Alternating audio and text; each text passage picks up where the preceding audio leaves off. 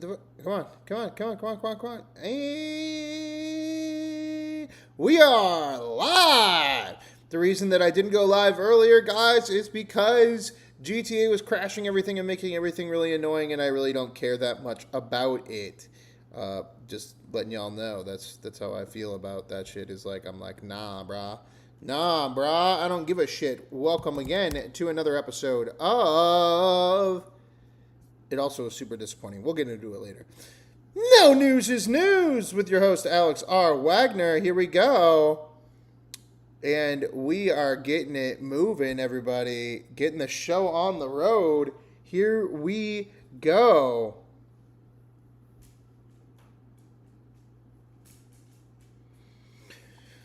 All right. So what's up, brother? Let's get it. Let's get at it. Let's get at it. Bam, bam. Left. Everybody gets hit.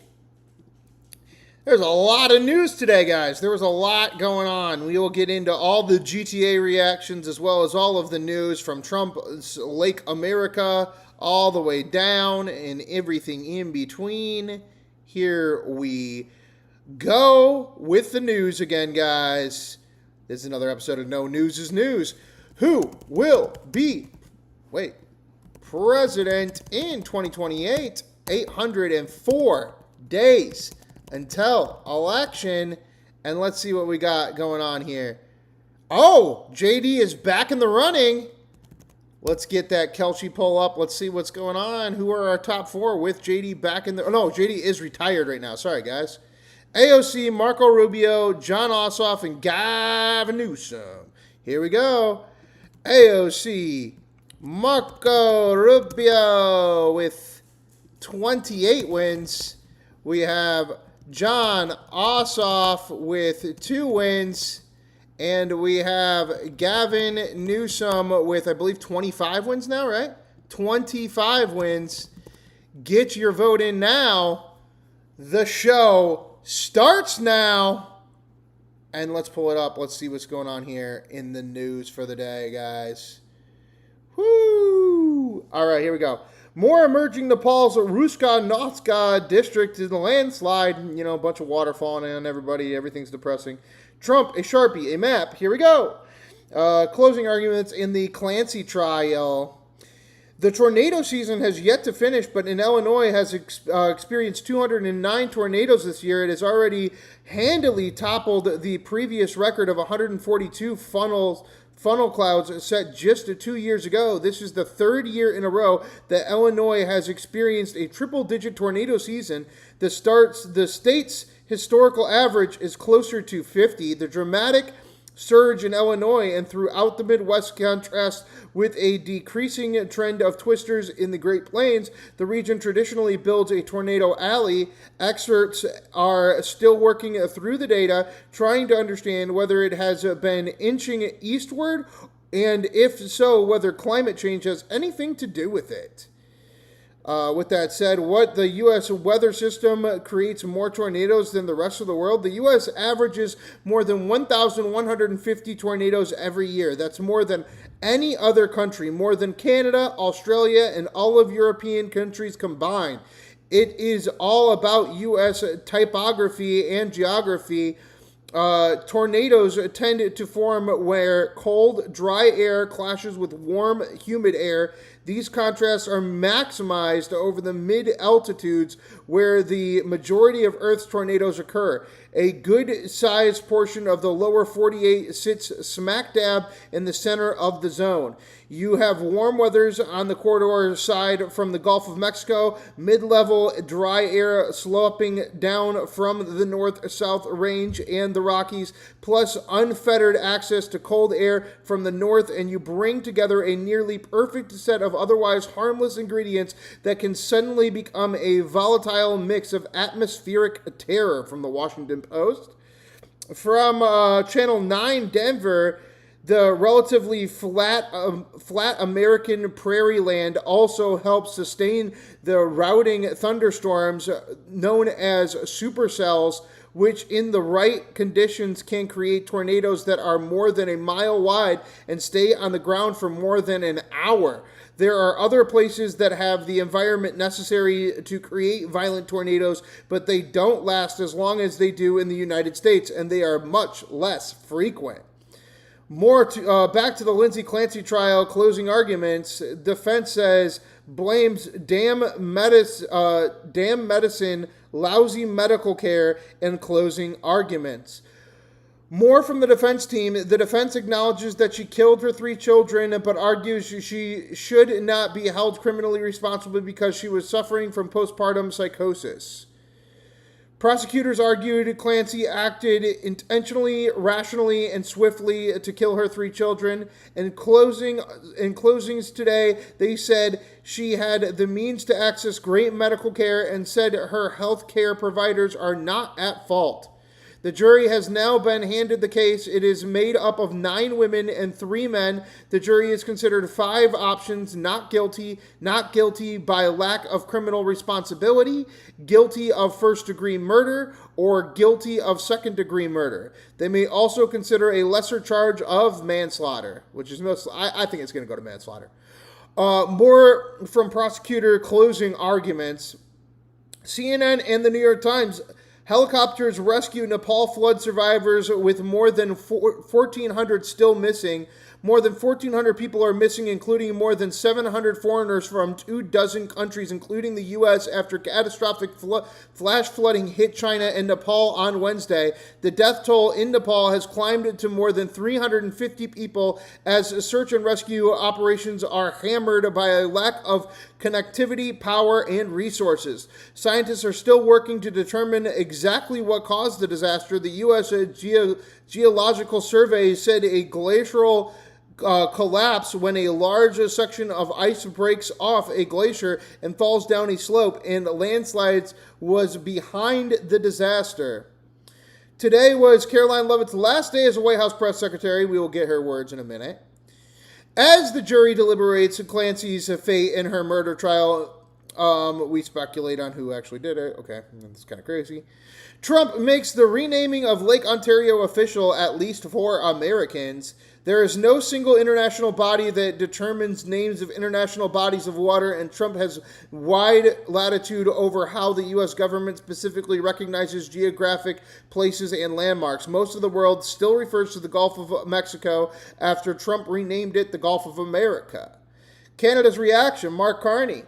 The name Lake Ontario comes from the Wenat word Ontario, which appropriately means the lake is beautiful, the lake is big. Well, so does America. Fuck you. So does America. We know that America is changing their trade relationship, their foreign policies, their national monuments, their hydromes. Canadians also know that naming reality means calling it Lake Ontario, then now and always. Okay, Mark Carney, whatever you say, bro. Prime Minister Carney to the Trump administration, if he was less polite. Great Lakes governors react. The governor of Wisconsin reacts. Illinois governor looks to mock the Natalie Harp Trump aid story. Governor J.D. Pitzker, effective immediately, Trump Tower is renamed Natalie Tower. Okay, well, but you don't own that. See, that's the people. Democrats don't understand. You need to own something to be able to recall something. Meanwhile, Maine Republican Susan Collins is in the political fight of her life in another U.S. state-bordered Canada. She has been critical of the tariffs. This is from Susan Collins, I very much appreciate Canada's decision to remove seafood and fish products from its retaliatory tariff list. These tariffs would have caused tremendous harm to Maine's lobstermen, disturbing one of their most important markets during the fall fishing season. I urge the U.S. to respond to this show of good faith from our Canadian friends by returning to the negotiation table and working to be equitable resolve in this trade dispute. Canada is not China. Canada is one of our closest allies and largest trade partners. Our economies are exorbitantly linked. especially in the border regions. Continuing with these tariffs will harm Maine families, small businesses, municipalities, manufacturers, and farmers. When I spoke to the U.S. Trade Representative Jamieson Greer this week, I stressed the negative impact of U.S. tariffs will have on Maine, especially our forest, food, cement, and road salt users and producers. Tariffs will also stress municipal budgets as small towns in Maine rely on Canadian road salt and cannot afford to incur extra costs to keep their roads safe in the winter. Okay. Dolly Parton reading her own top 10 list in late 1995 on the Letterman Show. FDA approves pancreatic cancer drug that extends patients' lives. The FDA approves the first drug shown to substantially extend the lives of patients with metabolized pancreatic cancer, one of the deadliest cancers. Sold as Razaquin, the drug is approved for adults who already tried another treatment and aren't candidates for standard chemotherapy. It is not a cure, however, it is a late-stage trial. Participants on the drug lived a median of more than 13 months longer, nearly twice as long as those with the chemotherapy alone. The drug targets a mutated protein called RAS, which drives as much as the third of all human cancers. Scientists long considered it undruggable, but researchers are now testing similar RAS inhibitors drugs from earlier stage diseases. To be honest, guys, that's like the first time we've ever really heard like a true cure for cancer. So, I mean, if that's real, that'd be amazing. Who will be the next James Bond? And then they got three British white guys up there. Okay, with that said, guys, let's get into the news for the day. First up, Daddy Trump, Donald Trump, gonna give us Lake America. You guys ready for Lake America? I'm ready for Lake America. Are you ready for Lake America? Today is Lake America Day. Today, it is the day of Lake America. Let's go. Of course, fucking ad first. I love how I have 150 people and I have 35 people. Like, YouTube, get your fucking shit together. Praise the Orange Man, 86, for real, left my ass off, wow, 13 months, etc. All right, here we go.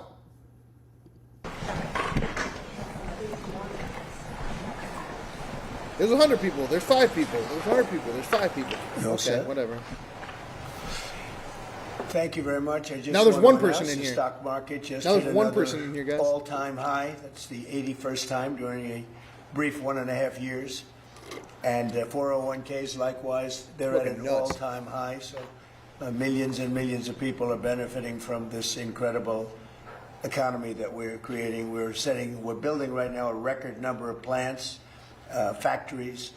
Car companies are moving back, as you know. Honda announced, and Toyota announced they're moving in from Mexico. They're coming here. Numerous plants are coming in from Canada. They'll be announced shortly, but numerous plants are coming in to the United States from Canada. Also Japan, South Korea, and Germany. So we're doing things that nobody's ever done before. But the stock market just hit 81 times in a short 1.5 period. It's just hit its all-time high again. I want to congratulate Darlene Graham on her tremendous victory on Tuesday night. Spending $1 million. She's sailing now. She's really doing great. She's still got to run against a radical left lunatic, and the South Carolina people are not going to stand for that. I know South Carolina very well. I won it every time by record numbers, have the all-time record by millions of votes. But I just want to congratulate Darlene for having run really a great race, and she's going to be a great senator. And the people love her. There's something about her that's very special.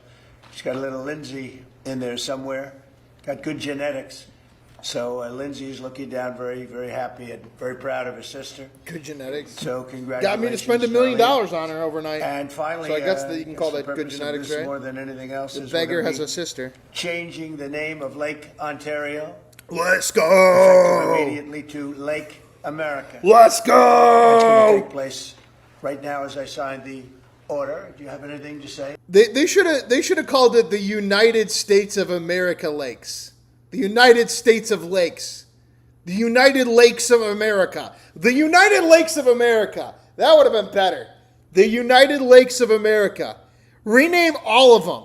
Get rid of Lake Michigan. Get rid of Ontario. Get rid of Erie. No, it is the United Lakes of America now. Which is what it should have always been, to be honest. Let's be honest, right? Yes, sir. So this is a straightforward but important executive order. It directs Secretary Burgum and the Department of the Interior to This guy's like, what the fuck am I doing? How do I still have this job? update the Geographic Names Information Service to reflect that the lake once known as Lake Ontario will, from this day forward, be known as Lake America. This is a lake that has most of its volume in the United States. The deepest parts of the lake sit in United States territory, so this will reflect that this is an American lake. Thank you. Okay.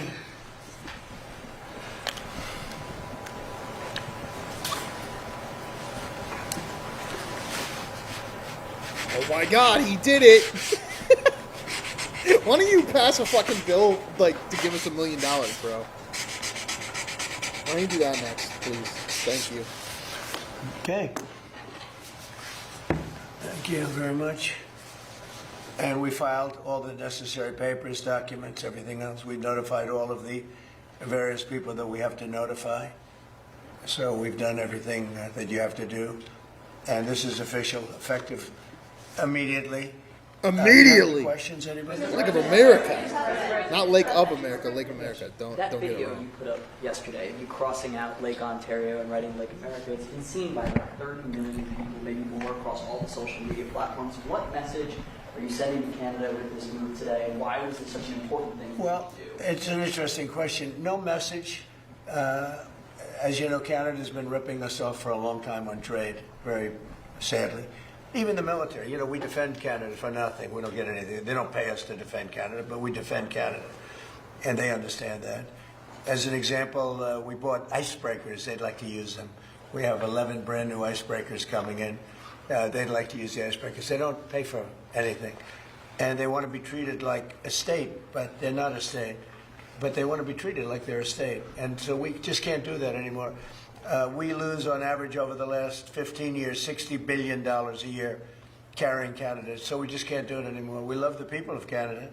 I don't think their representatives do an appropriate job. Maybe they'll change. I really don't know. I mean, it doesn't make much difference. But we can't let the whole Canadian thing has been going on for decades, and it has to come to a stop.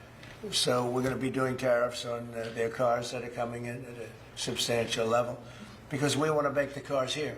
We don't want, you know, if they can make their own cars if they want, and they can continue to make their cars for Canada, but we don't want to make, we don't want them to make cars for the United States of America. It's very simple. Likewise, many other products. So the lake change, Lake of America, was something I've been thinking about for a long time, actually. As you know, we took something called the Gulf of Mexico. We changed it, and now it's very routinely the Gulf of America. So if you think about it, we have a Gulf and we have a lake. Now all we need is an ocean. Gulf? So maybe we'll have to change the name of the Atlantic and or the Pacific. Maybe we'll change them both. Just stop it, bro. Just stop it. What are you doing? Things like this towards America's allies instead of doing things that... Well, they haven't treated us well. The Canadian officials have treated us very badly. They're nasty people. They charge our farmers 400% tariffs. They've been doing it for a long time. And I had them figured out in my first term, and I did some pretty strong things and had it getting pretty good. And then the election was rigged, and now I'm coming back and doing it the way it, and finishing the job. But they treat us very badly. Canada treats us very badly. I would say that of all countries, as you know, we have President Xi coming in a couple of weeks. We deal with a lot of people. People oftentimes, they'll ask me, who's the worst to deal with on trade? And I said, that's easy, Canada. They are the worst to trade. And they feel entitled, and just we can't have that. Mr. President, Ted Cruz keeps teasing a 2020 presidential run. You've run against him for president. Do you think he could be president? What's your reaction to that? You say he's going to run, or He's teasing in 20. He's talking about it. you don't mean 2020, but you mean 2028. I mean, you don't mean 2020. He's like, yeah, because 2020 that was the fake election. I would say that he's very talented. He's a very good friend of mine. I think he might do that. Yeah, Mr. President, he's a talented guy. Mr. President, what's your reaction? What would you say to those who are concerned a trade dispute with Canada could affect American affordability ahead of midterms? Well, ultimately, it's going to be very good for us because we're losing. When you talk about affordability, we're losing $62 billion a year on average with Canada. And if you really look at it, we're losing more than that. It's too much. It's too much. We can't lose that. We don't want to lose that. We don't want to lose it anymore. Mr. President, has Vladimir Putin agreed or committed to not attacking a NATO territory? I've had good talks with him. He's not going to be attacking a NATO territory. Mr. President, what's your reaction to the The latest Supreme on the... Court earlier this week ruled on mail-in ballots, and there are states like North Carolina that have ballots that go out next week. How are states supposed to implement this? Well, they're able to. North Carolina's great. It's a great place. I wanted to go all 3 times. They do some mail-in ballots, but basically they ruled on the legitimacy and the way we want to make them legitimate. And it was a great ruling for the Republican. Why do you keep voting by mail, sir? You say it's a concern. Deliver a warning to Russia not to attack NATO territory during his. Well, I don't want to comment on that, but they're not going to attack. What's your reaction to the Americans missing in Nepal? Oh, it's terrible. No, and we've called Nepal and we've offered any help that they need. We have a very good relationship with Nepal, and that was that was mud and water as a mixture. Nobody's ever seen anything quite like that. We're very powerful, strong, well-built buildings were wiped out like they were toothpicks. That's a terrible thing. No, we are sending aid, and we've spoken to the leadership, and we let them know anything they want we'll have. And there were 50, maybe 60 Americans over there.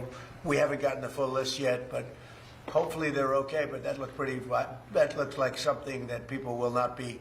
Somebody will be lost, unfortunately. There is reports that Vladimir Putin is meeting with the president of Iran to talk about a nuclear agreement next week. Is there concern in the administration, in the White House, that these countries... That's why the CIA director was there. That's why the CIA... He didn't go over there to tell Russia to knock it off. He told them, don't fucking give Iran nuclear weapons or we're going to have to go to war against you.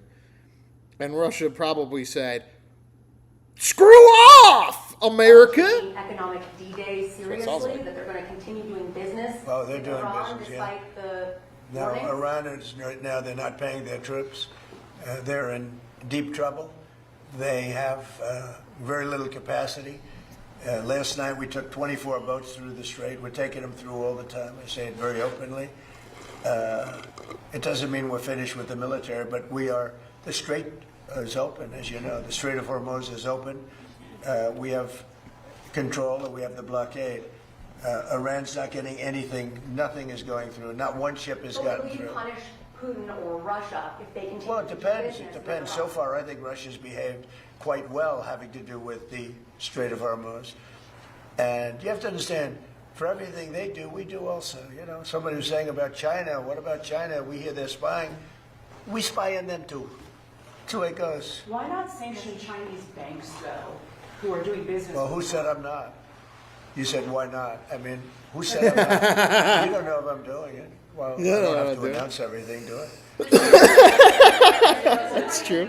Sir, about what other leaders have you spoken to about this pressure campaign to get them to cut off ties? Honestly, I'm starting to think that Trump's able to do all the shitty policies that might actually work over time because unlike Obama or Biden or Clinton or Bush or fucking Reagan or Bush Sr., he's not really looking for the legacy.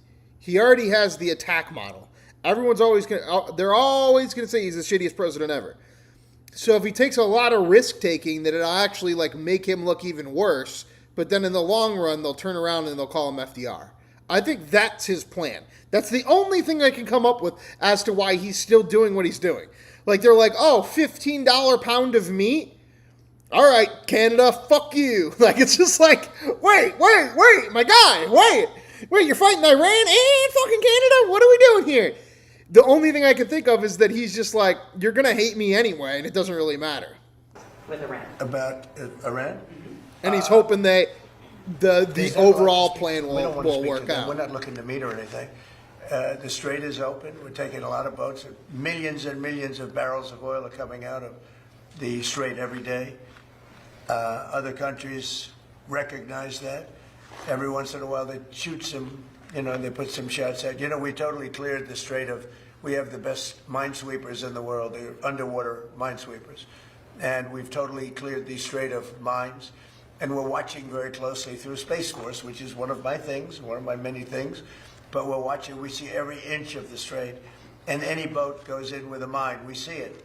And we take it out. We've taken out 2 of them. Thank you. So I'll be going to Texas, and we're working very hard. We want to win that race. He's running against a man who should never be. We have a very good candidate, Ken Paxton. No, you don't. You have a guy that fucked up the 2020 election scandal for you. He's cross-eyed. He banned weed. He wants to build a data center in every piece of empty land in Texas. And he also let a pedophile off after 28 days as the attorney general.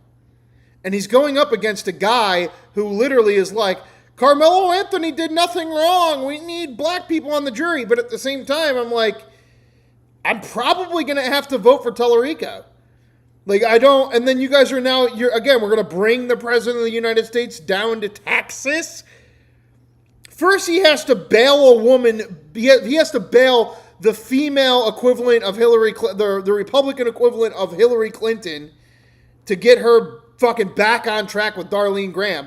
$886 million spent on Monday night on telephone calls just to get her back in. $10 million leveraged on Kelce the moment the polls closed to guarantee her victory in a primary.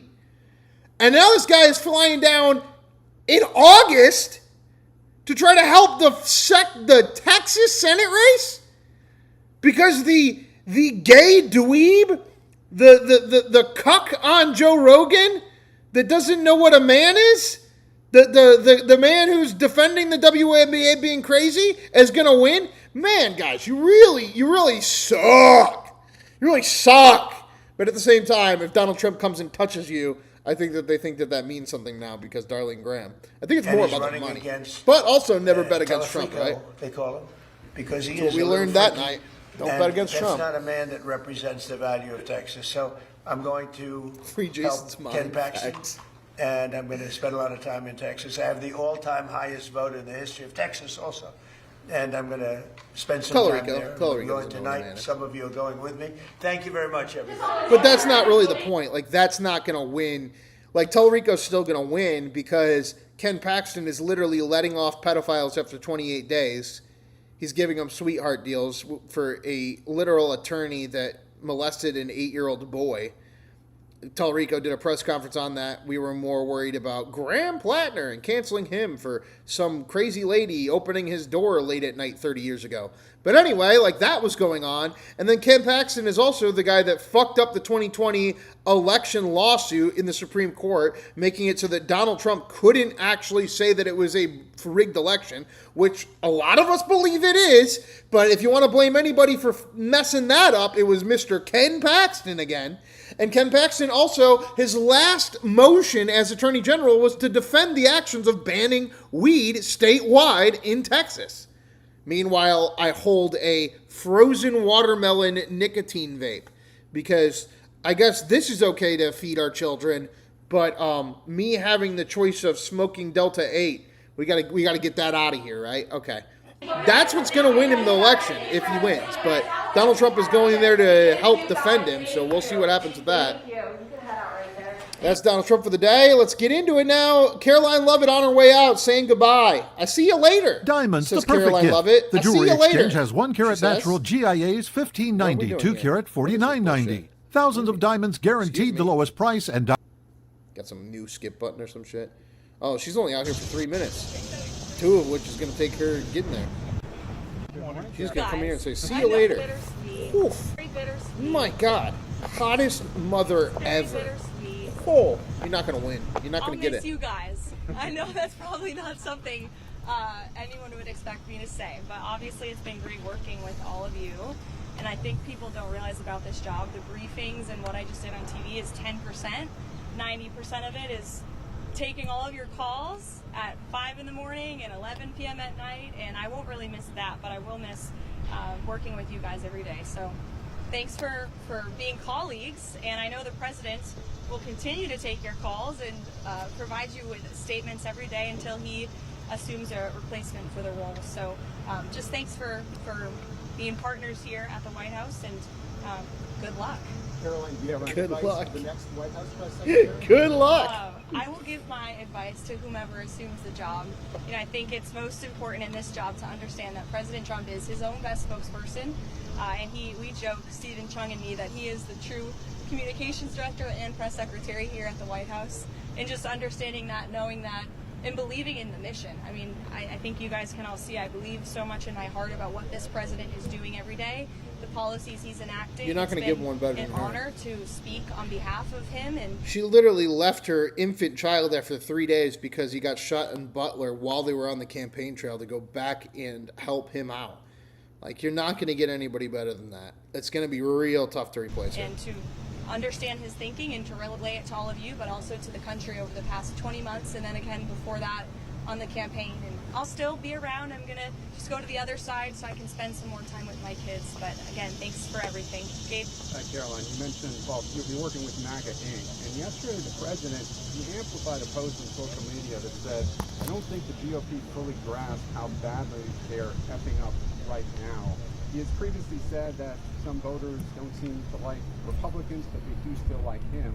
But at this point, is the president washing his hands of Republicans if they do poorly in November? The president is wholeheartedly committed to helping Republicans across the board retain the majority.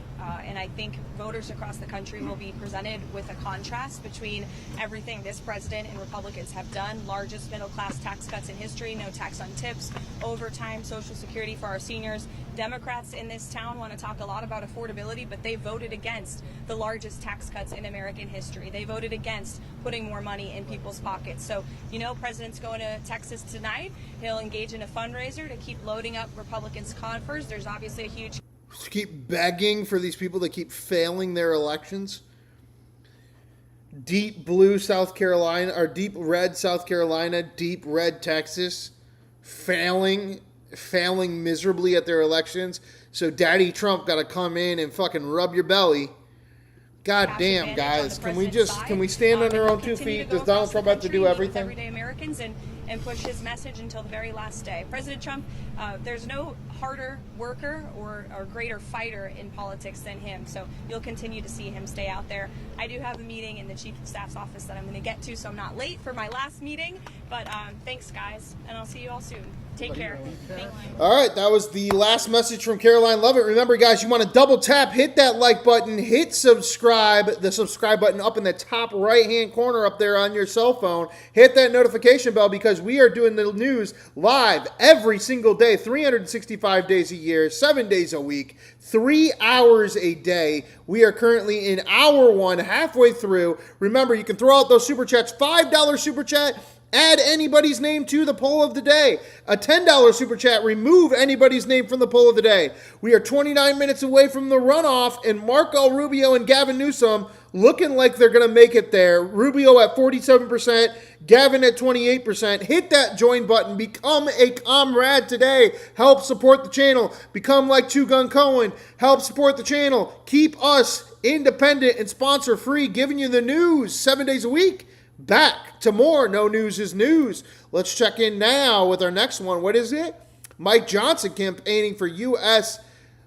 Diamonds, the perfect gift. The jewelry exchange has 1 carat natural GIAs, 1590, 2 carat 49. Some Mexican lady. Like this, we're comprehend. We've. All right, let's see what the Speaker of the House has to say. Again, campaigning in Texas to save Texas. The heads of our Republican government having to beg for Texas votes. Wow. Not looking Thank good. You so much, Not South looking Texas. good. It's so exciting to be here. This is one of the biggest crowds we've had for any 3 other likes away from in 50. America. Double Thank tap. you Hit for that like standing button with now. Tano. Appreciate it. I got some reinforcements down here in the front row. Can I introduce a couple of people before I get started here? We got reinforcements that have come from Congress from around the country to stand with this great man right here, okay? And they're right here in the front row. Let me introduce you up. Mario Diaz-Balart from South Florida. Stand up, brother. Congressman Diaz-Balart. All those cowboy heads, I understand South Florida, but we got a guy all the way from Indiana. Congressman from Indiana, Rudy Yakum is here, okay? Man, they brought so many people that aren't doing Not their job. if, but when Tano wins this seat in 68 nights, okay, that's what's going to happen. Hey guys, remember, Texas, vote for the Republican. It really shouldn't be. It looks so bad. Because you literally have the Republican nominee for the Senate in Georgia and in Michigan, 2 battleground states, hiding as Fox News does the dirty work of calling them both racist. Oh, John Ossoff is just a grifter sitting here trying to spin this Natalie shit. Al Saeed is a Muslim communist, and he's here to terrorize America. Don't vote for him either. Meanwhile, both of them are in their Groundhog Day hole, holding their head like this. Can I come out, Daddy Trump? Can I come out, Daddy Trump? And Daddy Trump saying, no, do not come out of your hole until November 3rd. Hide, Republicans, hide. We're going to go to South Carolina and Texas to guarantee those deep red states vote for our candidates. And remember, in Georgia and Michigan, your job as a Republican is to do what? Hide and don't debate. It's getting real bad. It's getting real bad. Mark Tedford, stand up, brother. This is not good.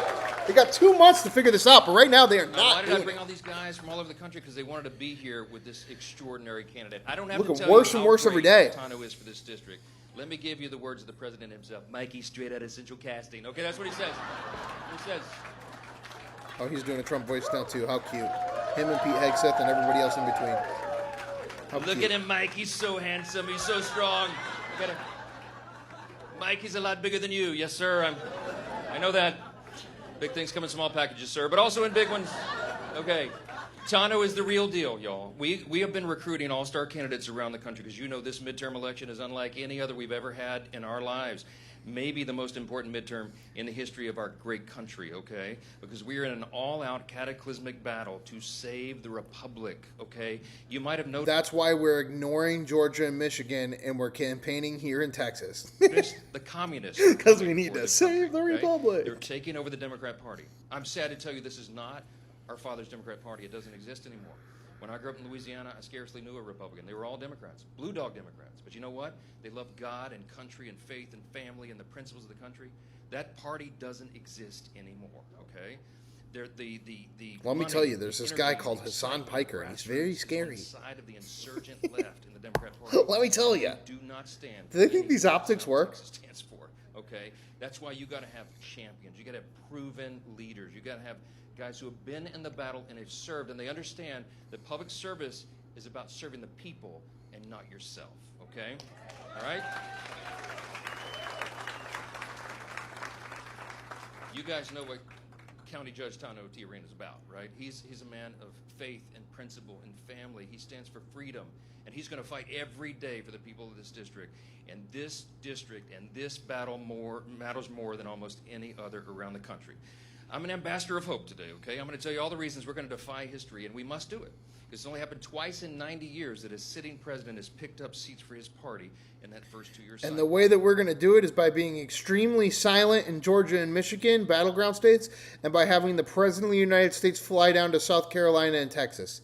We're gonna do it, guys. We're going to do it. And the answer is, people ask, why is that? Because when someone wins the White House, the other party's kind of sore about it, right? And so they get their grassroots out and they turn out the base and they take seats away from the president. Neither party hasn't. It doesn't matter. That yeah, is facts. not going to happen this time. Okay, not going to happen, right? Let me tell you exactly where. Neither party matters if you haven't realized. Jason A. Team, welcome to the mod club, guy. Don't abuse it or you lose it. Remember, rules for our mods. Use your powers that be. 5-minute timeout. Up to 5-minute timeout. Use it how you will, but keep the conversations rolling. Nothing more than a 5-minute timeout unless they are breaking one of 4 fundamental rules. 1, no spamming. 2, no billboarding, a bunch of emojis, random shit in the chat over and over again. 3, no death threats. And 4, for the next month until at least September 15th, no extremely grotesque, and I mean extremely grotesque, comments on Charlie Kirk or 9/11. Thank you so much for stopping by the fucking podcast. Don't do it. Don't do it. And you're good, okay? Just talk about your health care, all right? Bigger than the whole state of Texas, and that's a big state. Just do what the politicians do. Bigger Just than talk the whole about your thing. health care. It's for the whole country. This is for the survival of freedom. Now, here's the stats as of this morning, okay? Very sober-minded about our challenge, but here's what it says. The Cook Political Reports, probably gold standard, they are trying to guess what's going to happen on election night. People on both sides of the aisle look to them for their expertise. And this is what they say. As of this morning, they projected on election night. Jason, it's mostly a way for me to be able to distinguish comments that I want to read. We're going to have 211 Republican victories, 205 Democrat victories. That means there's 19 seats in the middle that are the battleground, that are the jump ball seats. Now, of those 19, you rate them in importance. I'm telling you, your district is in the top 3 battles in America, okay? Yeah. Texas, yeah. Don't ignore us having our head in the sand in Georgia and in Michigan. We got that covered. Fox News is going to do their Jew thing. But we're going to be here in South Carolina and Texas begging for your votes because we're doing real well. We're gonna keep the midterms, guys. This comes down to this guy's like lying out of his face. Your investment, your time, your influence, all that you're giving us right now, and from the bottom of my heart, I'm so grateful to you. Tano is the perfect guy to flip this blue seat to red. I'm telling you, okay? The perfect guy. Y'all, we need fighters right now. This is serious business. Now, let me tell you a couple of reasons real quick why we're so optimistic about this. I have a very boring 90-minute slideshow that I did not bring to you today, okay? I'll be very quick. First of all, we got a great record to run on. These incumbents, all the members of Congress, the Republican majority, even though we had a 1 or 2 vote margin, most of this Congress, what could go wrong, right? Midterms are definitely nuts because even look at the media and the way the media is like designing this. They're like, well, the person that's going to win the midterms is the party that gets hated the least. We're looking at the double haters in the polls, and the double haters say they hate Trump more than they hate Democrats. Guys, the problem is that they hate everybody. And if you think that you're going to get people to go out and vote that hate both parties, you're fucking nuts. It's going to be a low turnout, and it's going to be weird.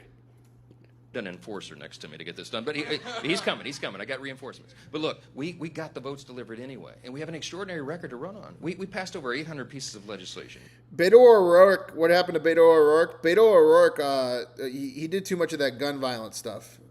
Like, you can't, he's in Texas, and he's trying to do all this anti-gun stuff. Like, he made himself, like, worse than the DSA. Landmark stuff to fix you can't win that way. You got to tell Rico it. Okay. You got to be like, I care about every trans kid. Also, the guy I'm running against is a pedophile supporter. And he literally is. Okay. Not because Ken Paxton likes Donald Trump or supports Donald Trump. That has nothing to do with it. Ken Paxton literally let out a convicted pedophile of 38 days that molested an 8-year-old boy because he was friends with him. Okay, guys? That's a legitimate concern, okay? It's very funny how we're like over here, Donald Trump's a pedophile. Do you see he dropped the baby in the Great Lakes and the fucking Epstein files and he wears a diaper? No. Like, let's talk about real things that really happened here. Ken Paxton legitimately gave a convicted one less than 30 days, okay? It's a disaster. Among the first things that we fixed, you know what the biggest issue, the biggest issue in the 2020 wide open border and the chaos that it brought. R.I.P. Beto O'Rourke, death by cringe. Elections have consequences, my friends. We sealed and secured the border. Thank you. You're right. Anger makes people show up. Most of us are pissed. You're clearly a Democrat. Like, you're just being grifted by one side. The problem is that the polls are showing that they hate both sides equally. So now, literally, the media is trying to distinguish which side you hate the least. No. The people that say, that answer the phone and go, I hate all politicians, and go, click, they're not like, hurry up, let's get to the polls. Hey, Samantha, we got to get ourselves to the polls because we hate everybody and we think that they're all liars. Don't do it, Big. Don't do it, Big. Not yet. Don't ban him yet. But when he do it, you know the stats. You'll know it when better he than do anybody. it, We have not had one release of an do illegal it. into the country in over 16 straight months. No! Okay? Ah, you did it, you Thing. fucker. We also got back to You American fucker. energy dominance, and that's a big deal to Texas and my state of Louisiana. We got back to peace through strength. We Boo. passed all this legislation, and we did it. gave everybody the largest tax cut in U.S. history, okay? That's a big thing. The average Texan has more than $4,000 in their pocket because of the tax cut that they were given. They didn't have to send it to Washington to be squandered. They kept it, their own hard-earned money. And we also cut all the taxes. Hey, do you guys want bombs for Ukraine or bombs for Israel? Do you want health care or health care? Overtime, Promise. Social Security, I promise. And we infused all the policies with pro-growth issues. So if you're a small business owner, and I know we got a bunch here, that's the mainstay, the lifeblood of the U.S. economy. We made life easier on the job creators, the risk takers, the entrepreneurs, because we allowed them to write off on their taxes investment in their business. If you invest in R&D, you invest in expanding to a new facility or new manufacturing or adding jobs, you can write that off in your taxes, and that's a big, big deal to people. That's what's helped so many people. Now, we got a lot more work to do. We need reinforcements to do it. You don't just flip a switch and get out of 40-year high inflation that Biden gave us, okay? It's a gradual process, and we're getting that done. So great record to run on. We have second reason, we have far superior candidates, okay? Okay. Okay, well then why are you here? You're from Louisiana. Why are you in Texas? I'm not going to tell you what an upgrade this will be. Like I talk about Tano. Look, okay, in every way, okay. I talk about Tano all around the country, okay, because he's the poster child for what we're trying to do and accomplish this week, okay? Go Texas, that's right, and I do it. I might as well be wearing the Texas logo everywhere I go. And look, y'all, I'm in the middle of a 30-day nonstop campaign fundraising tour. I'm going to 18. Steph, I don't necessarily agree with your politics, but I do like your conversations and appreciate you stopping by, keeping the conversations equal and impartial on both sides. Welcome to the Mod Club. Remember, don't abuse it or you lose it, Steph. States 34 districts. Don't say anything crazy, especially about vaccines. Just keep those comments to yourself here, please. Other than that, I'm you're telling good. you, everywhere I go around the country, I talk about Tano and Eric Flores. It's two guys, two great examples. They're down here in South Texas. They're going to flip blue seats to red that we've been needing to do for a long time. We got the right people at the right time. Trump's way up. Oh, you're right. His nose is way up Trump's ass. That's why he's here in Texas. Because he sniffed Donald Trump's asshole, and then he saw that Donald Trump's asshole was going to arrive in Houston later. So he had to get to Texas. He couldn't be fucking away from Donald Trump's asshole if he's sniffing it. They know the people, they know who they represent, and they're ready to fight for your freedom, okay? We got to have them, and we're going to win this thing. And so we have better, far superior candidates. For the first time in 10 years, we have a slight fundraising advantage over the Democrats, okay? Yeah. I think everybody hopes that, like, these Democrats that are promising things in these Senate races and these House races are going to go in there and function like Mondani. But the simple fact is they can't. They're not going to. They're going to come in just like Bernie Sanders and they're going to go, well, that damn filibuster looks like another reconciliation bill to pay my paycheck. Anyway, next time. Big deal. On Big deal. the Congress. Now, my job is to go It's everywhere. like every episode of the Congress. If the Congress was a TV show, every episode of the Congress ends with reconciliation bill and Chuck Schumer reading something. That's it. Every time. Every episode. It's been running for 25 years. They haven't had a single drawback. Reconciliation bill, Chuck Schumer reads something. The end. And then this guy stands up there and goes, I can't believe what Chuck Schumer just read. He's a Nazi. He's a communist. You need to vote for our side. And then they vote another reconciliation bill in to pay themselves. Approximation, but I think by God's grace, I think we crossed that line this past week, okay? So we're on track to do it. It's an all-time record, but I'm not the best fundraiser in the party. The reason that we are doing that is because people like you understand the stakes are so high, right? This is for all the marbles. We cannot lose this midterm. I want you to imagine a nightmare scenario. Then why aren't you in Georgia, Wisconsin, Michigan? Like, why are you making the same mistake as Hillary Clinton in 2015 if you really want to actually do this. You're just trying to hold the few seats you think you have left. You're like, oh, well, Darlene Graham, we need that one. Oh, well, this guy over here in Texas, we need that one. It's like you have your heads in the sand, and neither one of those candidates have even come out and said anything in a month and a half. In Georgia or in Michigan. And I know both of the Georgia and Michigan Democrats by first name. America is about populism first, and El Said is a household name, and so is John Ossoff. It's very hard to differentiate that when your whole perspective on politics is, vote for this random white guy I've never seen before instead. Instead of the celebrity, let's vote for this random white guy because the celebrity is a communist. It's never going to work. Look at how many people voted for Donald Trump. They thought he was the bad guy. You can never make the bad guy, who's also the most popular candidate, the wrong guy for the election. Bad or good, Al Said will win. Why? Because the other guy won't debate him. Bad or good, fucking John Ossoff will win re-election. Why? Because he's pretty much a 2028 presidential candidate at this point. He has $77 million of AIPAC money, and his candidate won't come out of his fucking gopher hole. It's like, it's very obvious. If you're not going to make yourself presently known, if I go into the voting booth as an American and I go, John Ossoff or random white guy. Well, John Ossoff must be evil. So no, you recognize the names. We are the fucking country of Hollywood.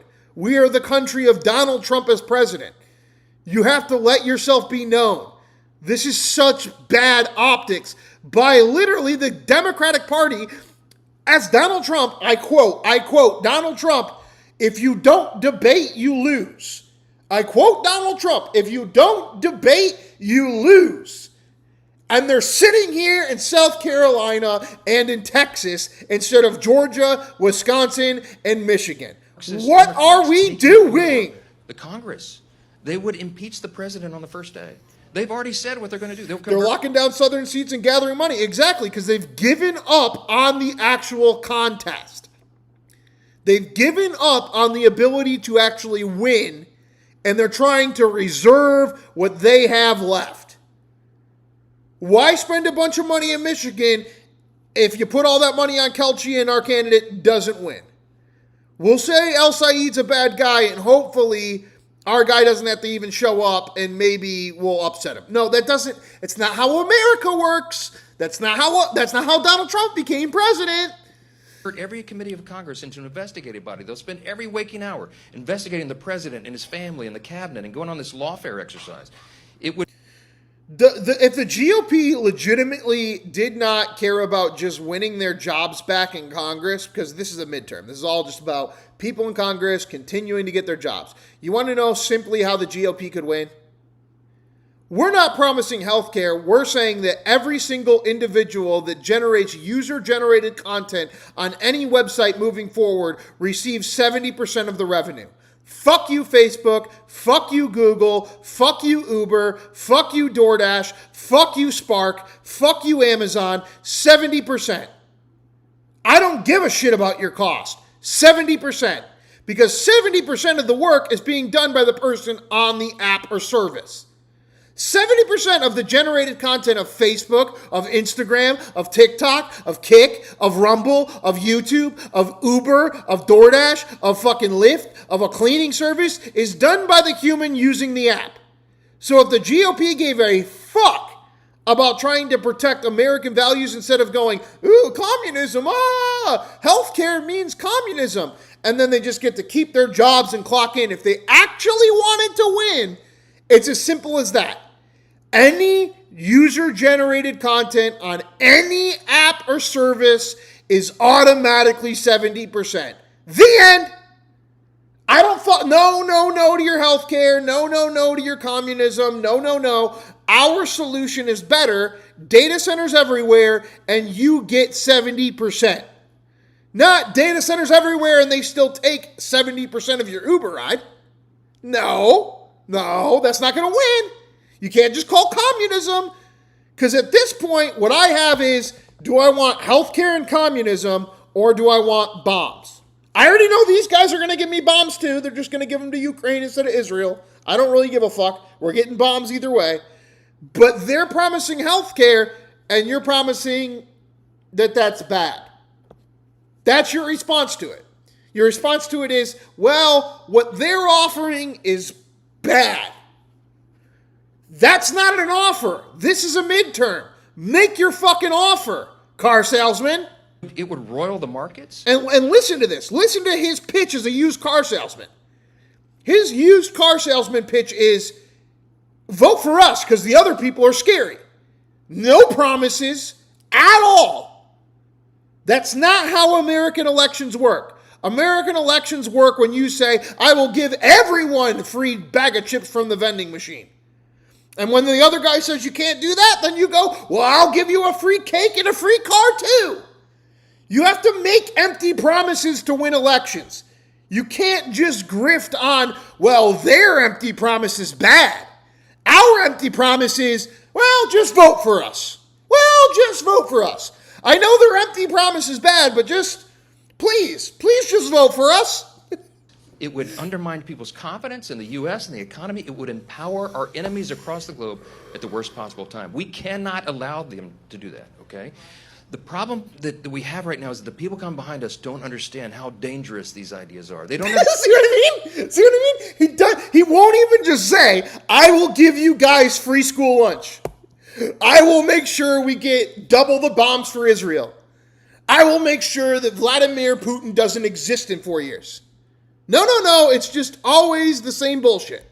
Understand that socialism is a road to ruin. They don't understand that socialism is a step to get to communism. It's their empty promise is crazy. They thought the communism. So what's your empty promise? Because we know how politics works. It's just empty promise versus empty promise. At least during the last presidential election, it was no tax on tips versus no tax on tips. And then it was like, do you want to buy an electric car now or later? But this is just so fucking boring. And the reason that you have double haters and you have CNN going, well, who do they hate more? Do they hate Donald Trump more? Do they hate the Democrats more? Whoever they hate more will lose the election. And it's like, the only reason that's happening is because the Republicans are refusing to come up with an empty promise. Just come in here and just say, like, if you vote for us, we will rename every lake in America to the states of the lakes of America or something. Just give me something. Give me some sort of candy. Quit fucking telling me, their fucking empty promise is evil, and then you come up with nothing. Be a used car salesman. Promise me something you can't give me. Please. The utopia, the perfect society, they're dead wrong. Okay. Every single time that's been tried over history, it has led to human suffering, poverty and famine and death. We started a new website a couple of weeks ago to try to illustrate this. It's called contrastforamerica.com. This is a contrast election, and we take them through the history of communism in the 20s. Mine's courage is still on the old Democrat rhetoric. Johnson doesn't understand the difference between communism and socialism. We're past that now. We are less than 70 days away from the midterm, and their only promise is that whatever this communist socialism, whatever the fuck this Al-Said terrorist, whatever thing it is, DSA, whatever, that's evil. That's their only promise. Donald Trump literally got elected because that's what Kamala Harris did. She stood right in front of the statue of Abraham Lincoln 3 days before the election and said Donald Trump's a Nazi. That was her promise. And then we didn't vote for her. Now they're going to do the same retard game? El Said's evil. And then El Said gets elected. Do they want him elected? Is that the game? Is that what this is? Is like you truly underneath it all actually want him elected? Because you're doing the same exact campaign as Kamala Harris. The other side is evil. Don't worry about our promises. We'll just keep everything the same. That's not how you get people to vote. You tell them you will give them a free bag of chips. Give us our free bag of chips. In 21st century, it always leads to ruin. In fact, it's been the reason it tends. Can somebody that is voting Republican in the midterms in the chat tell me anything that a local politician, a state politician, a federal politician, or the President of the United States has promised us by going to the polls and voting for them? Besides no communism. Is there a single thing that we can walk into the booth and say, I'm voting for this? Is there a single thing? If not, you're running the Kamala Harris campaign. Millions of innocent people have been murdered in the 20th century alone. It is anti-American. It doesn't work. It's not going to work. Ronald Reagan used to remind us all the time. He said, it just lost 2 years ago. Freedom is never more than one generation away from extinction. Okay, we don't pass it in the bloodstream. It's not automatic. We have to fight for it. We got to protect it, and then we have to teach it and pass it along to the next generation, so they too will have the same liberty, opportunity, and security that we've known. And why am I voting for the Republicans this November? Because we got to fight for our right to party. Like, what are we doing? What are we doing? Give me something to fucking walk into the booth with. Anything. You think we're going to win an election and then go to Thanksgiving and say, well, we defeated communism? That's never going to happen.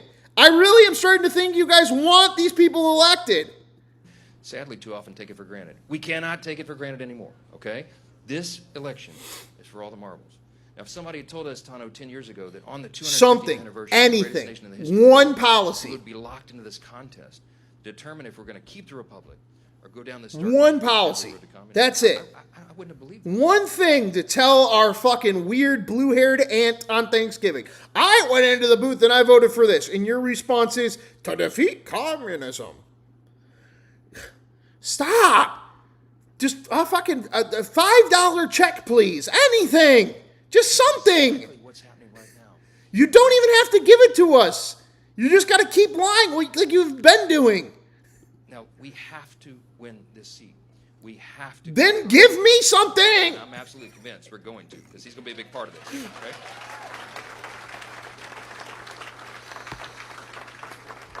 I was on the phone with Newt Gingrich several. Vote for policies, not parties.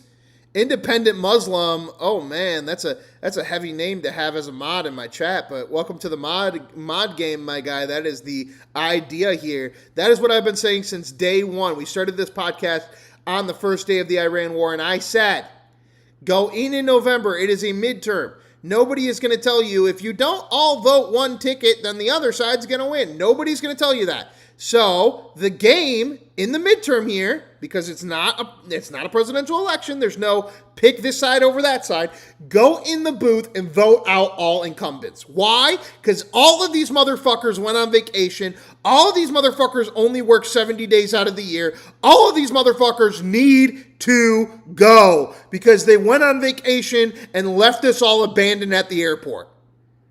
We do not forget that happened this year. I don't care who is in charge of the fucking shutdown.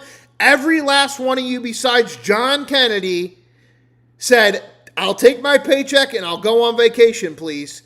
And so vote all incumbents out. Vote all incumbents out. When I'm sitting there on November 3rd doing our election coverage, if you want to join us for election night, it's going to be fun because we're not rooting for team red or blue. I'm going to have the lineup and we're going to see how many incumbents we can get the fuck out of here. Because this is nuts. You don't deserve a job if this is what you're going to do with it.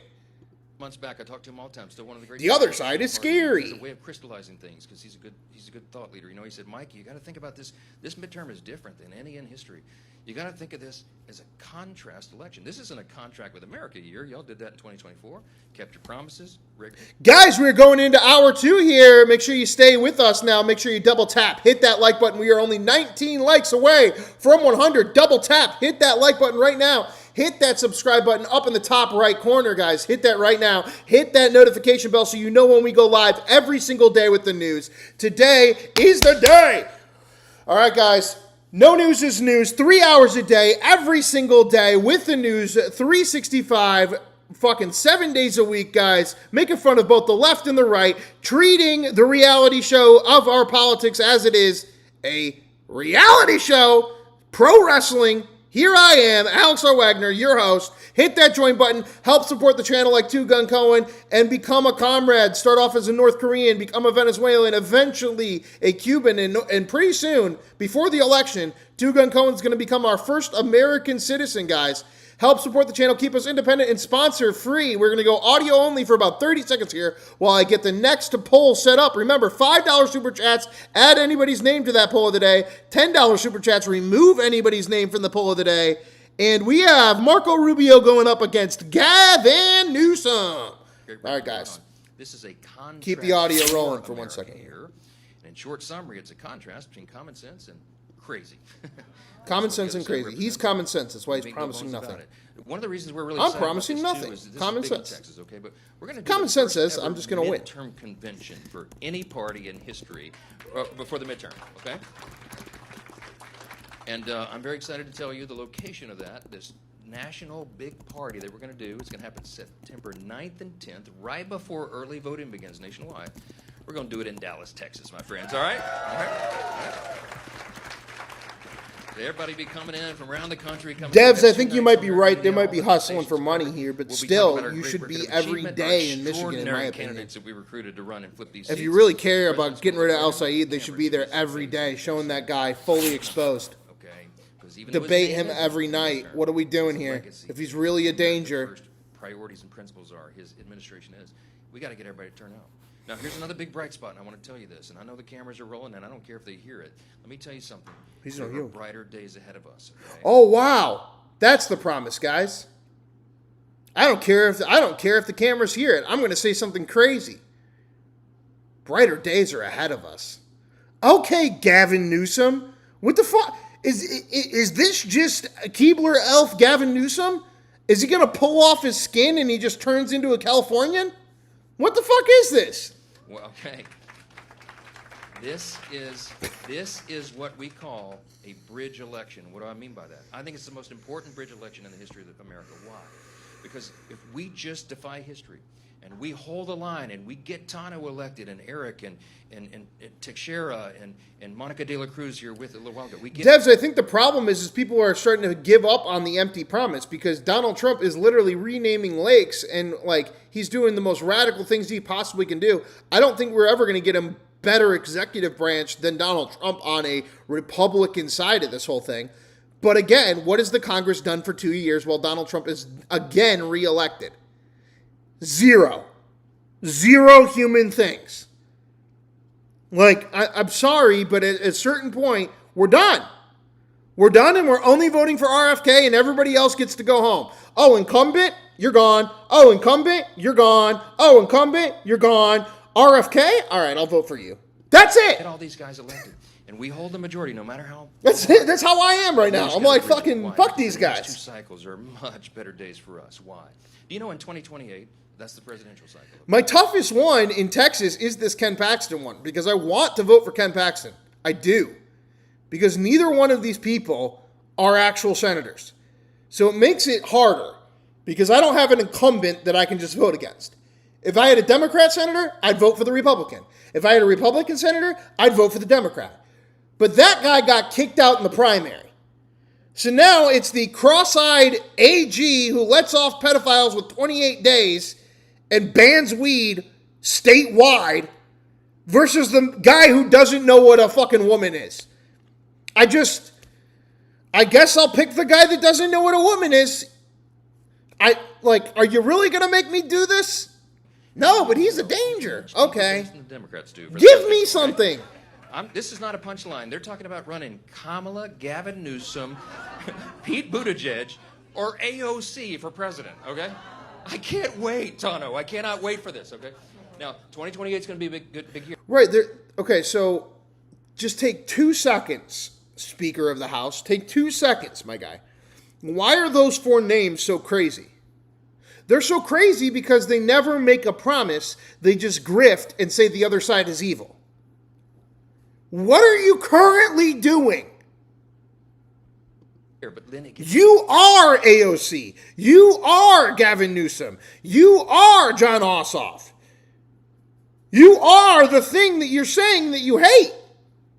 Better, think of this. Texas, big thing in Texas, 2030. What happens in 2030? Listen to what I'm about to tell you. The census, right? The decennial census. And when they count, when the census reflects the mass exodus out of the blue states, okay, people are leaving. California, New York, New Jersey, Illinois. Guess where they're going? Texas, all right, right? They're coming to Texas, they're going to Florida, they're going to the Carolinas and Tennessee. And when they're doing that because of state income tax, something that was implemented in the 90s and the 80s in those states. Because they can't afford their groceries. Like, just, holy shit. It was one thing when it was COVID policy to be saying this, but 6 years later, the reason people are moving to Florida and Texas is why? Because it's cheaper. Because it's cheaper. And you're like, well, that's because of our policies. That's because of the shit that the state did in the fucking 80s, bro. When the census reflects that. Because nobody can afford their job. Nobody can afford to live. So they have to go somewhere where they can still have a populace. Miami, Dallas, Houston. But not have their checks stolen from who? People like you. Reapportionment, okay? The seats get reassigned in the House. We will have a flood of new Republican seats in red states. My friends, that's when we can get to the point. Michigan is a swing state and way more conservative than you think. But they're doing the 2015 Hillary. They're literally, like, we're less than 70 days away. They have 0 people in Michigan. If the guy is so fucking scary, debate him every day. That's free. If the guy is so scary, Donald Trump should be there. But again, as Dev said, we're more worried about campaign financing. Like, it's not... You're putting all your money in Kelchi in Texas and Florida. Okay, this is literally the scenario. You have $17 million. You put all of that in Florida and in Texas because it's safer until October. And then in October, you start divvying that up to the places you think you might win. Well, you've already proven the point, which is there's more belief the other guy can win. If you're going to take the safety net of the money that you're going to get from Texas and Florida so that you can spread it out into Georgia and Michigan, you're not going to win Georgia and Michigan. You need to be fighting hard for Georgia and Michigan and Wisconsin right the fuck now. Not in 30 days after you collect your check. 25 people like the good old days. We don't have a 1-seat margin anymore, guys. I don't have to be a mental health counselor every day. It'll be awesome. Okay? We have a big majority, but here's what it means, okay? Texas gets more seats, guys. You're going to have even bigger imprint on all this, all right? There you get some water, guys. And then guess what happens? We build that majority. I'm telling you, that's how we build a durable, governing, common-sense, conservative majority for a generation or longer. And my friends, that is how we keep the communists at bay and out of our country. That's what's going to happen, okay? So we got to get that done. I'm absolutely convinced we can. Now, I got 4 minutes left. Let me just give you a little thought here. By way of encouragement, okay? We take great solace from founders and the people that came before us and the people that set up this matchless system. And if you were all with us in D.C. right now, we'd take you on a quick tour. I'd take you onto the House floor. In the evening, we can do that when we're not in session. And I invite you all to come take one of these trips, okay? But if we walk in at eye level, as the members do, the first thing you would see above the speaker's rostrum is the national motto, "In God We Trust," right? And if you were there and we were all doing the tour right now, I'd show you in the we really, like, that's what I mean. Like, you really think you're going to win an election? You really think you're going to win an election on hoorah? On hoorah. He thinks he's going to win an election on, like, he thinks that every Republican is going to go, we all showed up. And they're all sitting there at Thanksgiving with their liberal relatives and they're going, we all showed up because we had to be American. No, you have to promise me something. It's a little booklet. It's about 30 pages long. They've been publishing it for 40 years. We turn in the guide, and I would show you on page 20. It explains how that got there. It says in the book, in 1962, Congress voted to put the national... This is the last thing you're going to say to these people? The rostrum. It says in the book, listen to what it says, as a rebuke to the Soviet philosophy during the Cold War. Okay? Oh, we're going to keep the Cold War alive. It is exactly what we are fighting right now in 68 days. It's communism, Marxism. It is evil. It is un-American. Because let me tell you something. We're one nation under God. We said in the Declaration, our rights don't come from government. They come from our Creator, God Himself. Okay? And that is a stark distinction with the communists. Because Marxism, communism, socialism begin with the premise that there is no God. That is not who we are. That is not who we are in America. It ain't who we are in South Texas either, okay? Right? I'm telling you, it's hard not to over-spiritualize this, but this is a spiritual battle for the people. You know that. You know it, all right? God is not done with America yet. Okay? Another thing that Reagan used to remind us, he said, this is the last best hope of man on earth. He was quoting Lincoln when he said that. America, a strong America is good for freedom-loving people around the world. And to preserve it for our children and grandchildren, we have to win this midterm election, okay? We have to have men of character, integrity, men who will fight every day around the clock, who will roll up their sleeves, deliver for their constituents, deliver for America, and help us save freedom. That's what's on the ballot. Thank you for supporting Tano. He's going to get this done. We're going to flip this seat. I'm telling you. We're going to flip this one seat in Texas. Please give me your money on the way out the door. All right. More of this dweeb. More of this dweeb. Let's see here. What do we got going on here? Give me 1 second, guys. Got some ad for Pepto-Bismol or some shit. Here we go. Socialists, we're not. Tell you where they're from. People came from all over the country to be here with Monica. Here you go. Hey guys, Rudy Yakim, Indiana 2nd. Reinforcements. These are not my bodyguards. These are members of Congress. I want to pass the mic around, introduce themselves, tell you where they're from. People came from all over the country to be here with Monica. Here you go. South Florida. Never become Monica. She's been a hardest working, most we love Monica. She is one of the hardest working, most effective members of Congress, and I say that with great affection in my heart. She's also a happy warrior. I mean, who starts this early in the morning? Look at these shoes, for crying out loud. She's one of the most patriotic people I've ever met, and she wears it, my friends, okay? Let me tell you something. This is a contrast election for America, not a contract with America year, a contrast for America year. And in short summary, it's a contrast between common sense and crazy, okay? That's what's happening to the Democrat Party. This is not our father's Democrat Party. I grew up in Louisiana, y'all. I did not know a Republican when I was a kid. No kidding. Everybody was a blue dog Democrat, you know? Blue but they dog believed Democrat. in God Blue and country dog. and family and Blue American dog. values. Now they're Nazis. Right? Just That like Kamala really doesn't Harris. exist anymore. Nope. You see what's happening. We have actual communists running for Congress. And I'm sad to tell you, they are winning these primaries all around the country. It's like little mini Mamdanis are popping up all around America, okay? And I'm telling you, the insurgent left has all of the energy, the excitement, and the grassroots That's on the left. crazy. They're taking over Mamdani's just a populist, dude. Like, it's crazy. the party. So we are now on the 250th anniversary of the greatest... The mayor with the highest approval rating in New York City history, with the most votes since 1960 in a mayoral election, and you choose him as the example of communism. This nation in the history of the world. We are now locked in this critical battle to determine whether we're going to save the greatest nation or we're going to let them break that thing down to the foundation, as you said, and go down this dark, dangerous road to communism. My friends, we're not having that. So you know what's going to happen in 68 days? 68 days until the election. Who's counting? Okay. 68 days from today, we are going to win the midterms. Monica's come back to Congress, and we're going to keep this country going.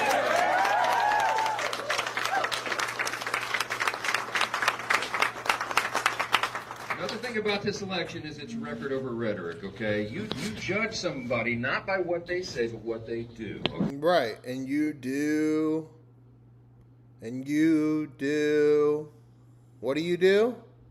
What do you do? Nothing!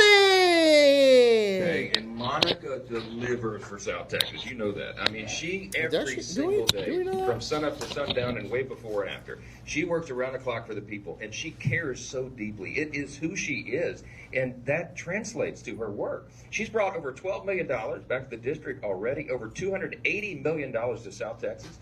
When farmers needed their water, one person went to battle to get what Mexico was owed, and that was her. They're scared of her. Look at her. She's a tiny little package. But don't let the size deceive you. She's a force of nature, okay, and a force for good, and we have to have her, y'all. Now, we've had the smallest margin in U.S. history, okay? Most times in this Congress, she's been working hard. We've had a 1-vote margin. So it literally means you got to get everybody together. What we love about Monica, these guys will tell you, she is one of the people who can walk into these very dicey situations and get everybody to work together. And I love that about her. It's her personality, it's her character, it's her integrity. And talk about a contrast election. You can contrast that with the integrity of the guy she's running against. I mean, this is, I don't have to tell you all. I mean, no bueno. Exactly. I mean, I don't want to even go down all of the horrific things this guy's been involved in. But yeah. This lady got you millions of dollars. Millions of dollars? I'm in this lady's district. She's fighting for me? I got millions of dollars? When did this happen? His social media post, it tell you everything. I mean, it's where's my millions of dollars? Terrible, degrading things about women and minorities and stuff. That's not America. That's not what we represent. We can't have somebody like that in Congress representing South Texas. You got to have somebody that has this character. She represents you well. I tell you what, there's not one day you have to go to sleep at night and go, oh gosh, I hope my Congresswoman doesn't say something embarrassing. I hope I don't see her on TV making some big mistake. Never. Because she's going to sit in the background and collect the fucking millions of dollars. The leaders, okay? She's finishing up her second term. Go vote for her. Long career in Congress because she really is that good, okay?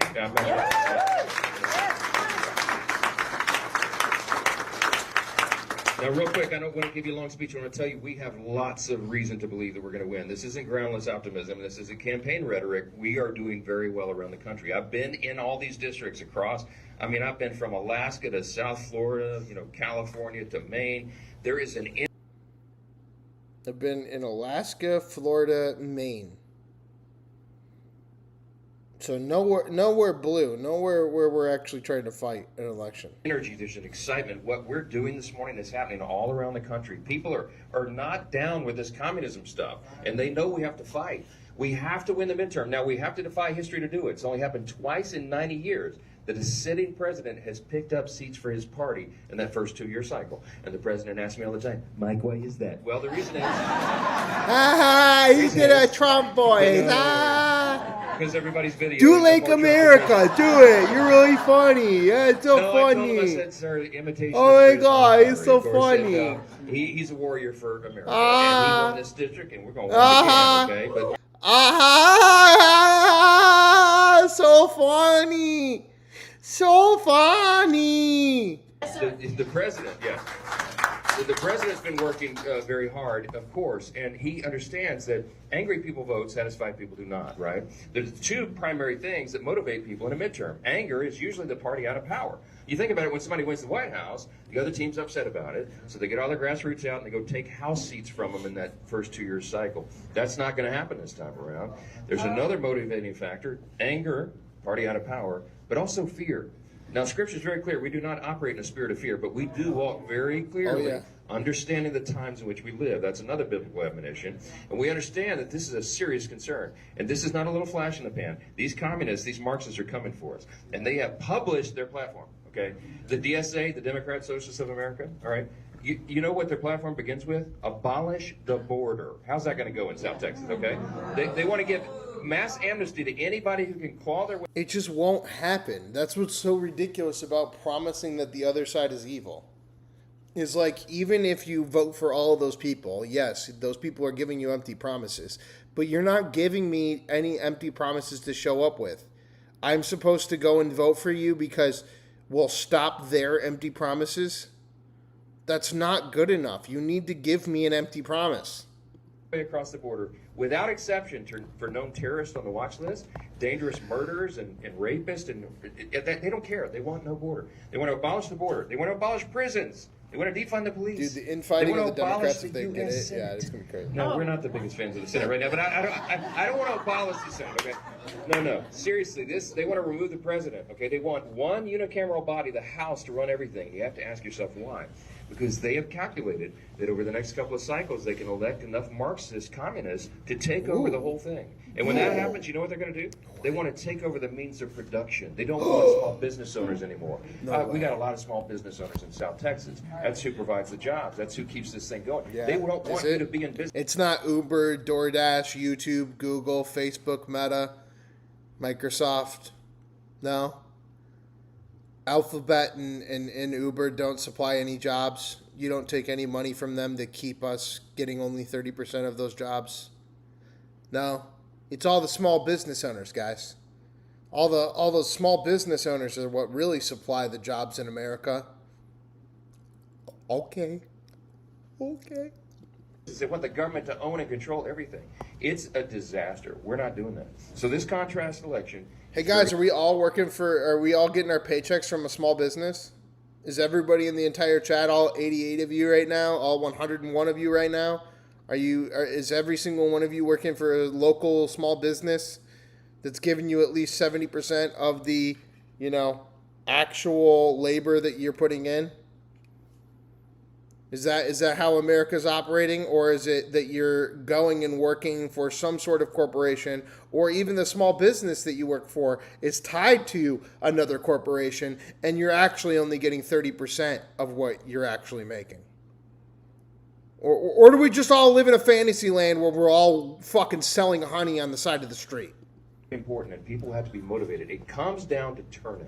And I'm so grateful to see you guys early in the morning on a weekday really putting your time in, understanding the necessity of 80% of our economy is small business. Everybody at church, everybody you know, sure, to the poll. Sure, and every single one of them use PayPal Visa transaction.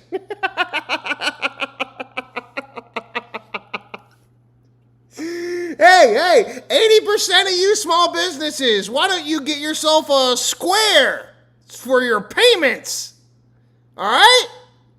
You'll all use the same exact device. All 80% of your small businesses will only take 5% of everything you own. We're not seizing the means of production. This is capitalism. Every single ballot's going to count. Last time, fucking come on. But we had over 10 races. Yo, just hit 100 likes on that. Make sure you double tap. Hit that like button, y'all. Around America that were decided by less than 6,000 votes, okay? And that was in a presidential year. Midterms going to be even closer, okay? We're going to win this thing, but we got to have people who love America turn out. God bless you all. Thank you for all you're doing. Two more things for fun stuff, okay? The president called me 2 nights before Thanksgiving last fall, and he said, Mike, we got to do a midterm convention. And I said, that's not a thing. And he said, make it a thing. Okay, so we're going to do a midterm convention September 9th and 10th. First time in history any party's ever done this. We're going to Dallas, Texas, y'all. Could have been anywhere in the country. Go to Texas, all right? And we're going to have So Donald Trump said we need a lot more money to throw at these fucking elections. We're gonna go to Republican Wall Street, aka Dallas, and get that fucking money. We need that fucking money. We're going to parade all of our stars across the stage. We're going to highlight the great work of people like Monica De La Cruz, okay? Yes. We're going to talk about what we've done for the people. And then the president's going to look right into the camera and say, I am on the ballot, okay? Because even though his name isn't, right, his administration, his legacy, the American First agenda is. We got to get people to turn out. Last hopeful point. I was on the phone with Newt Gingrich several months back, and he said, Mike, think about, and I talk to him all the time because he's one of the great strategists. He's one of the great historians of Congress. He knows this better than anybody. He said, Mike, this is the thing to tell people to make sure they know the hope. This is a tough one, this midterm, but we can win it. Hold the majority. Just hold the majority. Get people like Monica elected.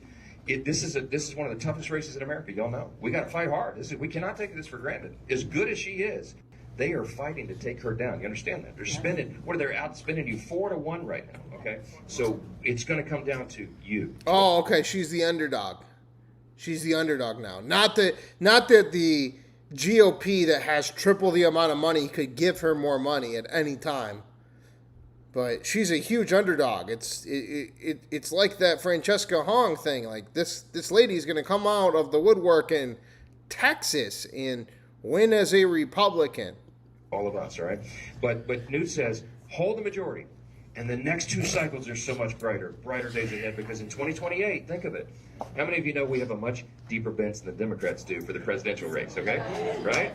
They're going to run Gavin, Kamala, Pete Buttigieg, or AOC for president of the United States. I can't wait. Okay? All right? So that's 2028. We'll do with AOC, bless her heart. Okay, that's what we say. All right. Then you go to the next one in 2030. Now, this is where Texas really shines. This one I'm about to tell you, this is very important. We're going to have the 10-year census in 2030, right? The census will reflect the mass population exodus out of the blue states to the red. Everybody's leaving California, New York, New Jersey, Illinois. Guess where they're coming? Texas, right? Florida, the Tennessee, the Carolinas. So what happens? You got to add those other ones in there. Otherwise, they'd be a little upset at you, wouldn't they? When the census reflects the population shift, we're going to get reapportionment, right? We're going to get more Republican seats in the red states where they belong. And guess what, y'all? Dude says, Mike, at that point, after 2030, you guys can build a durable, governing, common sense, conservative majority for a generation or longer. And that's how you keep the communists at bay. Texas, baby. Right? Texas, baby. Okay, dude. We got better days ahead. Why are we letting this guy from Louisiana talk in Texas? He said, Get out of here. Freedom is never more than one generation away from extinction. Fucking weirdo Louisiana guy. guy. Pass it along in the bloodstream, he said. It has to be fought for. You need fighters like Monica de la Cruz to fight for it, okay? He said it's got to be protected. It's got to be taught and passed along to the next generation so they, too, will know the same liberty, opportunity, and security that we've known. And frankly, too often take it for granted. We're not going to do that anymore. We understand the barbarians are inside the gate right now. Reagan was talking about communism on a distant shore. My friends, now it's right here. And you have to have thoughtful, hardworking, selfless public servants who can go in and fight for America and stinking wear it on their clothes, okay? This is Monica de la Cruz. You know what she stands for, okay? All right? Last thing, last bit of hope, and I'll shut up. Listen, okay. Everybody wants to know how this is going to go in 68 days. Let me tell you. The Cook Political Report is probably seen as the gold standard. That's what everybody cites, right and left. Here's what they said this morning. You want to know what they say? On election night, you can expect 211 Republican victories, 205 Democrat victories. That means there's 19 seats in the middle. The whole battle, the future of the Republic, comes down to 19 races. Guess which one's in the top 5? Monica's. Okay? All right? So what you do here, says the old lady from the Old Country Buffet. Oh, wow. You mean my vote means something down here in Texas? I'll get out there and I'll vote against them communists. I promise you, Monica de la Cruz.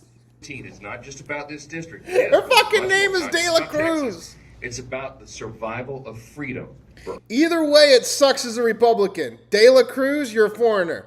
Cruz, you're a fucking Cruz. Our children and grandchildren. God bless you for what you're doing. It warms our hearts to see you here early in the morning. We're going to keep this going. Monica's coming back to Congress. God bless you. Thank you so much.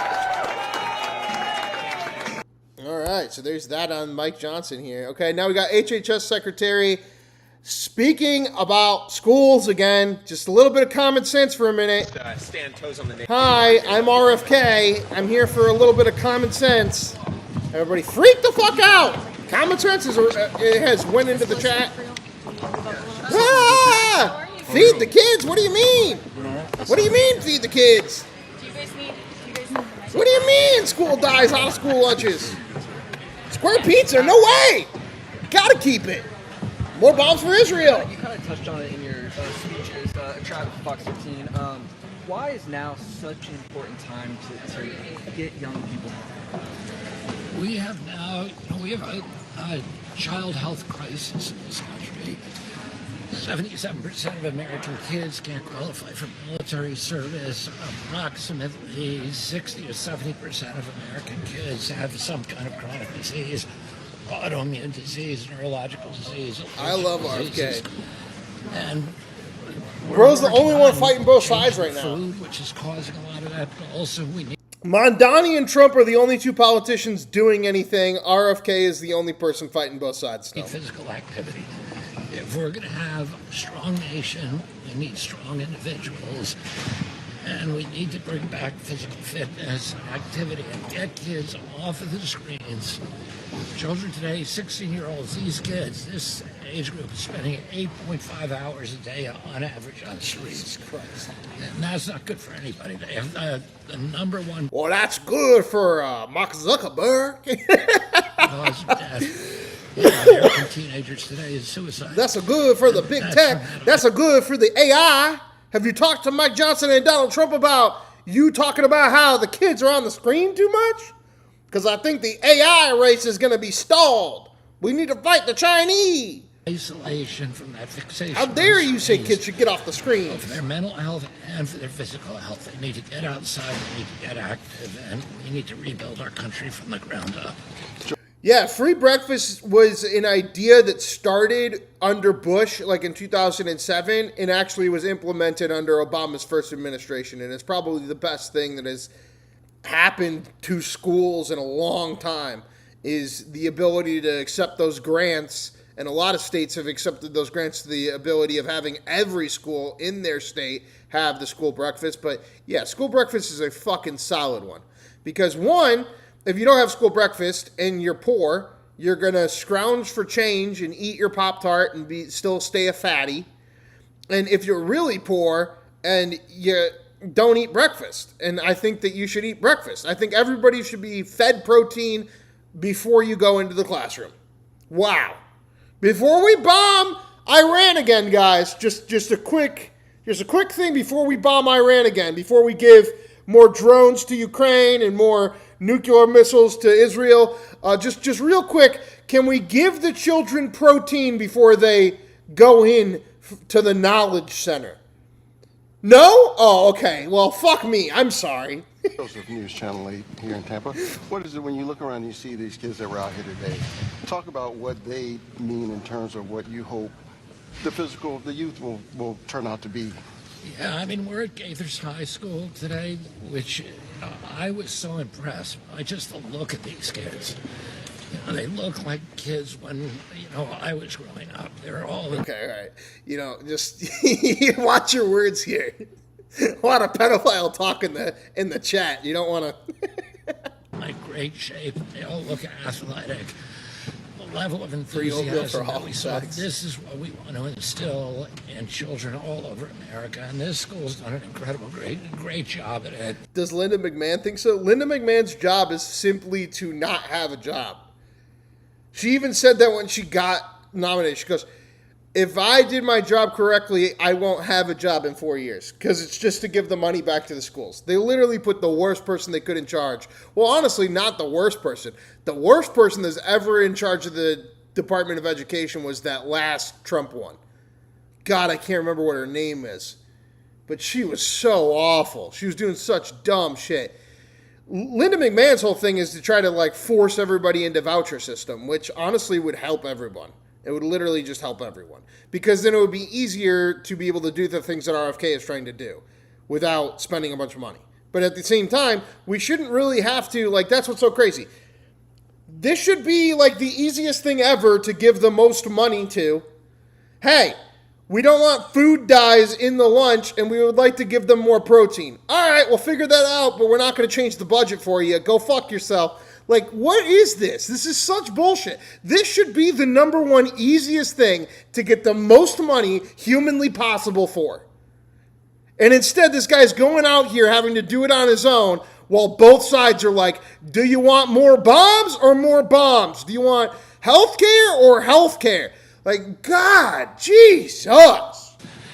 And it distinguished itself by, again and again, winning the ROTC prize.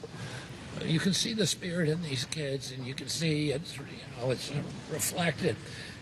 Their physical strength is reflected also in their attitude, their enthusiasm, and their joy. How do you, so you've kind of started this from the top, but locally, families, how do you get them involved or tell them, convince them this is important for their kids to be active? I mean, when I grew up, we had to do the physical fitness test, but it was something we all looked forward to, and it was a milestone for growing up. It was a... Do you guys remember that, when you had the beep pager, when you had to run across the line and beat the beep? And then you do, I remember that because it was a whole day thing. They would start with everybody in the entire class, and then you'd run across, and then you try to beat the beep of the, by running across the basketball court, and you had to try to beat the line, beat the beep. It was a rite of passage, and we all held on. I mean, I know so many people my age who still have their badges. And so it came from the... And now they got too many tortas and fucking, Cookie Monster pajamas walking around the track. They're not allowed to do that. They might embarrass them. That Kamala Harris their way out of ever doing this again. I think we have to instill that desire in them again today. No, And I'm you're very going to make proud fun of that- me. I'm fat, and you're going to make fun of me. I'm going to be out first, and that's not fair. Well, you're fat, and that is fair because you're fat. Fat people should be shamed. Shamed until they're not fat. Figure out how to not be fat. There are many ways to not be fat. Or accept your fatness. I accept my fatness. Grow the fuck up, you fatty. WWE has been such an amazing partner in this because so many kids are inspired by these athletes. And When have I ran? I ran a marathon in 2024. I was 189 pounds when I did that in January 2024, motherfucker. Titus today was incredible.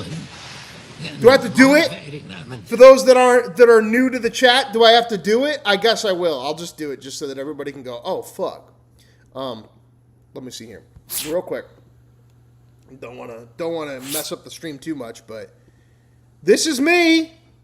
That's me running a marathon a year and a half ago. All right? That's me crossing the finish line. A lot quicker than anybody in the chat is crossing that finish line. Because y'all are invested in politics, so I know you're a bunch of fatties. getting the move. As you call me fat, okay? I did my time. For her support. I tried. And what did you see out there, Titus? Well, I clearly saw the fighting spirit of the Gaither Cowboys. They've won the ROTC award for a reason. And everybody that knows me knows that all of my work mostly centers around youth because my life was changed at 12 years old by someone believing in me and getting me active and involved. And so the work that I do, not only just here in the Tampa Bay area, but globally, has given me the opportunity in a lot of ways a lot of fun. Athletes. All right, that's the end of that one. Let's get back over here. We got another one from Mr. And Kennedy I always tell at people, the press conference. For me, it's that you can be. A true along the is on during. And I want to thank Titus for being here. To his boss, Triple H, is my partner and co-director of the Presidential Council on Physical Fitness, so he's deeply involved, and we've had WWE people, fighters show up at many, many of these events. I'm very proud. My niece, I'm married to an actress called Cheryl Hines, and her niece just signed a contract with WWE, so she's now a WWE wrestler. So I go to a lot of the events now, and I admire the athleticism and the commitment that all of you guys have. And I want to congratulate everybody here. I know that you, this school won the ROTC. Pro wrestling is huge in Florida, by the way. It's ROTC, like 170 organizations. last year, right? And you guys look incredibly fit, and I know you all are going to go a long way in life because you're... Thank you, Devs. Exactly. Fat food is cheaper. That's your really, bodies, especially as we right and now. that means you're taking care of your minds as well. Dude, I ordered directly from Spark and Walmart, like the cheapest I possibly could, 2.25 pounds of only 80% lean, okay? Because I usually like 93%. I like 93%, and I like it to be grass-fed because you can actually taste the meat, then it doesn't taste bland. I literally got 2.25 pounds, and it cost me like $18. 2.25 pounds at Walmart of 80/20 ground beef. Almost $20. Fucking insane. Insane. And it tasted like shit. I needed that fucking Taco Bell seasoning on that goddamn garbage. Laura Lee mentioned my dad and the presidential fitness test. My uncle was John F. Kennedy, and he founded the test. He saw, when he was running for president, he read some articles. Make sure you double tap, guys. Hit that like button. We are already above 100. Make sure you double tap, hit that like button, hit that subscribe button up in the top right corner, and hit that notification bell so you know when we go live every single day. We've been doing this show every single day since the beginning of the Iran war. I know it's an excursion, and it only lasted like a week, and then another week, and then another week, and then like 3 months, and then like 2 months, and then another 3 months. But, you know, the actual start, like when we actually started the thing, we've been doing this every single day, and this is no news is news. We are currently in hour 2 right now. Remember, $5 super chats, add anybody's name to the poll of the day. $10 super chats, remove anybody's name from the poll of the day. Halfway through hour 2, Marco Rubio, Gavin Newsom. Marco Rubio with 51%. Gavin Newsom with 49%. Just how I like it here in the chat. Keep it aggressive. Keep fighting each other. Let's go. That show that the obesity rate among children in our country was double what it was in Europe. So it had gone up to 3% at that time. And he was worried America had dominated the world and shown leadership around the world because we were the toughest people in the world. We saw ourselves the toughest people. We had conquered the American wilderness. We had conquered the farmland, and then we had won World War I and World War II. And we had done that because of the kind of fuck all this. Go look at the moon. It's amazing. Of the American people, and he was scared. Facts, man. Get yourself outside. And that the Europeans. I don't care if this chat drops down to one person. If everybody's just going outside, that'd be nice. Be in better shape than us. So I'll go holler at the moon, right? And that the strength of the nation was dependent on the strength of individuals, and that we would lose our leadership in the world if we became soft. And he wrote an article right after he was elected. He wrote an article for Sports Illustrated before he became president. There's like a 3-month delay or 2-month delay. He wrote an article in Sports Illustrated called "The Soft American," and it proposed the fifth presidential physical fitness test, which I grew up with. I'm gonna go check it out. I'll be back 1 second, guys. My father doing the 50-mile hike. When my uncle was president, he came across a letter that Teddy Roosevelt, who was president in 1903 at the beginning of this century, and he had been a warrior and a war hero, and he had written a letter to the commandant of the Marine Corps, and it's raining. I can't see shit here. What is the qualification for being the Marine? And the commandant wrote him back saying that Marines had to be able to walk with a 40-pound pack 50 miles in a single day.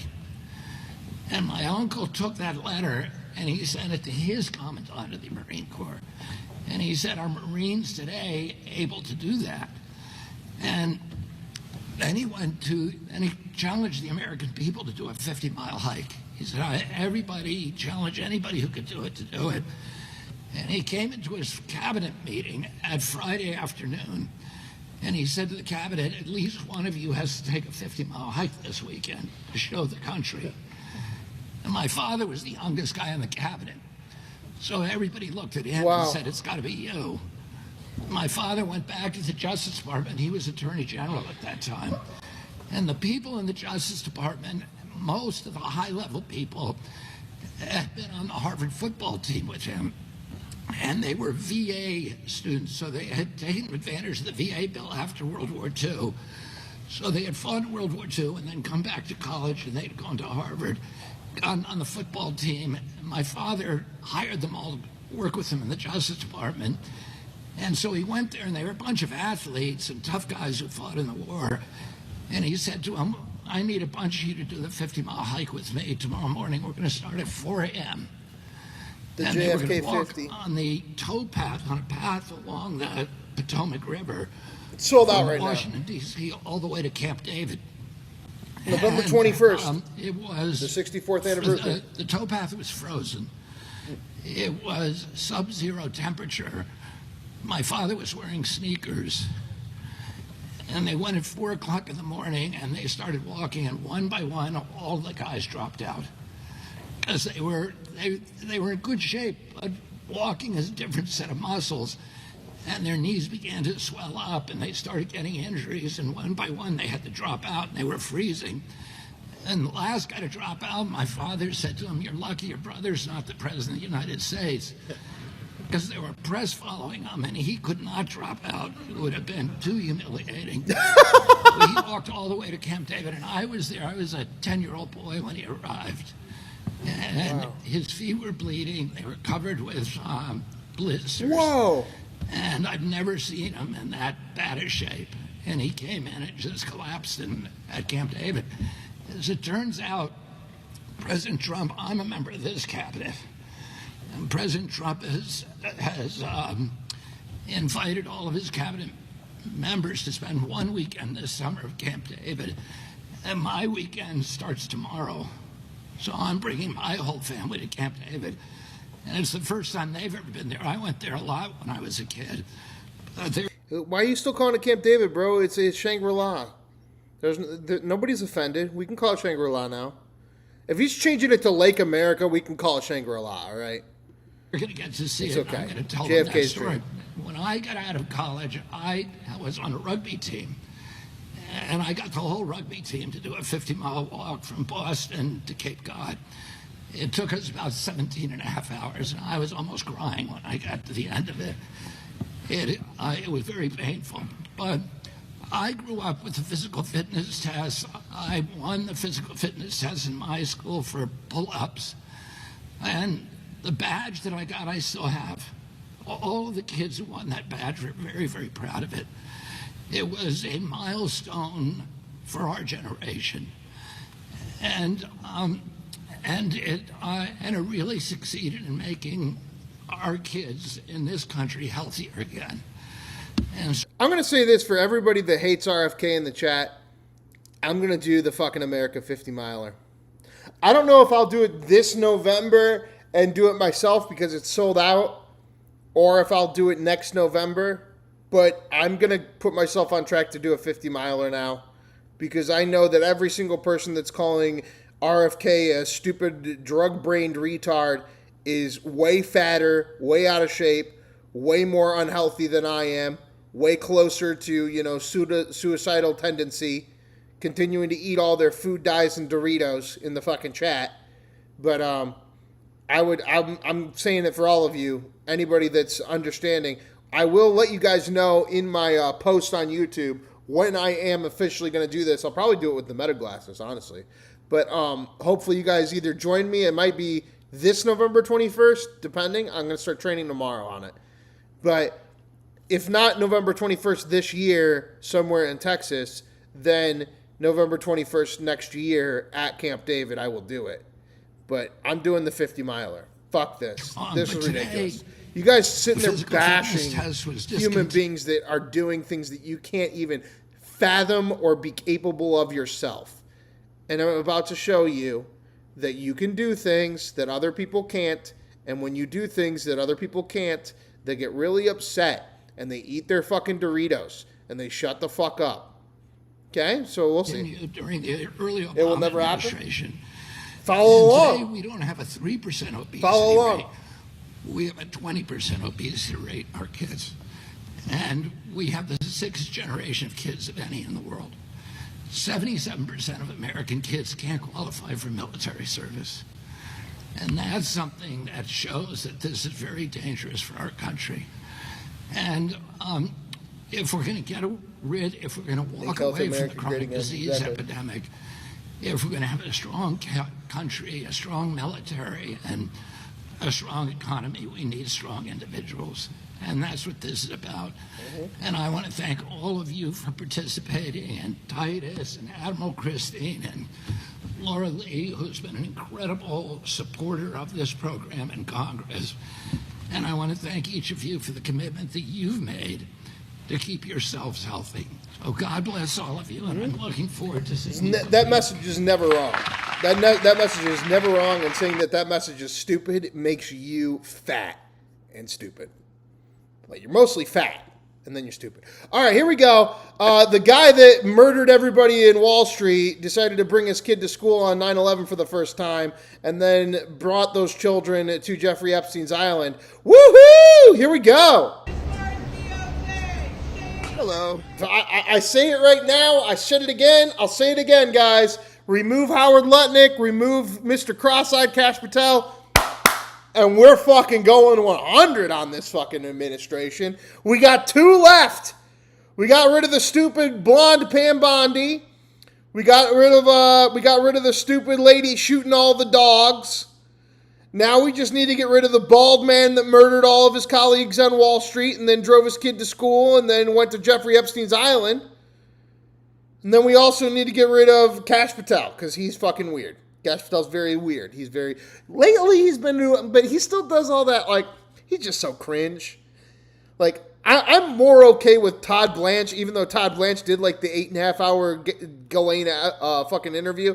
You guys can go check that out on the channel. I literally put it up against Jeffrey Epstein security camera footage, and it's the whole 6.5 hour audio of the entire interview that he did last summer with her. But I'm less against Blanche and Kash Patel. I think the next one that really needs to go is this guy. I don't know that it'll ever happen. If anybody's an inside grifter, it's this man. But, god damn, if we can just get rid of him.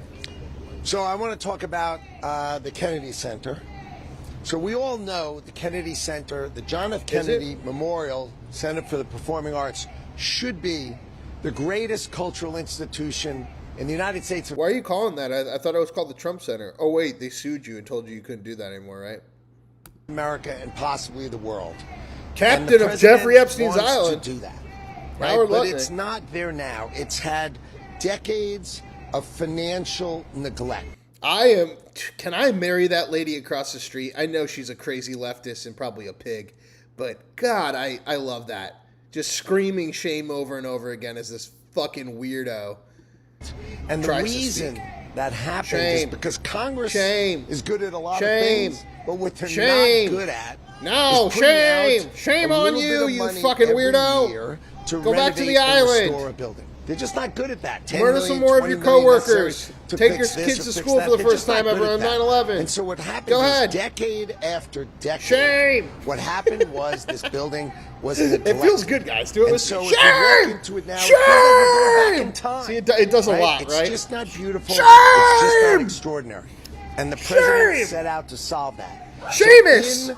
So in the one big beautiful bill, the president was able to put $257 million in the one big beautiful bill because he would restore it. He would restore the building to its glory and its greatness and make it. Then why did he call it the Trump Center instead of the JFK Center if it was so That's valuable what he set out to do. Center? And he's doing. Look how many security guards. Look at this crazy shit, guys. This is crazy. Look how many security guards got to walk around with this guy while he's on camera. 1, 2, 3 in the shot. Dude, do you not get the hint? No one likes you. Go home. Doing it for the American people. Go fucking live on a ranch somewhere. We don't need your bullshit. It will take 2 years to renovate it. He's not doing it for himself. Maybe he's talking about Building 7. I think so. President for the grand That's probably what he's talking about, right? Other than that, this is for America. This is to create the greatest institution in America. The building is dangerous. People say, "Oh, don't overstate that it's dangerous." Look. There are chunks of concrete falling off the ceiling in the garage. Oh, he is. He's talking about Building 7. It fell off last time at 4 o'clock in the morning. He's finally trying to do something about 9/11, 25 years later. But if it fell on somebody, that would be an unmitigated disaster. And if it falls on cars when you're in there, that will close the institution and create a horrible event. So this building needs to be renovated and restored.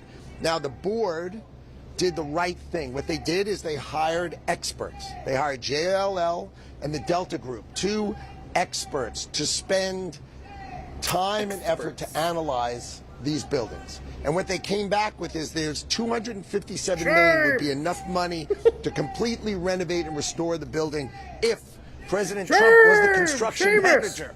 If he agreed to do it, we could get this done. But it'd be better if they just kept screaming Epstein. That'd be a better chant. Epstein fucker! Epstein fucker! That's what I would do if I was there. Just scream Epstein fucker over and over again. Because the shame is a little British, okay? It's a little posh. It's a little posh with the shame, okay? It's more like Epstein fucker, Epstein fucker. Didn't agree to do it. What happened to Building 7? The board would have to hire a construction manager, spend them tens of millions of dollars, and the building would, of course, run over time and over budget. Okay, so the president, if he's willing to do it, it can get done in these 2 years for the $257 million. But if they didn't do that, right, and we did it if the Kennedy Center sort of did it in a piecemeal basis. They also did an analysis that's saying, let's say we keep the big building open. Now, let's understand something for a minute. The building there's a main building, and there's the new expansion, which was called the Reach. But the Reach is new. So the Reach is great. The Reach is not closing. There's no discussion about the Reach closing. The Reach around to grab a little girl? Is that what you're talking about? It's going to stay open so the Kennedy Center can keep providing, this guy wants free reach arounds at the Kennedy Center. Performances and all of its, agenda, but it will do it in the Reach. The agenda building, of reach arounds, right? And we will move. Come on, man. The center will move the memorial into the Reach building. We don't so want that this. It will We don't always need this. Stay a memorial during this period of time when the main building is being restored. These experts analyzed that if I do want to see the lady that's screaming shame. It kind of is like, well, what's the point of the show if you're not going to show us who's screaming shame?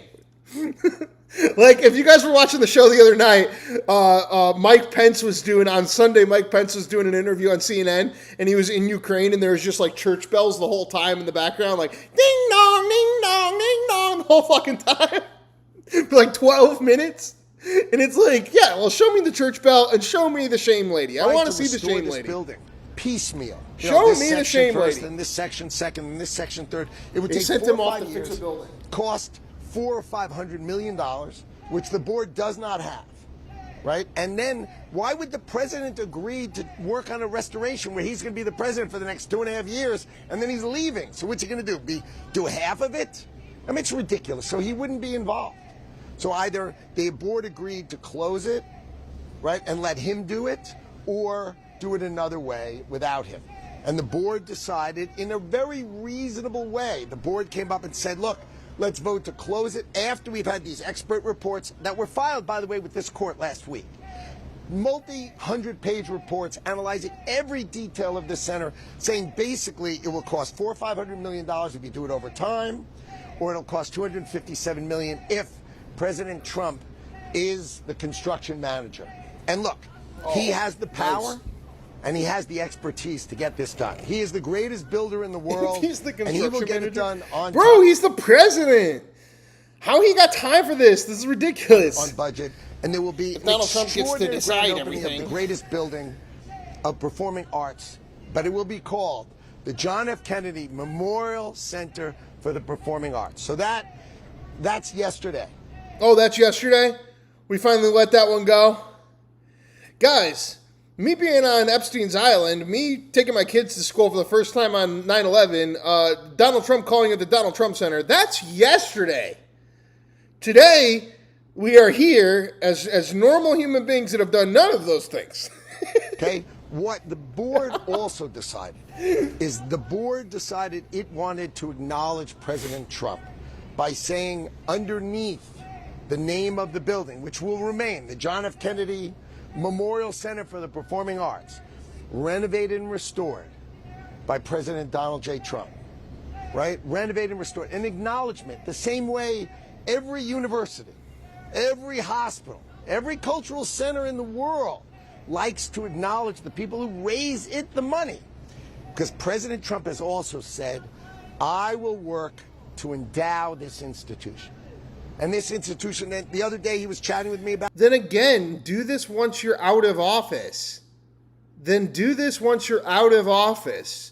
Why are you doing this right now while you're peddling your power to be able to do so? Do it after you're done, like every other human being that's ever donated to a building. And he said, retire and give the money. $500 million. Can you imagine sitting with someone who says, oh, let's go raise $500 million? Who on the board could raise $500 million? I know. Mr. Jeffrey Epstein. You know what the answer is? Nobody. Who in the You know what the answer is? A lot of people that died while I was bringing my kid to school on 9/11 for the first time. world could possibly raise $500 million for this institution? Oh, a lot of people on that bill there could have done that, huh? Person. If Well, they're not Trump here. goes You out are, to say, I'm sir. going to endow this building, and I Never want to raise forget. $500 million, he's going to get it We done. don't forget. So the president has said, I'm interested in saving this institution. The fact that he's interested in it is great. The board made the decision. The board made the decision hiring experts to close the institution. The board voted to close the main building, leave the reach open, as we said, and let President Trump renovate and restore it. And they want to acknowledge him the way all these institutions do. Why? Because they want him to wear the risk of renovating and restoring the building, and they want him to wear the risk of, you said you're going to go endow it? Okay, go endow it. I mean, this is the board classically capturing the greatest fundraiser and greatest builder ever by putting his name on it and saying, okay, you wanted your name, here it is, now go do it. And that's the board's decision. So the board overwhelmingly voted for this. This is a board decision. What I can't figure out is why we're in this courtroom. The issues for the court have already been resolved. This is just an acknowledgement of renovated and restored, right? We should have been able to work this out. I called on the last board meeting. I was on the video. I asked Representative Beatty, can we sit down and just talk about this? Because I thought we should be able to just say, look, if we switch the name to just renovated and restored by President Donald J. Trump, right? Can we just get on the same side, right? We all want this building to be the greatest in the world. Can we just get on the same side? I have this really cool private island we can do the meeting at. We all want it to be renovated. We all want it to be endowed. There's no argument amongst everybody. And everybody agreed that's I have this really sweet spot in New Mexico. It's opened up. And the board said, well, how about we just acknowledge You guys want to his meet me name? there? It's not a memorial. It's not a plaque to a memorial. There's nothing about memorial. The name is going to be the John F. Kennedy Memorial Center for the Performing Arts.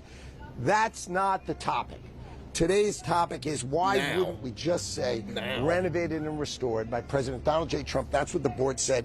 I'd expected to just sit down with Representative Beatty and just chat with her about it, have this exact conversation, and say, come on. She didn't want to talk to me. She didn't want to come to my pedophile island in New Mexico.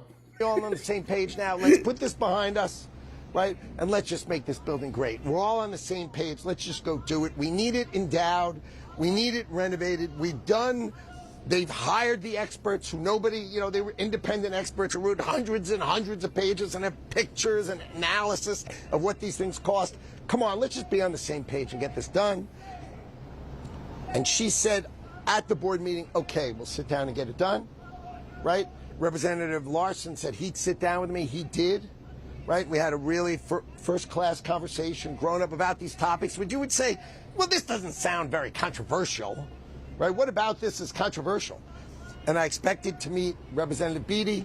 Instead, the next day I got a letter, not a letter, I got a call from her lawyers who said, we only want to work with lawyers. We're not going to talk to each other. So I texted her and said, come on, let's just sit down and talk.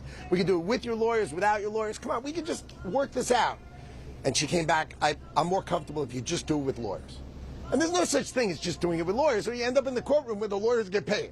Okay, right? This is sort of obvious. So here we are. We're going to go sit in front of a judge who's going to say, is it okay for the board, which this is a proper board decision, to make the determination that they put an acknowledgement that says renovated and restored by President Donald J. Trump. Why are you fighting for that? Seems that? Perfectly reasonable to every hospital, every cultural institution in America, and help Donald J. Trump make this the greatest building in the world, because only he has the power and the expertise to renovate this building in a spectacular fashion during the next 2-year period, and then have a grand opening and really make this building rock. All right, so that's the objective. We all agree it needs to be done. Like an Epstein party. Right? I don't understand why we're here, so I figured I'd come and explain my baffle. This man never knows why he's anywhere that he's at, but he wasn't on Wall Street on 9/11. He wasn't on Jeffrey Epstein's island, and now he's not at the Kennedy Center. Whole thing of really, this is what we're using the courtroom board to say it, but that's where we are. I don't know where I'm at. I'm just always not there. Sure. Marco Rubio wins the next round, guys. Make sure you double tap. Hit that like button, guys. Hit that subscribe button up in the top right corner. Hit that notification bell so you know when we go live every single day with the news. 365, at least 3 hours every day. We are going into hour 3 of the show. And right now, Mr. Marco Rubio is going to be going up against Mr. Jan Ossoff. Mr. John Ossoff. Remember, $5 Super Chats, add anybody's name to that poll of the day. $10 Super Chats, remove anybody's name from that poll of the day. Hit that join button, become a comrade, help support the channel, and keep us independent and sponsor free. Going to go audio only on Mr. Litnick for a second. Is it so important to the president that he's not recognizing the No, the concept of if the building is not properly renovated and restored, eventually it falls into a set of disrepair that it cannot be used. And since Congress isn't good at doing it, right? If this, let's say they started doing it and just ran out of money. The president says, it's actually AOC. I'm not working with it. It's just, I should just step away. You know what? I should just step away. Then what will happen is it'll just run out of money. It'll be a halfway done, a quarter way done, and it'll run out of money, and then over time, it will just go down and down and down until at some point, a building that was built in 1964 that isn't renovated does eventually get you voted now. Hour 3 starts so now. He's basically saying, if it's going to be unsafe, what are we going to do about it? He put $257 million in the bill, so we're in good shape. If they just agree to close it and let him renovate it, we're in good shape. If they don't agree to let him close and renovate it because the court steps in, what do you want the guy to do? He's only a president for 2.5 years. He's going to step away, as correctly you would think he would, because he's not going to be here. He's not going to do a third of the renovation. And eventually this building is going to fall into horrible disrepair and be very dangerous. And that's what's going to happen. Ultimately, it needs to be renovated, and we all know it. Yeah. Thank you, Secretary. 2 questions about the renovation. First, if the board wants to give the president credit for the renovation and put his name on the building, why not do that in 2 years after the renovation is done? Isn't that usually how it works? Yeah, isn't that you guys hear that? It's like, why wouldn't you just do that after he's done being president? Isn't that how that usually works? Usually don't put a sitting president's name on a fucking building. Actually, it's not usually how it works. It's not? When you have the greatest philanthropist, the guy who's going to... Let me tell you, well, he's the greatest ever, so that's why this is completely normal. To raise you $500 million. You just need him to agree. And whatever the terms are, since you know he is the most credible person in the world, when he says, I'm going to raise the money, you know he's going to raise the money, from the guy you that need went to to Epstein's eye induce and lied him, about it. entice him, get him to agree to wear it and do it. And the board has made that decision. It's a prudent decision for the board. I listened to the board discuss it.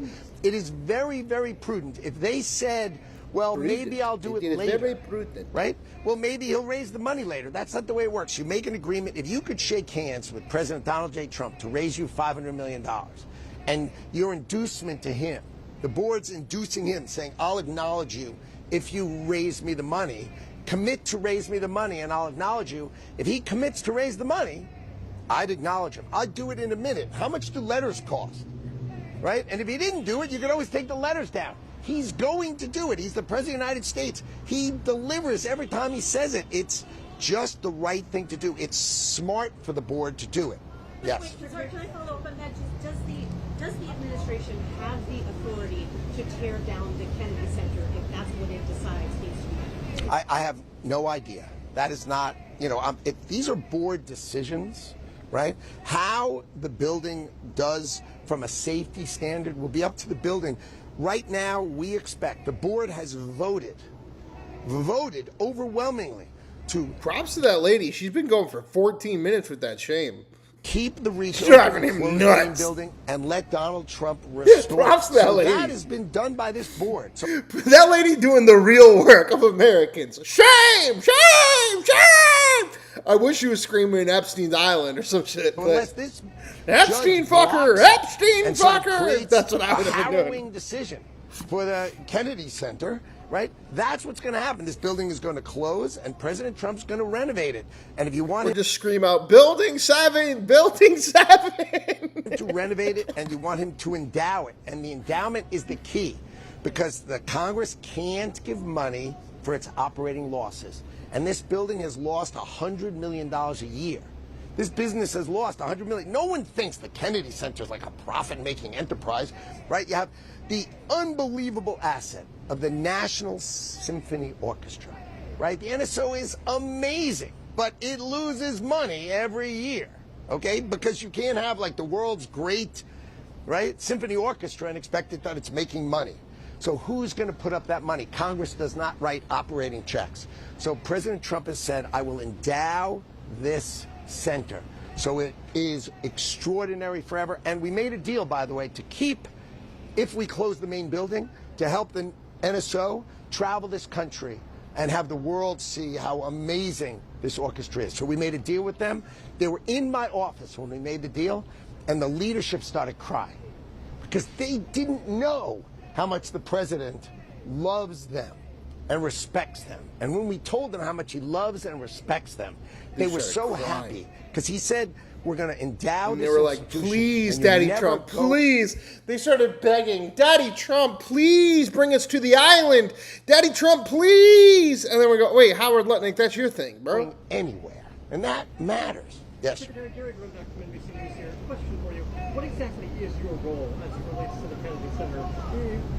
Yeah, what is your role? Well, I'm top bitch. What is your role in all of this?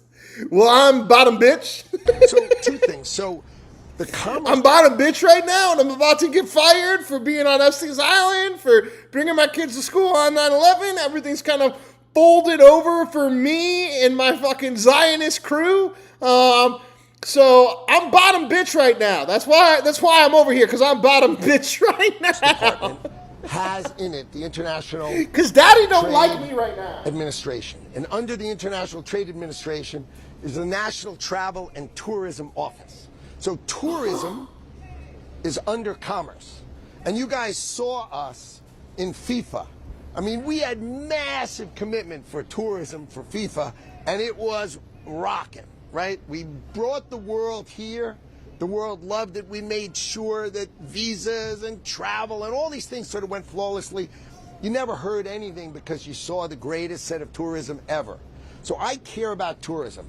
The Kennedy Center needs to be the greatest performing arts center in the world, because I need the center of tourism for performing arts to be right here. I need this to be the center. You do? You need? I thought you were working for Donald Trump. And so Whoops. I care Whoops. about the Kennedy Center for Tourism. And so I care, number one. And number two, as you all know, the president asks me to help him out all the time on all sorts of things. And so when he said, will you help me out on this, right?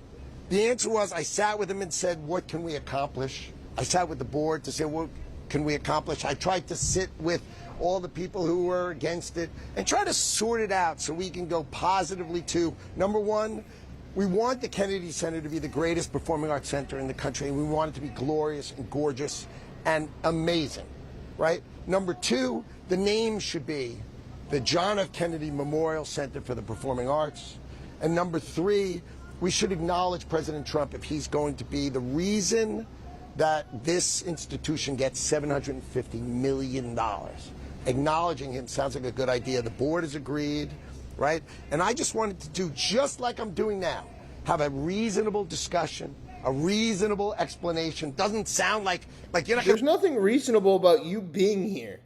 There's zero reasonability with you being anywhere near any of this.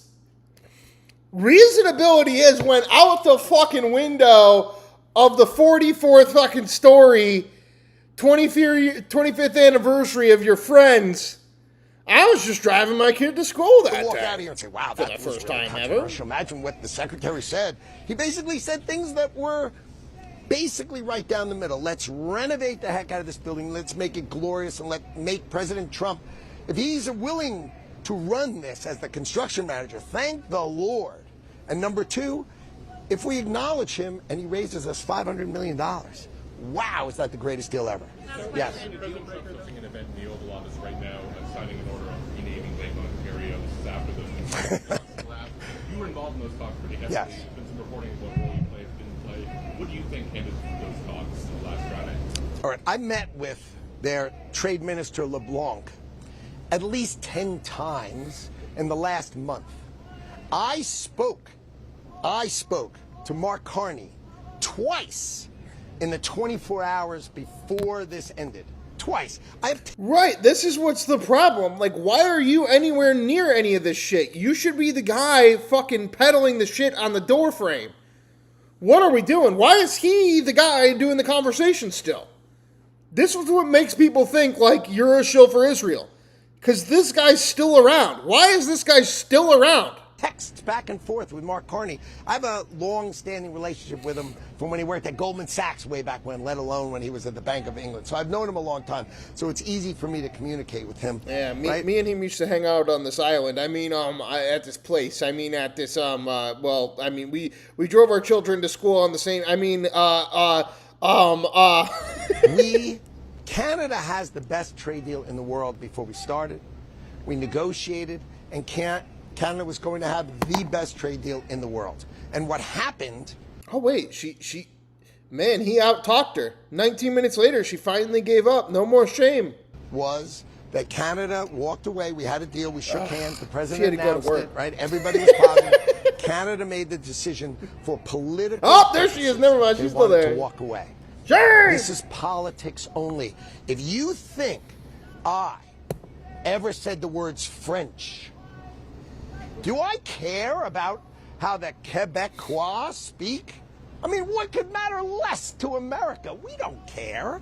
So the fact is... Ooh. It sounds like you're actually kind of scared of the French Canadian. We never brought those words up. This is but now you're bringing him up now. That's a little weird. Epstein's Island best friend in the club. Your best friend is here in the club. They need to send more money on useless shit. Factor, and that's why the president... Your boy's up here. ...was a complete lie, right? It was manufactured. Number one fan of the Epstein Best Friend Club, Howard Lutnick. Trying to run, and they're in the lead in Quebec. And so this was Mark Carney manufacturing something that would try to keep them from winning. And then you have Alberta has an independence resolution. These are elections in October. So he's making this a political thing for Canada. And my guess will be, as soon as his elections are over, you're going to see a plane full of Canadian negotiators flying down and go, come on, we'll give it to you before your election. We're just being used by them, right? That's what happened. That's why it ended. It didn't happen for math. The math was sensational. It was a great Howard Lutnick, good friend of the show. Represent Tim Dillon. Well, the words medium and heavy duty trucks were raised in these trade negotiations. Oh, I got one Friday, I gotta be back. I just gotta 4 blow my o'clock. nose. Never. Like I just said, I met with LeBlanc 10 times. I spoke to Carney twice. These were not raised. These were not part of it. This is a different thing. This is medium and heavy trucks. This isn't what you and I drive. This is like an F-450. You go, I know what an F-150 Ford is. What's an F-450? Oh, it has 2 wheels on the back. And you're like, well, who sees those? Like, what is that? That's a construction product. That's it's a whole different category. It was never raised. These were things they put in order to make it end. You know, when someone doesn't want the deal, they make up and say, oh, I'll do the deal with you only if you wear green. And you're like, but I'm not wearing green. You say, oh, sorry, it's not going to work out. It was nonsense. Yeah, I wouldn't care about politics. I literally wouldn't care about politics anymore at all if I just got to see one thing. A live raid on Howard Lutnick. I want that fucking... The way they did Roger Stone dirty, they need to get this guy. This guy needs to get the Roger Stone treatment. They need to fucking raid the fuck out of this guy's house. Like tonight. Oh, demolition is the papers that went in were basically saying if you don't renovate this building, right, if you just leave it be, that eventual is going to be the outcome. If you don't renovate a building, right, and things start falling off, it's going to close. And once it closes, you either put up the money, to fix it, or you don't. So, but she's still going. Fortunately, the board has voted. All 25 minutes? The experts have analyzed. Nobody wants to negotiate with him. Nobody wants to talk to me, and I don't know why. And this court. Wow. Howard Lutnick, come over here. I can explain this to you. You drove your kids to school for the first time 25 years ago. And then you said you never went to an island, and then you were the best friend of the island. And now you're over here doing things for the American government? Like let's not, can you, this is the one that needs to go next. We got rid of the dog shooter. We got rid of the Dallas 500. This one needs to go. This one needed to go before the Dallas 500. The Dallas 500 is just a dumb blonde lady. That's fine. Shooting dogs. That was, all right, shooting the dogs. Like, and then you put her in charge of the immigrants. That was crazy, okay? Now she's got all these tattoos. She's going all crazy. That's exactly what we assume Kristi Noem would be doing right now. How in the fuck is this guy still around? This is crazy. Host is a dipshit? Literally, explain to me how Howard Lutnick doesn't get fired before the dog shooter. Just explain. Simply put, how does Jeffrey Epstein's best friend stay around longer than the dog shooter? Am I missing something here? Allow it to be closed, and it will be fine. The president will renovate it. This will be beautiful. It's just what was pointed out by the court papers was, what if you do nothing? And bad things happen, but they're not going to happen on Thursday. No one's saying it's happening on Thursday. It's just an eventuality, but that's not going to happen. Oh, I don't know if the decisions by this court overrule the board. Quite a resume. The president will decide if he came to business with the board how he wants to have his time. So let's just go through something for a second. Yeah, let's just go through. First, I drove my kids to school for the first time ever about 25 years ago. About 10 days from now. What was it? Actually, it was 14 days from this day exactly. I decided for the first time ever to drive my kids to school. Then let's look at the next thing that happened here. Then I took my kids and we went to a really awesome private island, and we had a great time with my wife and kids and had all these great conversations multiple times. It was awesome. And now here I am. The president works all day, every day. And there are two Maxie. things that he does for enjoyment. He plays golf on the weekend, and he builds. He loves to build. So this... Oh, God damn it. How do we not fire this guy? Donald Trump should be mad at this guy. This guy's like, we all know Donald Trump does two things. He builds buildings and he plays golf. Excuse me, he's the president of the United States. You dumbass. Like, why are we talking about this? This is what he enjoys. So late at night, 11 o'clock at night, he calls me and wants to talk about things he's building because it's fun for him. Like an island? This is his enjoyment. Like a new and island? you've seen he's the most transparent He's building this really cool property in New Mexico. person. He talks all day about the things he's doing, right? And the only I'm never thing he going to let does it go. during the This week guy is... that is not I'm like the work, shame lady is on this everybody guy. I'm works. like, go, you get sat out of with him, here. No you had a way. nice chat. You're not going to No, fool you'd ask him me. about Iran. Then you'd ask him about this. Then you'd ask him about that. Everybody does that. And the one thing he likes to do during the week is construction. So I am helping him so he can enjoy constructing the Kennedy Center. I am helping him enjoy. Oh wait, that was a different. The Kennedy Center. I'm gonna help him enjoy the Kennedy Center.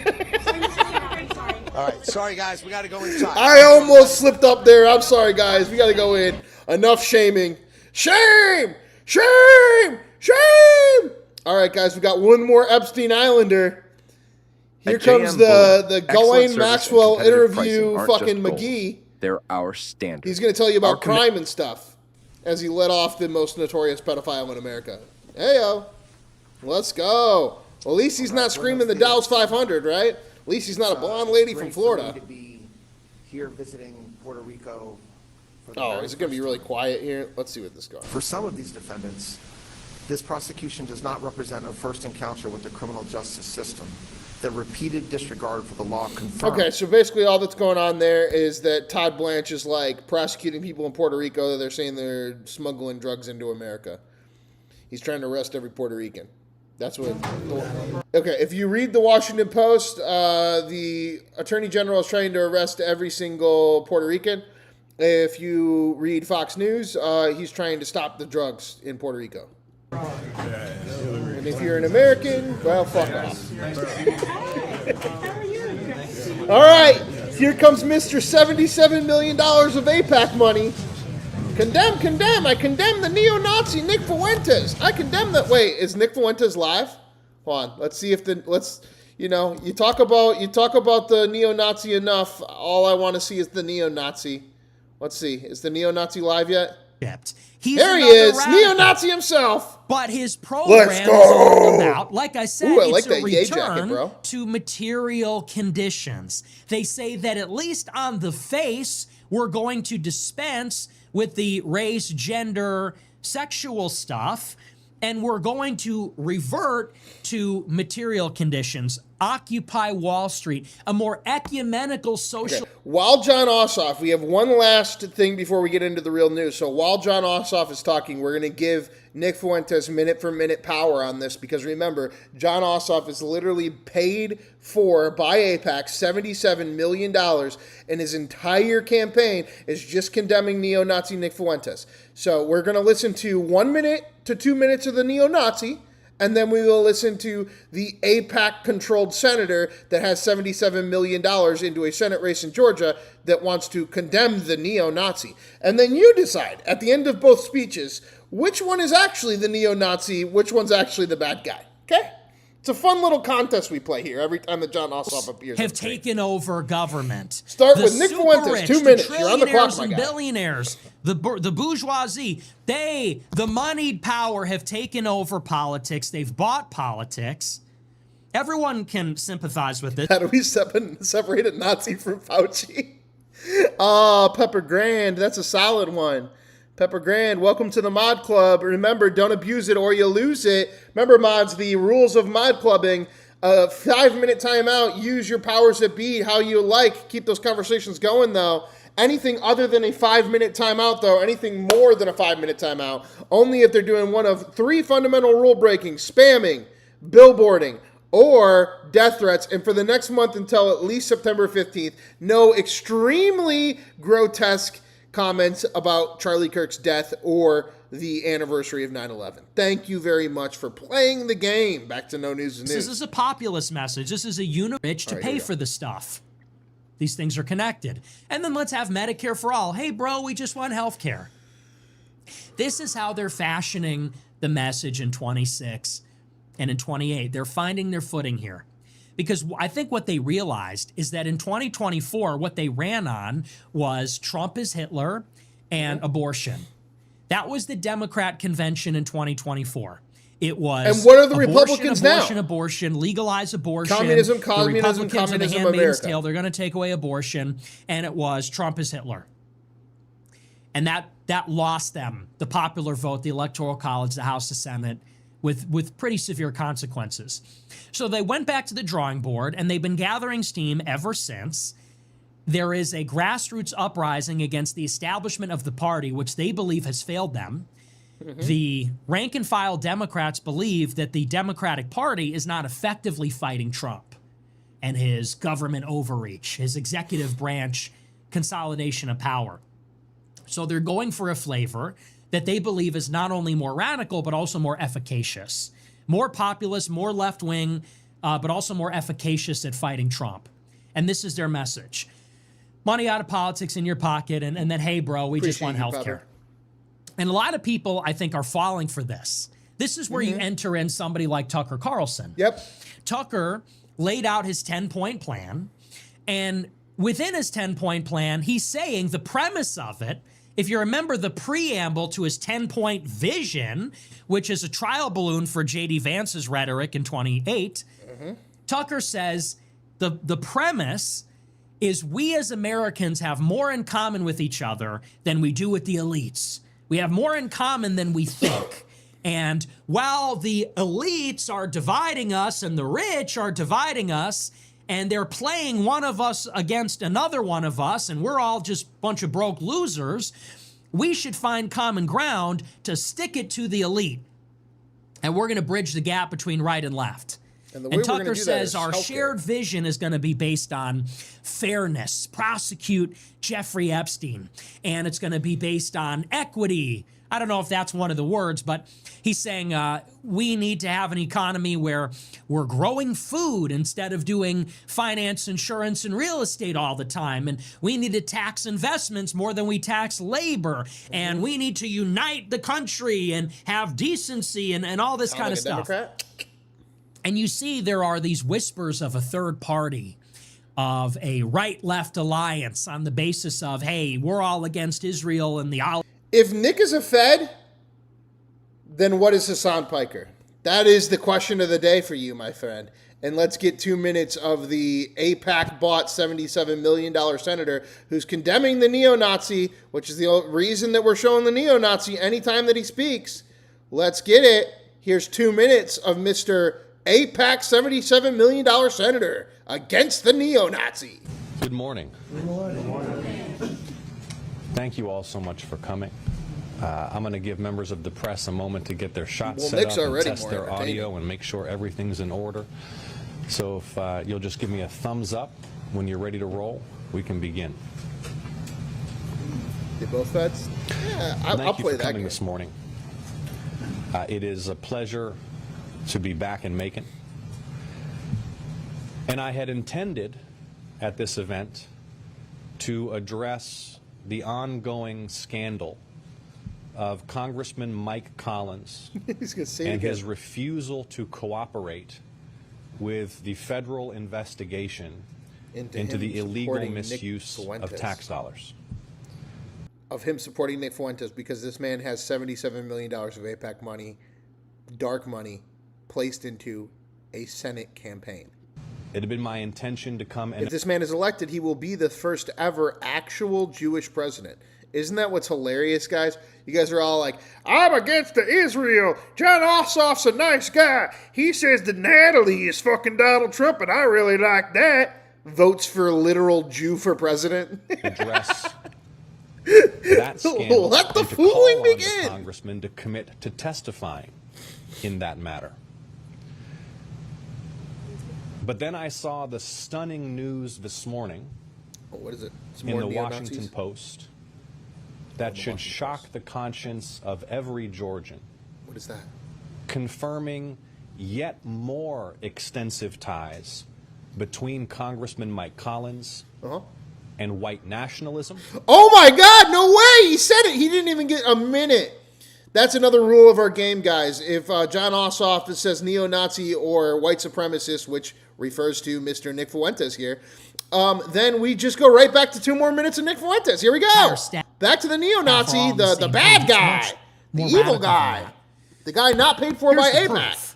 So there's a speech that Al-Sayed gave in 2022 for the Council on American Islamic Relations. And here's the context. In 2022, in Oklahoma, they were considering a referendum which would ban judges from considering Sharia law in their decisions. The referendum bans Sharia law from being part of a judge's standard to make a decision. And CAIR, Council on American Islamic Relations, and Al-Sayed are against the amendment. They say we should. This is what I love about America, though, is that we're finally here with Donald Trump. You got to love Donald Trump for that, as he finally instilled some common sense in the laws of the tech oligarchs when it comes to free speech with platforming. When you say, condemn neo-Nazi, I should be able to show you the neo-Nazi. Have Sharia That's law. America. But that's not even the worst part. I mean, I'm not one of these people that says, hey, they're bringing Sharia law. It's deeper than that. He gives a speech at the event and says, if you have a problem with Sharia law, It's because you're a white supremacist. That's the problem. He goes further. He says, and the only way to fully understand the white supremacy that motivates people to do such things, like banning Sharia law, the only way to understand it is to go back to the 1830s and the Trail of Tears under Andrew Jackson. And the only way to understand it is to go back to Black Wall Street, which was torched by white supremacists 100 years ago. And this I didn't is like story. that one This is either. from That was my Fox News. one It else says, I quote, one. Michigan Democratic Senate nominee Abdul Al-Sayed's campaign has collected more than $115,000 from individuals who work for or have held leadership roles with the Council on American-Islamic Relations. A Fox News digital review found that he, Al-Sayed, who has made getting money out of politics a campaign rallying cry, has accepted donations from at least 41 individuals that either work for CARE, formerly worked for CARE, or have served in leadership positions with the organization. The contributions were not limited to Michigan. Fox News Digital identified donations from CARE national leaders and officials affiliated with wokeness. chapters It's in not the California, Muslim. Arizona, It's the Texas, wokeness that's the Georgia, problem with Washington, Al-Sayed. Illinois, Minnesota, Ohio, It's the among other cancel, states. condemn. It's the Al-Sayed that's has that. maintained That's never ties the to right. CARE beyond campaign fundraising. In 2022, he appeared at a CARE event and was paid for a speaking engagement. He said, quote, the state of Oklahoma voted in a referendum to amend the Constitution to ban Sharia law. What does that mean? I don't know. And yet the voters banned it anyway. All right. Back to Mr. Ossoff, AIPAC, $77 million, condemning the neo-Nazi. And Congressman Mike Collins and neo-Nazi ideology. Let's be very clear about the facts. It's now been more than a month since CNN reported Congressman Mike Collins' extensive ties to white nationalism and neo-Nazi ideology. Since we learned that the congressman has had a neo-Nazi propagandist. Oh, there he goes again, referring to Nick Fuentes. If you want to platform him, you can platform him. Here we go. The process Live, of committing Nick a Fuentes' crime, show. those people were out there commemorating.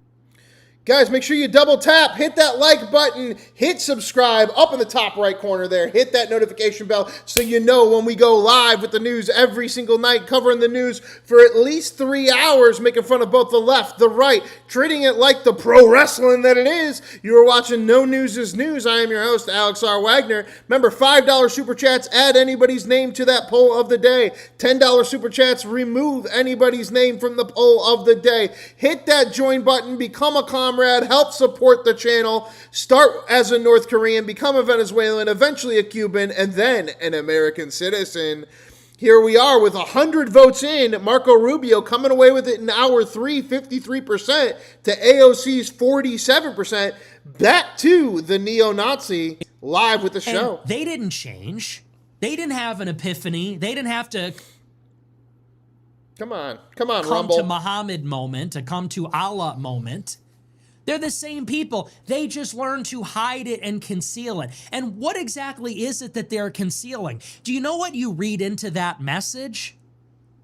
What do the Indians who got removed from the land and the black people at Tulsa and Black Wall Street what do they have to do with and Muslims? Al-Sayed and the Muslims, what do all these people have in common? Nothing. Nothing. They got nothing in common. Indigenous Indians, black enslaved people who were freed, Muslim immigrants that came here much later, what do these people have in common? Nothing. Nothing. Indians were pushed onto reservations, and they have their own sovereignty, and they have all their own problems, but they also have privileges and sovereignty in their own space. Black people were victims of racism and slavery, but they also then became the beneficiaries of affirmative action and government programs. They did their fair share of crime and race riots also. And then Muslims came here as refugees from wars. Many of them are going to college, and some of them are excelling as doctors and other things. They're three very different stories. Wait a minute. That sounds so racist and neo-Nazis. You won't condemn the neo-Nazi. Back to the grifting $77 million from AIPAC, actual based Jew on here. His property and doing work for the congressman's business. Then we learned last week in the Atlanta Journal-Constitution that this neo-Nazi propagandist has continued to produce neo-Nazi propagandist from Mike Collins' property up until last week. Wow. So you mean this show right now is on Mike Collins' compound? Okay, Aliens thanks. that become these marginal outsiders. Back to Nick Fuentes. If you want to, like, John Ossoff's the They're one that wants to alienated platform from them. America. They don't Apac's identify the one that wants with to it. platform them. Al-Sayed does not We'll platform identify them. with George Washington. He can't. Doesn't He sound doesn't really all identify that with awful, does Christopher it? Columbus. He can't. Want to know why? Because those people were white. They were white Christians. And they were defenders of Christendom. And his ancestors were at war with Christendom. His ancestors, the Barbary pirates, were at war with America. His ancestors, the Ottomans, the Umayyad and Abbasid caliphates, were at war with Westerners. Not only does he not identify with whites, he's alienated from whites. He's alienated from our founders, from their Western antecedents over the centuries and millennia.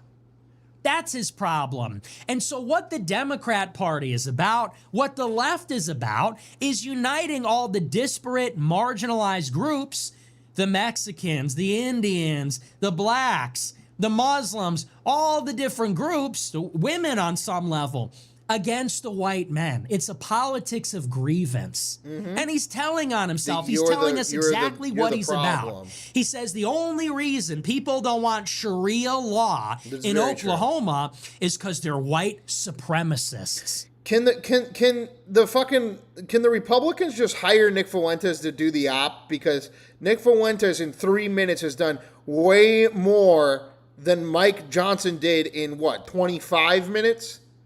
And explaining the actual issue here? No, it's because we have our own tradition. We have our own legal tradition that goes back to the Greeks and the Romans and the Magna Carta. We have our own legal tradition that has nothing to do with your prophet and your book. And has nothing to do with white supremacy. That's what this country is. That's who founded it. He says the only reason you're against Sharia law and the imposition of their alien religion and their alien culture and their alien way of life and them as racial aliens, the reason we want to see white people and not people like that is because of white supremacy. He said, and this is ideological and maybe it's even spiritual. He says it's the same force, which is why whites hated blacks and why whites hated Indians and why whites hate all non-white groups. Needless to say, he's against this. Okay. Back to John Ossoff. Can he keep Nick Fuentes' fucking name out of his mouth? Come on. And then we learned, because some of the communications leaked from the congressman's office, that the congressman's chief of staff was briefing some of the nation's most notorious white supremacists. Fuck. God damn, bro. You get like 3 seconds before you make me platform America and begin to solve them in his mind. Well, we have to strike at the head of the snake, which is ripping apart the power that white people hold in America. And now it starts to make a little bit more sense what the real agenda is. Nigga's a Mexican Nazi. All these people are in favor of abolishing ICE and opening the borders. They want a pathway to citizenship for illegals. Why do you think that is? That's not good for the workers. If you're in favor of the workers, if you're in favor of money in workers' pockets, you'd probably be against mass migration. Because the people who are affected most by mass migration from a wage standpoint is the low-skilled real workers. That's whose jobs are being taken away by seasonal migrant workers from Mexico and the Northern Triangle. That's whose jobs are taken away by the third world when we do free trade. Who do you think would have been working those factory jobs making furniture and clothing and toys and things like this when China started to take those jobs? It would have been the real workers, the real union workers, low-wage, low-skill workers. So why is it that every DSA socialist is non-white, whether it's Chevalier, the black woman, or it's Mamdani, the Ugandan Indian, or it's Al-Sayed, the Egyptian Muslim? Why are they also all against borders and against ICE and in favor of pathway to citizenship? It's because if you amnesty the 107 million illegal aliens, right? It's not that many, but if you amnesty the 30, 40 million illegal aliens living in the country, then the ranks of the Democratic Party swell. It swells with non-white people who are victimized. It swells with the proletariat. It swells with these third world indigenous workers dominated by colonialism. Dominated by colonialism. Back to John Ossoff. Just come on, just one time, don't say neo-Nazi or white nationalist. Come on. On their efforts supporting a Holocaust denier. Okay. So let's again just review everything we knew up until this morning's reporting. $77 million from AIPAC, remember? That the congressman has a neo-Nazi propagandist based God damn it, bro. Let me finish the sentence on his at least. property, who also works for the congressman's business. Okay, neo-Nazi working on his property that also works for his congressman's business. All right, back to Nick Fuentes. To voting. No, it's an impediment to voter fraud. It's an impediment to people that don't even have the agency to get an ID to vote.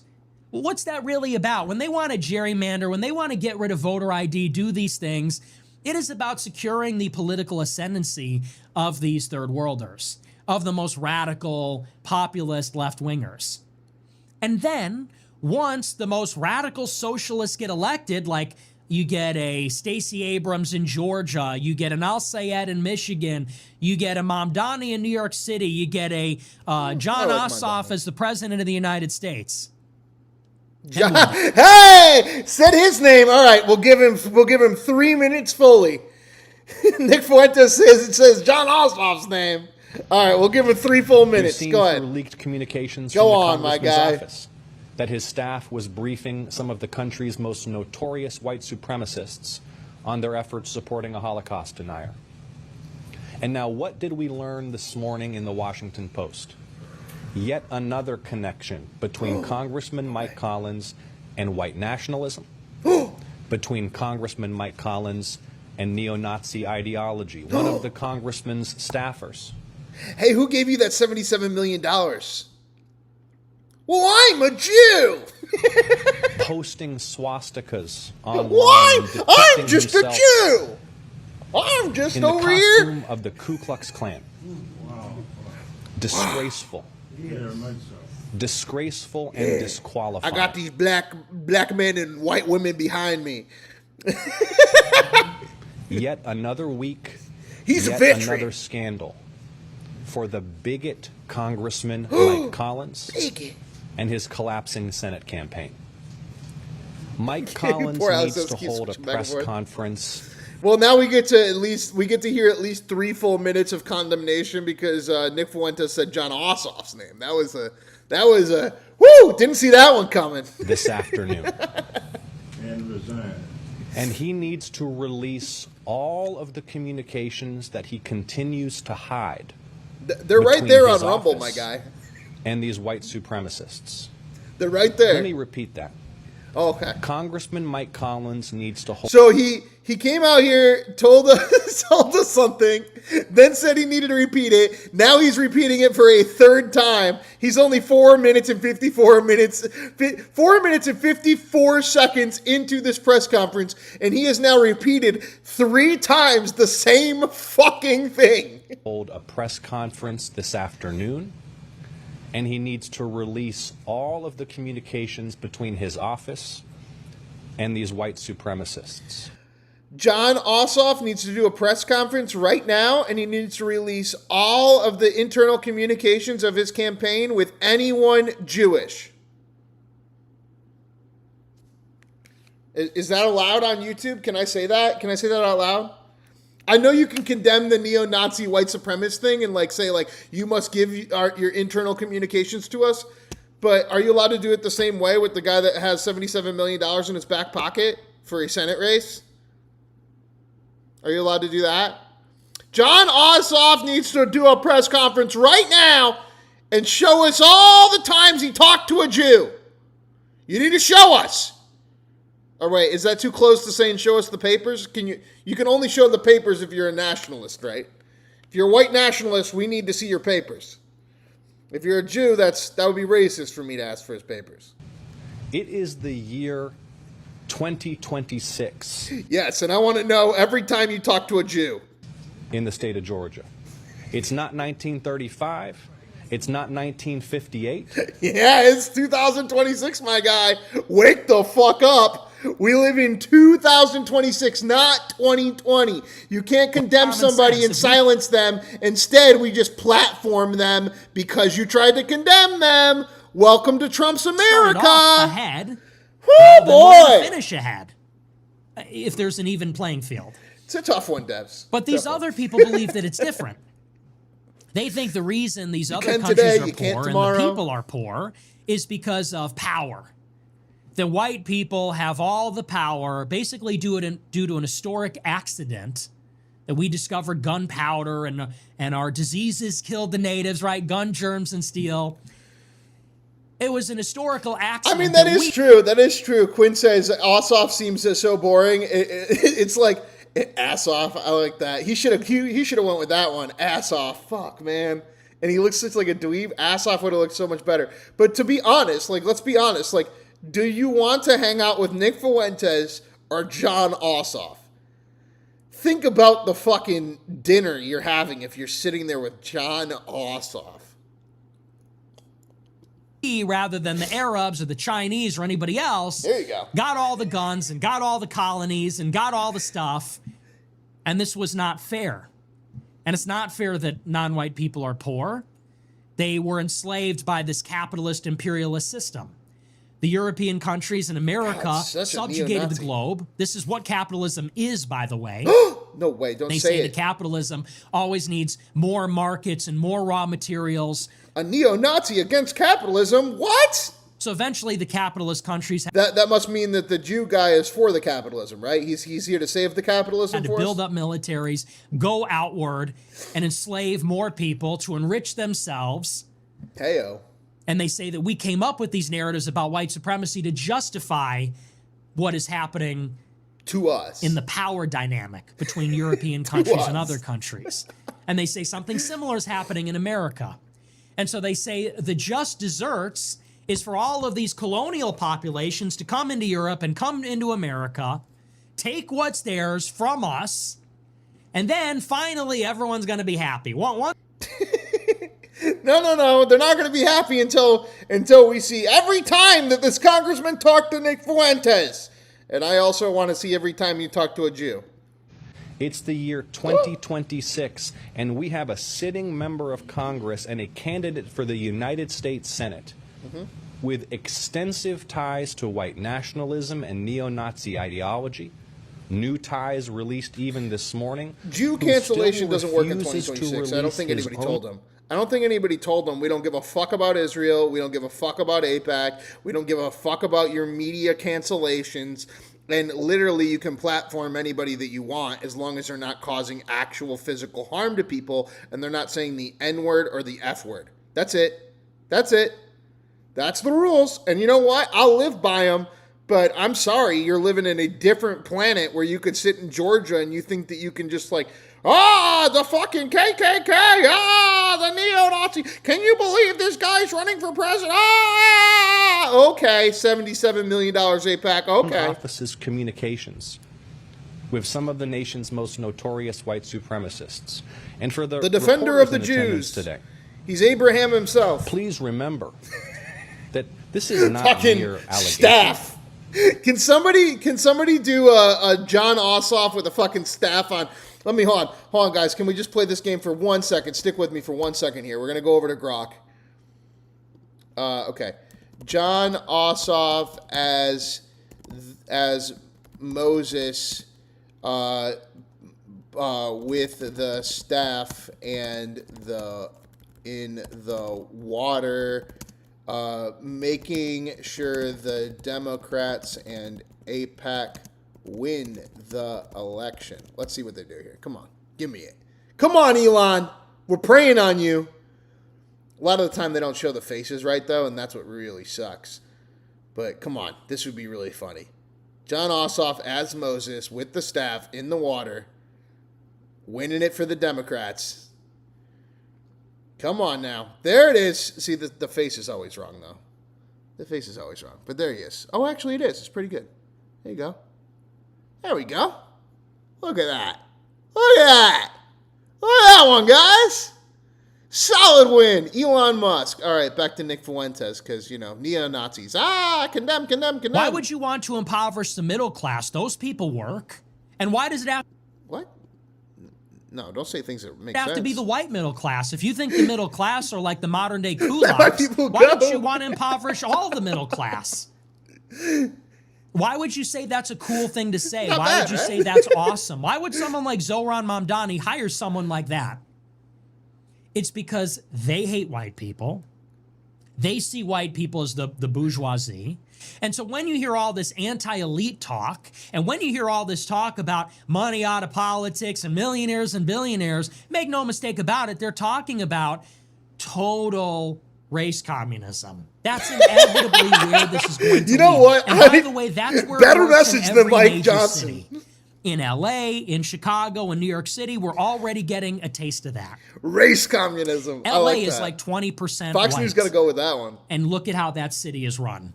Probably the white people are the only one paying taxes there. White people and Jews and Asians are the only ones that are actually on net giving to the government. Everybody else is receiving benefits. And the white people are constantly degraded by their own government. The Palisades burned down and the fire hydrants don't work. Same thing in Chicago. The Gold Coast is under assault. The downtown is under assault. I was going to say that. I was actually going to put that at the top of my episode today because the episode was titled, what was it titled? Donald Trump declares Lake America, Karoline Leavitt says goodbye. And I wanted to say, and white fatigue is real. Or should we say, white fatigue is Israel? This is CNN reporting. This is leaked transcripts. We trying to act like the whitest man in America isn't white. I'm a Jew. I'm not white. I'm a Jew. And white supremacists. This is the Atlanta Journal-Constitution's reporting. These are confirmed facts. I'm here to support you, you blacks. Let me again be blacks. very clear about the message today. We stopped calling ourselves and then we'll the open blacks this a while up ago. for members of the press for your questions on this or any subject. This morning's news should shock not just the entire state of Georgia, but the entire country. The world. Yet more No, the evidence globe.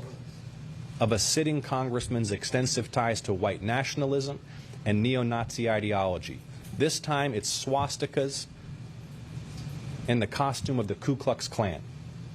Well, I mean, the Ku Klux Klan and its swastikas has nothing to do with this little entertainer dweeb. Support Israel more than It's just America. some guy in his basement They say in they fucking support Chicago, the bro. browning of America. They don't care America's going to become this third world shithole. It's purely extractive. They want America to exist so Israel and American Jewry can feed off of it. How is this any different than what these people are doing?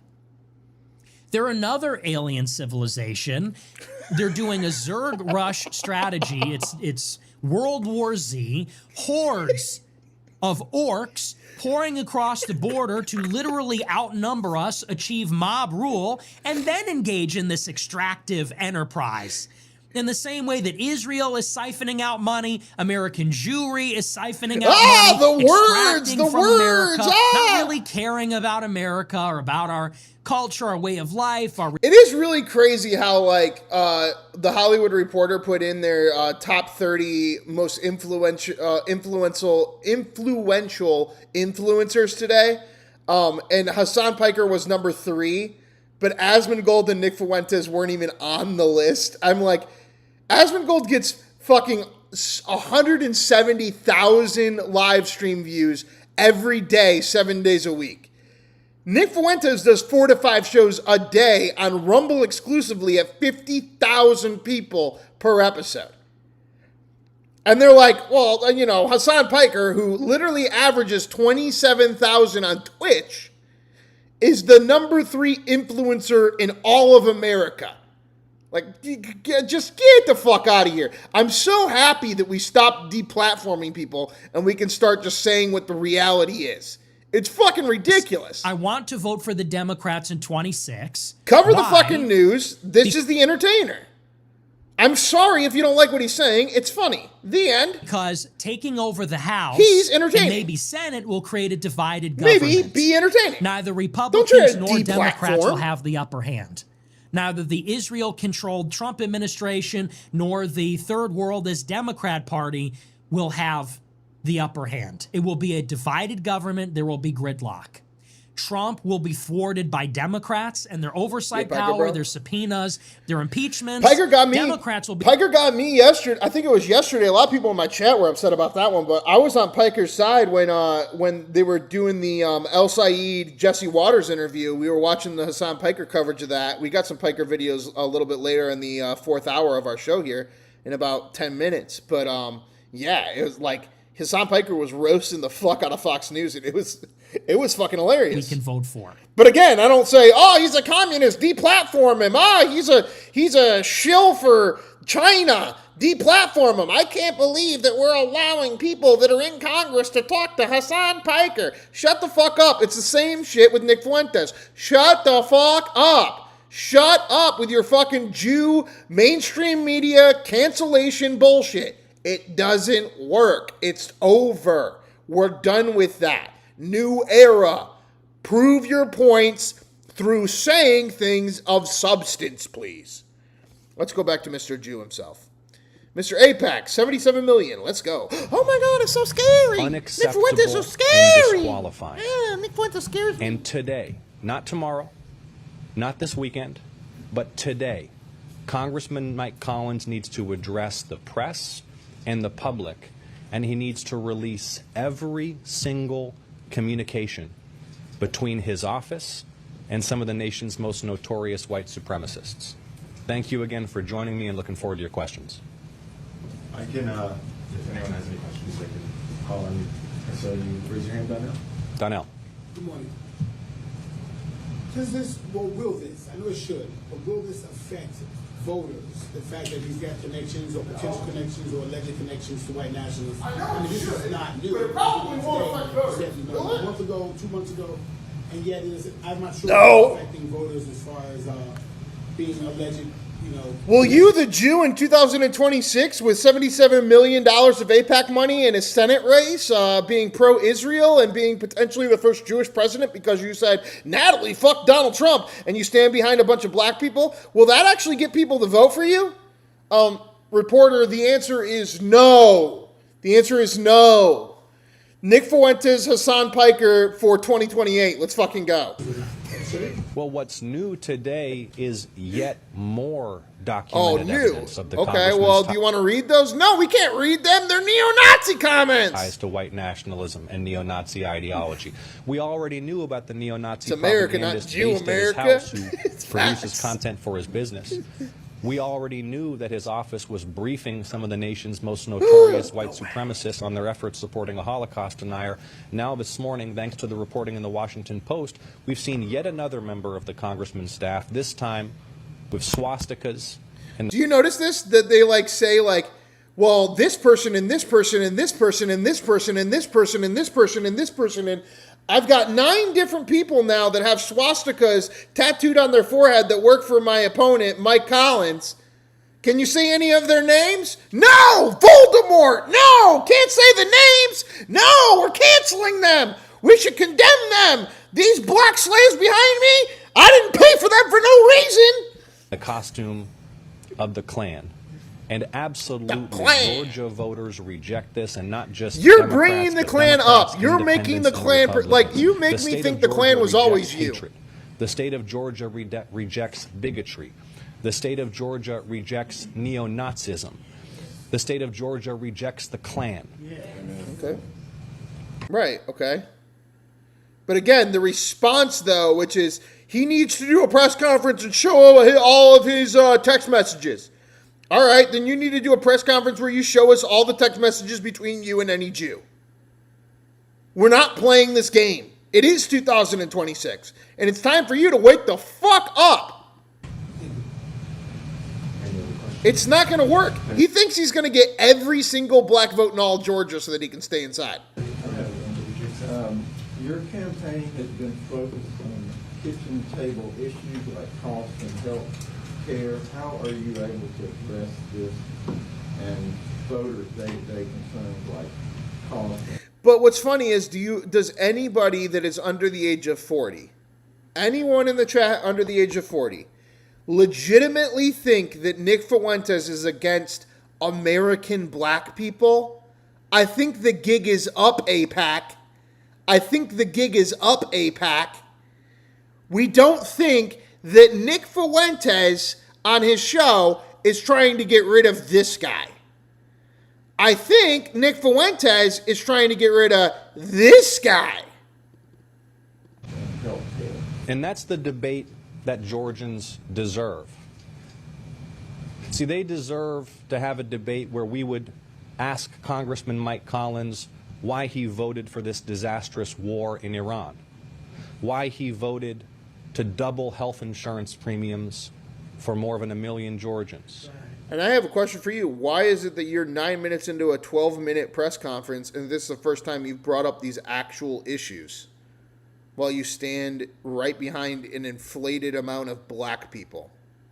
Black Americans saying that everyone in Georgia needs to vote for you because it's not 2000 or it's not 1960, it's 2026, and all black people must vote for this Jew man who has $77 million because the other guy won't show us his text messages with Nick Fuentes.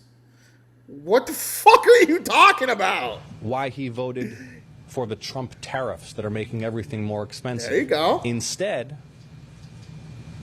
the state of Georgia has to grapple with the fact that the sitting member of Congress and candidate for Senate has extensive and growing, well-documented ties to white nationalism. This is and true neo-Nazi racism. ideology. This is And what so, should again, be let shut me off be very the air. clear.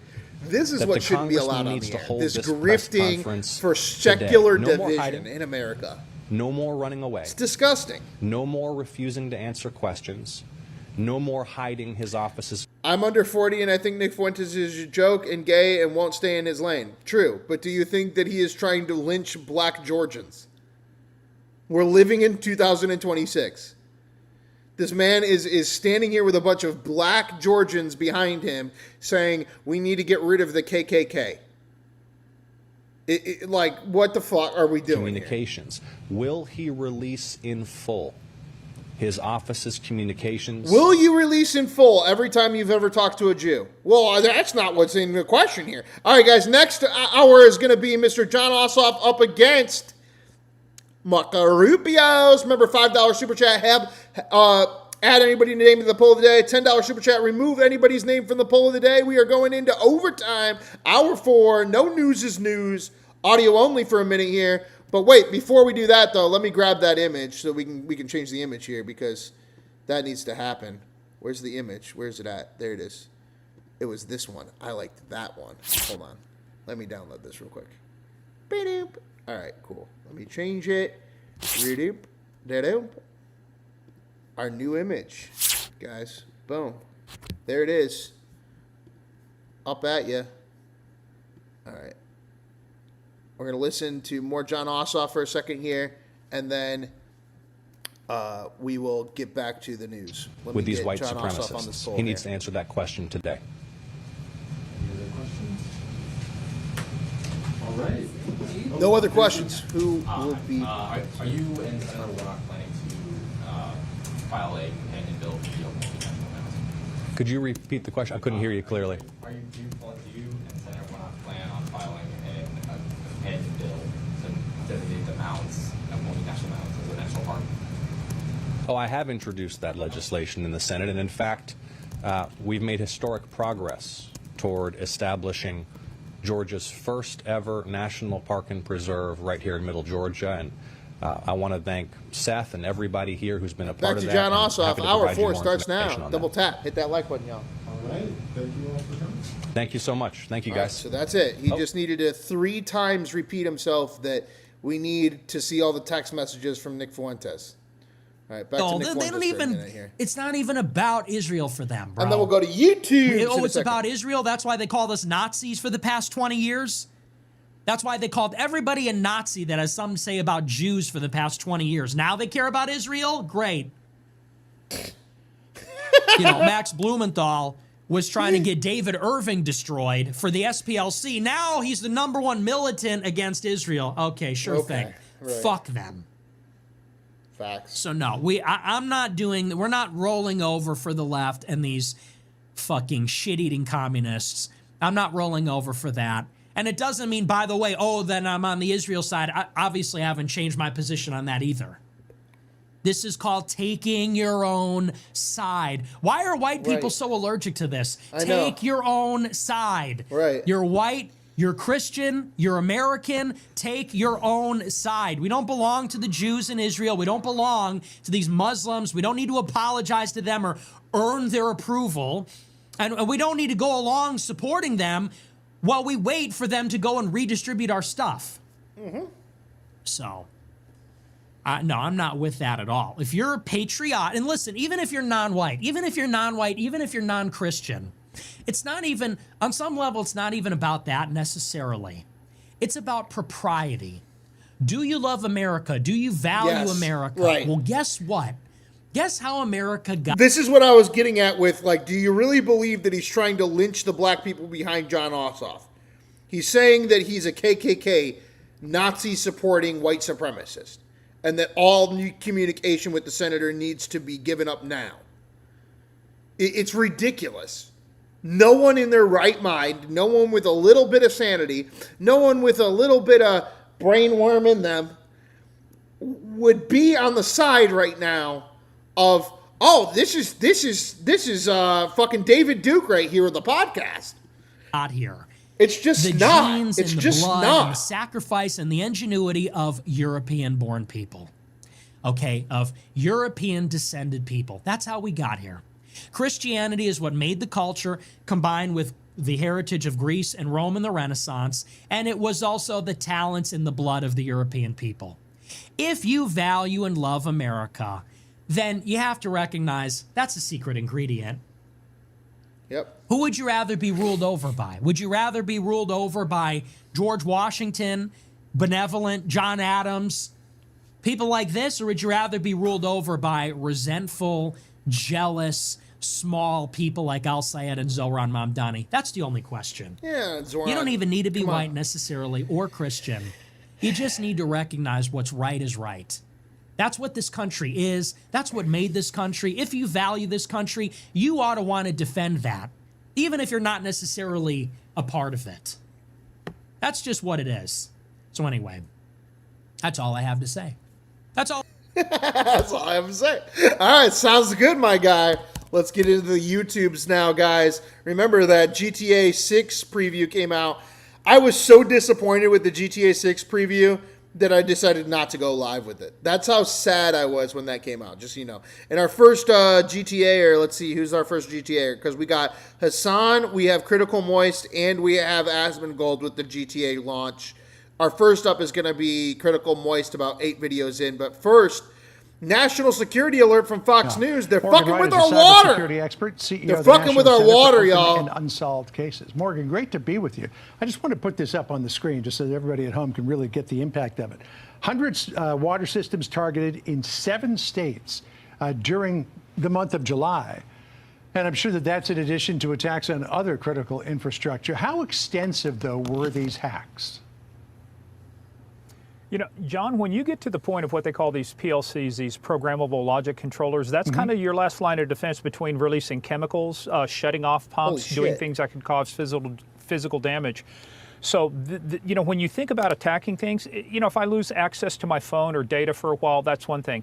But we're talking about power and water. I mean, these are the things that affect us during natural disasters, right? Yeah. So the fact that they're targeting these things, the fact that they're, and John, the other thing too is the fact that they're still being successful after how many years we've been talking about critical infrastructure tells you these little things are one of the most overlooked things. These are called operational technology. We have not developed enough technology Did we talk about DeSantis fraud yet? We talked about that yesterday. We watched this. These things called PLCs that are, a lot of them are legacy things. And the fact is you can scan through these things and find the fingerprint of these devices. So once you find one that's vulnerable, you can find hundreds that are vulnerable. All right, I think there might be a little bit of a knowledge gap here. We jumped ahead just a little bit. What is a PLC? How do people hack into it? So a PLC is called a programmable logic controller. So think of it like a mini computer. And the way they're getting to a lot of these things are so remote, they don't connect by like an Ethernet cable or wireless, they connect by a cellular modem. So, but it's still a network, John. The network has, the internet has no concept of distance, so I can be sitting in China or Iran, and if I can get to find these devices by scanning for them, I get to them over an internet connection, which is done through a modem there. Crazy. But these things are the physical things that open and control, open and close valves. So whenever you have to do maintenance on them, you got to send somebody physically out there to work on these things. Wow, so they could be very remote, far away from any major population center, I guess. Absolutely. So we don't know exactly who was behind all of these hacks, but Todd Blanche says China's definitely behind some of them. Listen here. I mean, they were trying to infiltrate not only some of our key infrastructure, like you just described, but hospital systems and healthcare centers. And this is something that's been happening for many years. And this is a major national security issue for the United States. And they're going to reload and try to come at us again. It really speaks to the need for new measures to protect our critical infrastructure. And I know that the government's got some things going on, but they're also turning to the private sector for help. Yeah, this is if private. The private sector owns 80 to 85% of the critical infrastructure. Water tends to be owned by municipalities. So, but John, I remember in 1998, I was a detective working computer crime cases when President Clinton signed Presidential Decision Directive 63, protection of critical infrastructure. We're talking 2026, and we're still not doing a very good job of protecting these things.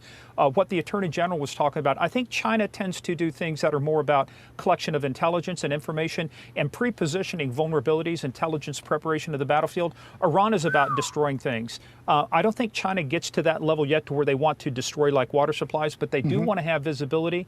So if Iran's behind this, guess who's learning from it?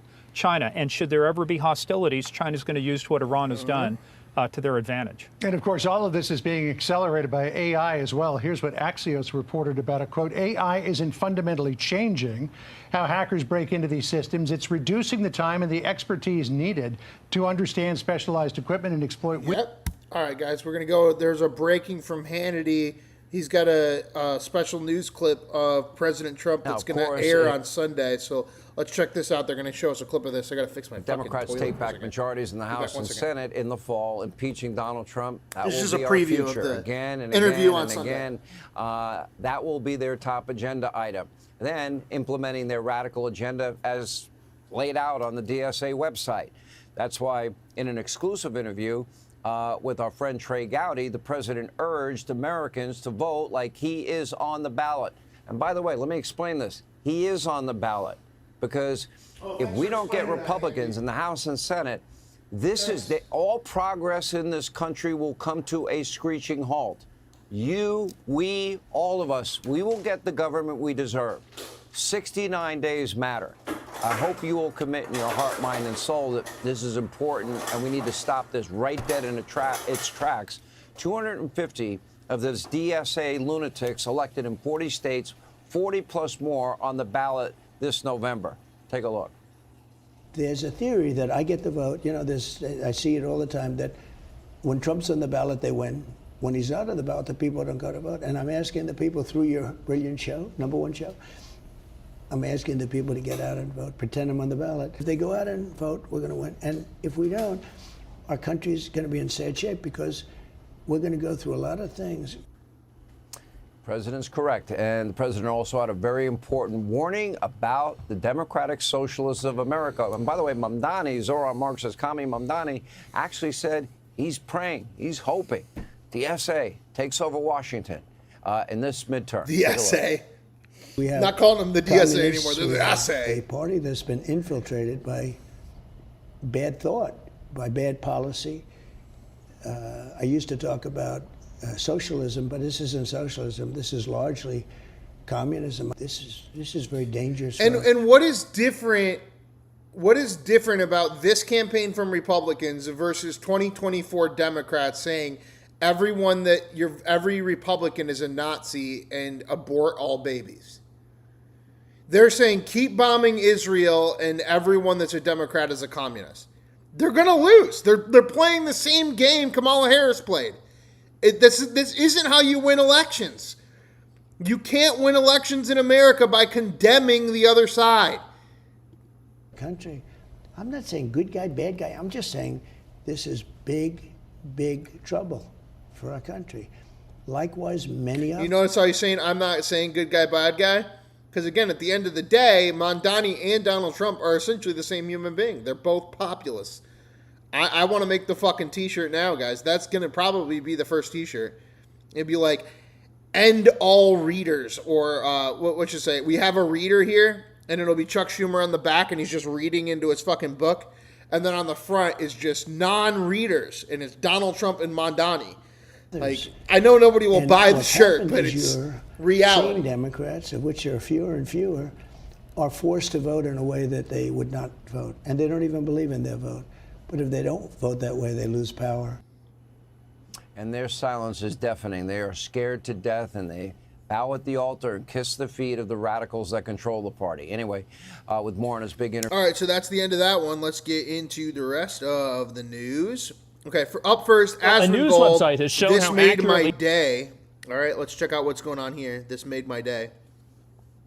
So a news website has shown how accurately Kingdom Come Deliverance creates real-world, real-world locations. Oh, I missed that one. All right, sorry, guys. Usually I don't give you video game news, but we wanted to get the Grand Theft Auto news. Let's go into this was devastating. Hassan now. Hassan Piker, massive glaciers collapse in Nepal, causes floods. Let's check out his coverage on this. Dating, by the way, I've seen some of the videos. I've never seen anything like it. Rescue operations are ongoing in Nepal after massive flood, massive flash floods, massive mudslides. The videos are really rough. There was one video that was kind of interesting. However, there was a guy who was literally shooting himself in a selfie mode instead of running away. He survived, but it was still strange that he took the time out to take a selfie flick. We are in the Dunga village, which is like the epicenter of what has happened out here. We can see the homes and establishments totally destroyed. Some of the homes absolutely smashed up by the waters, the debris, the soil that came with such force out here. We can see the iron within the homes, these structures absolutely mangled. There's a vehicle stuck in one of the homes out there. The silt or the soil and the debris have covered. This is yet another example of the people that contribute the least to anthropogenic climate change receiving the worst impacts of anthropogenic climate change. Oftentimes, poorer countries obviously don't have the same carbon footprint, they don't have the same output, and yet they're also, because they're poor, suffer the most due to... Dude, this is an avalanche. This is the movie 2012. This is a flood. Show us the footage of Mother Nature being Mother Nature. Why you gotta be such a dork? Why you gotta be such a dork, bro? This ain't about climate change. This is about Mother Nature, motherfucker. Why you gotta be such a dork with the footage? Double tap, hit that like button, y'all. We are 1 like away from 150. Get me there. Get me there. 1 like away. Come on, hit it. Hit that like button. Double tap that screen. They have a much harder time recovering. Did not a dam fail? No, it's not a dam failure. I think it was one of the fixed pieces of the Arctic cap or something. It was a glacier, right? Yeah. There was landslide. There was glacier melt, and it was a sequence of compounding disasters. Almost the first floor of these buildings. Now, this place, almost 75 to 80% of the homes have been destroyed, according to one of the villagers who has a home out here and a shop. He said both of them are absolutely gone. 2 of his family members, he said, are buried out there. He can't do anything about it. And all the time we are hearing helicopters fly over us every few minutes, ferrying or rescuing people from further up, taking them to a base camp where they are being treated. If there are serious injuries, they are being moved to Kathmandu and to bigger hospitals. But this place is now absolutely deserted.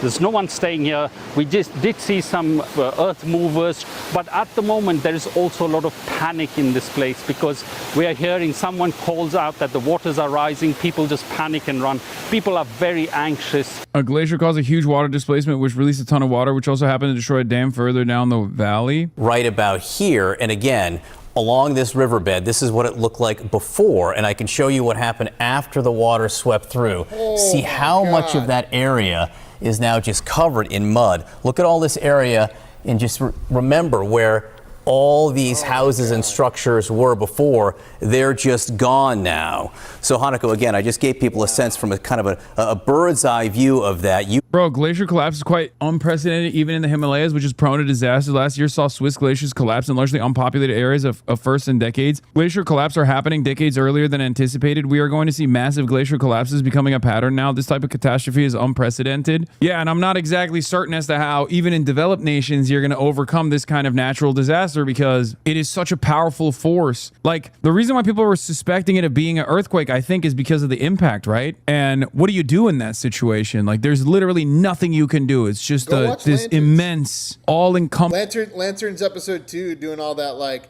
the white man is evil. But, I mean, we're watching because of Coach Taylor, so... But go watch Lanterns. Force. Water at those speeds. We ain't playing DeSantis videos here. You know how boring that is? That's more boring than Lanterns, my guy. Feel like concrete, and it sucks up everything. And it destroys Lanterns. Everything in its path. Lanterns is woke, but it's so good, I'll still watch it. That's how good Lanterns is. Okay? Even in developed nations, look at Katrina or even what's going on in Gary. I said developed nations. America is not a developed nation. America, especially in areas where black and brown people live, do not have developed nation infrastructure any longer. 100%. The wealth disparity of the forgotten people in this country is so immense. The conditions in Gary, Indiana, or the conditions in Louisiana in some of these neighborhoods during the time of Katrina were outright third world nation style. Look at fourth world nation. These are areas that are left neglected. What it looked like after Hanako. It is so great to have you the entire border crossing is gone. Very, very difficult. We'll let you get. Massive mudslide struck the Gyeorong port on the China-Nepal border with CCTV footage showing a wall of debris slamming through the crossing in seconds, tossing vehicles and buses. This was devastating. I watched this video. I could not believe it. Nepal reports at least 8 to 16 dead with hundreds of travelers listed as missing, including 291 foreigners. Roads, power, and communication on the Chinese side were cut. President Xi ordered all-out search efforts. About 430 megawatts of hydropower capacity, roughly 12% of Nepal's total power, was affected. I mean, I feel weird just watching this again and again. It's just because all of those people are dead. It's crazy how large...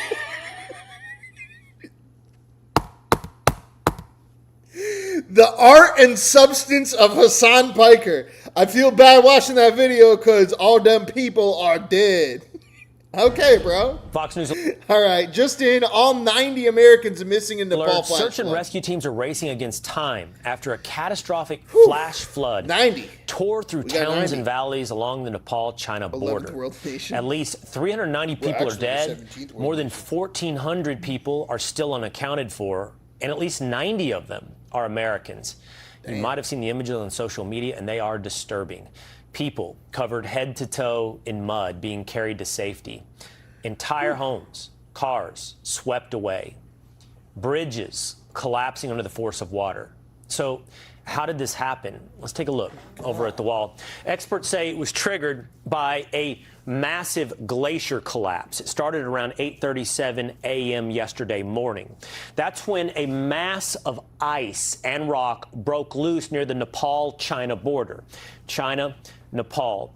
This ice and boulders and debris fell, creating a natural dam at the base. This is like the most basic way of explaining this for the Fox News people. He's like, okay, over here we have China. Over here we have Nepal. In the middle we have a big thing of ice. All right, bro?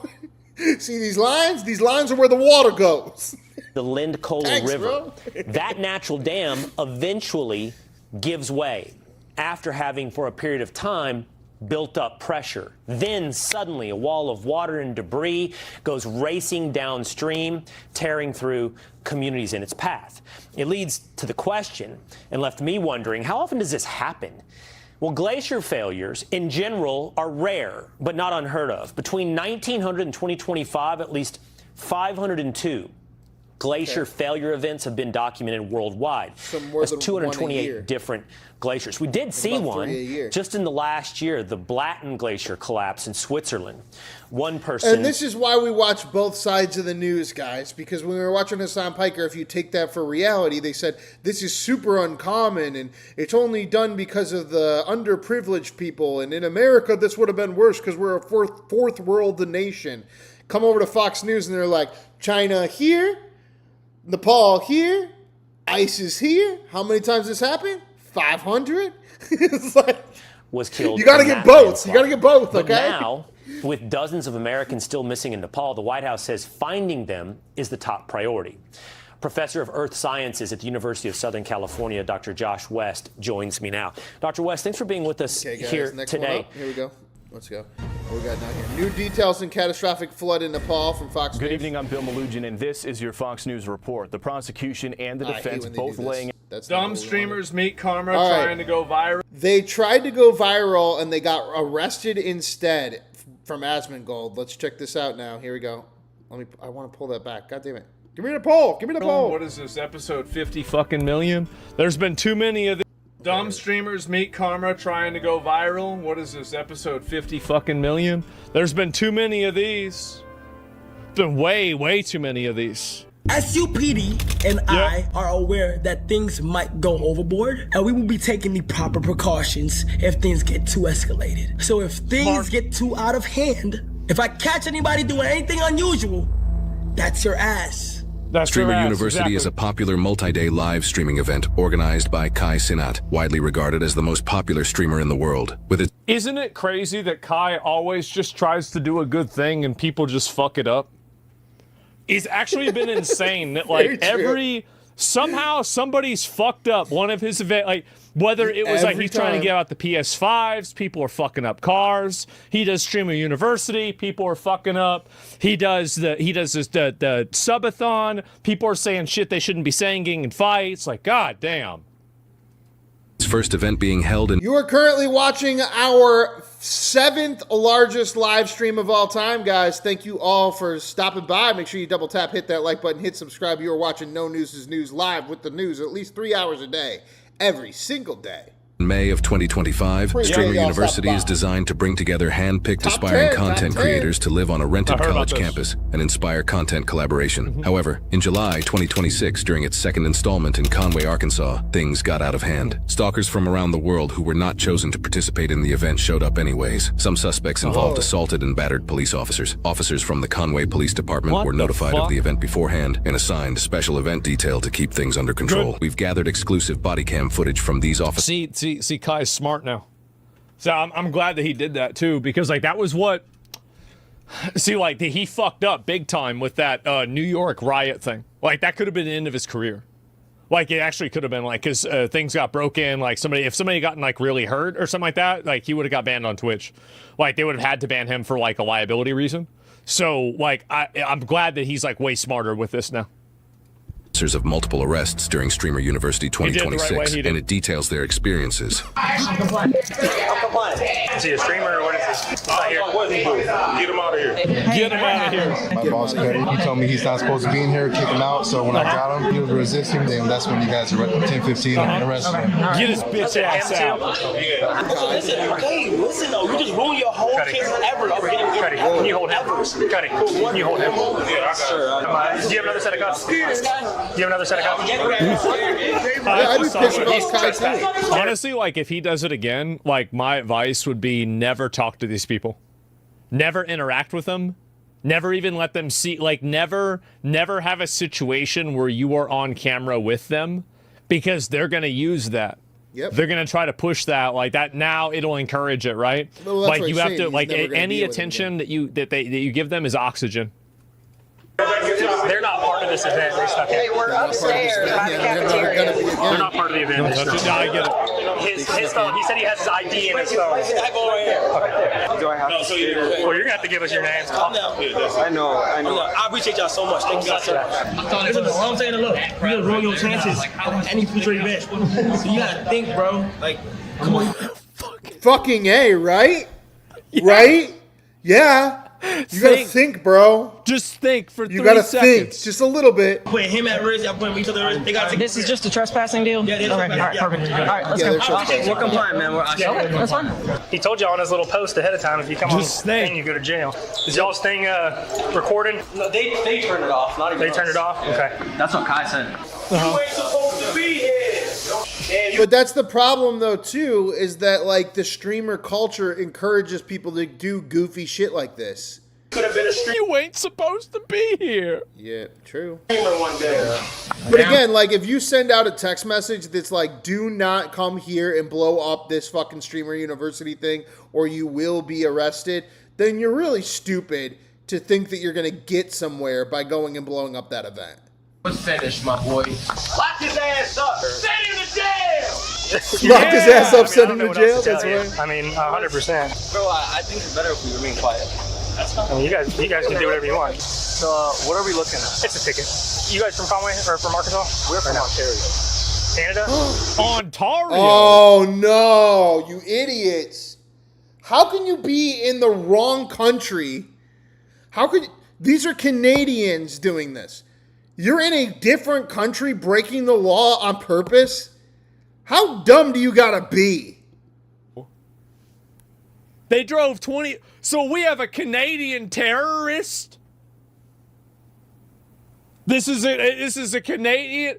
And by the way,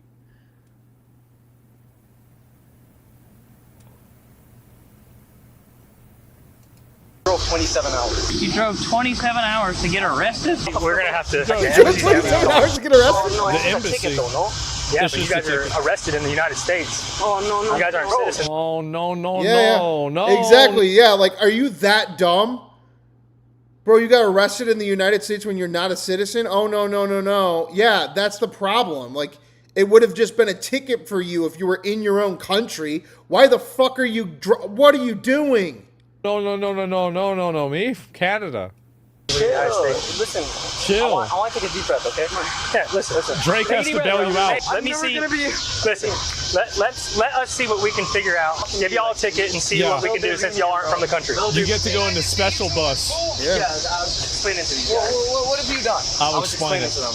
They were coming in. They're streamers. They weren't part of this event and wanted to be part of this event. But we're compliant. We're compliant. They're from Canada. Where's ICE? They're from Canada. Yeah, exactly. Where's ICE when you need them? Yeah, where's ICE? They need back. They drove 27 hours to be here. Okay, we all know you ain't supposed to be here. Deported.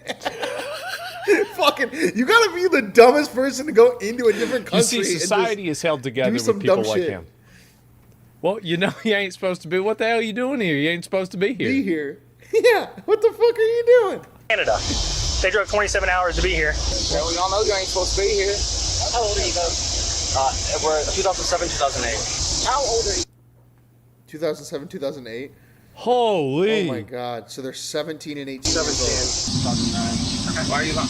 Wait, you 2009? Take him over there. Take him over there. Take him over why here. are you Now we're lying? lying. I swear to God, I thought he was lying about their age. Where is he from? We're both from Toronto. I thought he was... Wait, did they not know how? They're not actually from Toronto. That's the other thing, too. This is why ICE needs to be involved. Because Toronto is where they landed. I don't think that they're from Toronto either. Old they are? Like, wait a minute. No. Let me take a step back on this. Why would they say their birth year but not how old they are? Like, yeah, because they're not from... They're not saying truths. They're not saying truths. There's no way. Who says that? Yeah, that's scary. Nobody says that. 2008. My bad. We don't come in here with no ill intentions of doing anything. We don't come in here with no ill intentions. Well, then why were you there? 17 years old. You drove all the way down from Canada? Yeah. That doesn't even make sense. His parents know that you brought him to a different country? Yes, we had permission. Yes, I had permission from my parents. Yeah, This is the reason why you want to talk to an attorney before you talk to the police. Yeah, right. Setting themselves up. So this is a really good example of like why you shouldn't talk to the police unless you at least kind of have a bit of an idea of what's going on. Exactly. Why you guys decided to come to another country and then infiltrate a place that the police have fortified that you can't be is beyond any kind of sense. Just sitting here. Hold True, on. brother. Let me move my stuff. True, and the thing is that, again, like, if they were from the United States, they would have just gotten a trespassing ticket and been on their way. You didn't even know the repercussions of doing this internationally before you went and did it? How fucking dumb is that? I'm sorry. I'm gonna be so disappointed in me. Take a deep breath. Your kid. She already is. She already is. You told your mom you're going to go to another country to be a YouTube streamer. She probably wants you to be a doctor. And she let you go, which means you know what that means? It means she knows you're not going to be. She knows you're not going to be a doctor. Anyways, it doesn't matter. It won't be on yours. You're a kid. His will, if he's an adult. If you're really 17, are you really 17? Fine. Yeah. Just get out of here. If you're really 17, exactly. You got arrested in Conway, Arkansas, and they need to come pick you up. No. They can't pick me. They're gonna have to come get you, or you're gonna sit in jail until they come get you. Oh my God, that's right. 27 hours. Huh? It's 27 hours. I know, it's a long fucking drive. They're gonna have a long time to think about how pissed they are. Dude, I love this cop. Drives. My aunt It's my aunt that Your drives. parents know you're here? Yeah. Because we're about to call them. Yeah. Do you know their phone number? Here's the problem with this, okay? You are in Arkansas, your parents are in Canada, you've just been arrested, we are required to release you to a parent or a guardian. What am I gonna do? Fuck, bro. Yo, so it's not even being in the country. It's that. Oh my God, how stupid. Their phone number. My mom's gonna kill me, man. Go. My mom's gonna kill me. I love this. No shit. I really bro. No Stop. shit. What is the number? My mom's never ever gonna let me go outside ever again, dude. Worst mistake. She's never gonna let me go outside of my life. again. Would you like us to contact you? Worst mistake of your life so far. You're the kind of person that It's I gonna think do you'll something. be able to do better than this. Yeah, you're Have gonna the right. Your embassy? That's a yes or no. What is that? You have the right for us as Canadian nationals that arrested in the United States. You have the right for us to contact your embassy and tell them that as a Canadian national you've been arrested here. If you would like us to do that, I have no recommendation. I will ask Not a trick question, sir. I'll ask him if he wants to. Oh no, how am I gonna go home, dude? My mom's gonna kill me. I don't know, we don't drive to Canada though. What am I gonna We do? don't drive to Canada though. We don't drive to Canada though. These cops are fucking amazing. We don't drive to Canada though. Sorry, my guy. They're gonna have to come pick you up because we don't drive to Canada, yo. I think you're going to have to go to jail in American prison for 50 years. I think that's probably what's going to... I think we're going to have to send you to Guantanamo Bay. Yeah. You have to stand on this. Okay, so hold this wire and stand on the box. Okay, put the hat on. All right. We're going to figure that out. Who is he? What's his name? Did he already give it to you, or it's... Well, if he doesn't give it to us, then he sits in jail until we find out who he is, so... Daniel. Daniel? What's his, streamer name? Is it necessary? I'm just wondering. Oh, No. We're going to take y'all's camera, because it's got footage of you guys committing the crime. True. Are we going to get it back? You guys are going to have to come to Arkansas to get it back. Oh, no. You have to come to Arkansas to get it back. Oh, this is too good. Y'all are going to have to come back to Arkansas. I mean, unless you Dude, they are really twisting the knife. I love this. guys never come to the United They're States. making this so unpleasant. This is the way I wish every cop was with, assholes like this. Yep. Again, you guys never come to the United States, you don't have to worry about it. You'll have a warrant if you don't come to court, but as soon as you come in the United States and an officer makes contact with you, you get to jail. You already connected to my mom. Our dispatches. Oh, no. Why don't you want them to call your mom? They're gonna have to, you dumbass. What do you like? No, don't call my mom. What the fuck, bro? What do you think was gonna happen? I was just I wasn't trying to be a criminal. I wasn't trying to do none of I'm not trying to be in a villain, bro. The cop's response: "You're not a villain. You're a criminal." You're not a villain. You're a criminal. Yeah, you were. You were doing what you wanted to do. You were invading other people's privacy. People never understand this shit until it happens to them. You were fucking around. You shouldn't have been doing that. Mm-hmm. And now you're gonna find out. No, I was just trying to. You knew you were fucking trying to around. make my mom proud. I hear you, bro. Yeah, it's not the way to do it. This whole content thing. There's ways of going about it. I'm sure your mom's gonna be really proud of you. My mom's gonna disown me. I'm done. My life's over, dude. Your life's not over. You're 17, bro. Chill. Your life's not over. You're 17, bro. Chill. Shut the fuck up. You're streaming, but the next thing your streaming career probably is, though. These fucking cops are the best. Devin, shut the fuck. The streaming career probably is. Hey, Dan. Yes, sir. This is the Canadian consulate. How you doing, miss? I don't have their numbers. While the Canadian consulate helps. Of course, right? Well, now you know he's a Zoomer. Or fucking like 2007, 2008. You don't remember your parents' phone number? You don't even know like your we all parents' phone around number, my age probably still even now remember our parents' phone numbers. You can, you could do that. These two suspects connect with their families. Other officers at Streamer University respond to a suspect who allegedly threw a firework at a security guard, which exploded in front of a crowd of people. Oh, of course. That's the guy. Oh my God, are you kidding me? A different one? Yes. Oh my God. Streamer University. Hey, we got one running in front of us. What's he doing? What's he doing? I try to do something nice. Here we go again. This should be the stream. I'm not sure This should be Streamer University. I have these cops to do the Streamer University. Bro, like, that's a nice yard. Look at that. Like, he keeps that shit clean. That is a nice yard. North there. Wow. Look at that.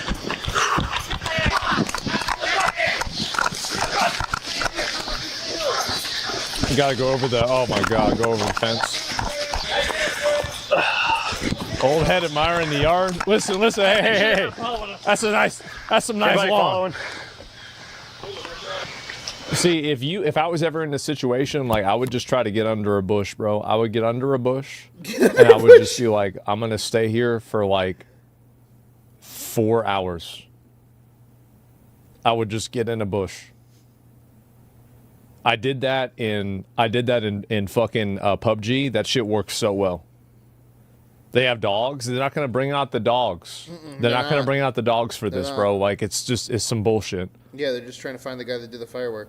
If you're not stupid, you can hide. They will not, like, you get in that bush, bro, like, and they're never going to get you. The heat cameras, hey, where'd that guy go? Like, the guy just run through here? It's not RoboCop. They said he ran north on Cleveland. See that American flag. Shooting fireworks at us. Shooting fireworks? Shooting fireworks?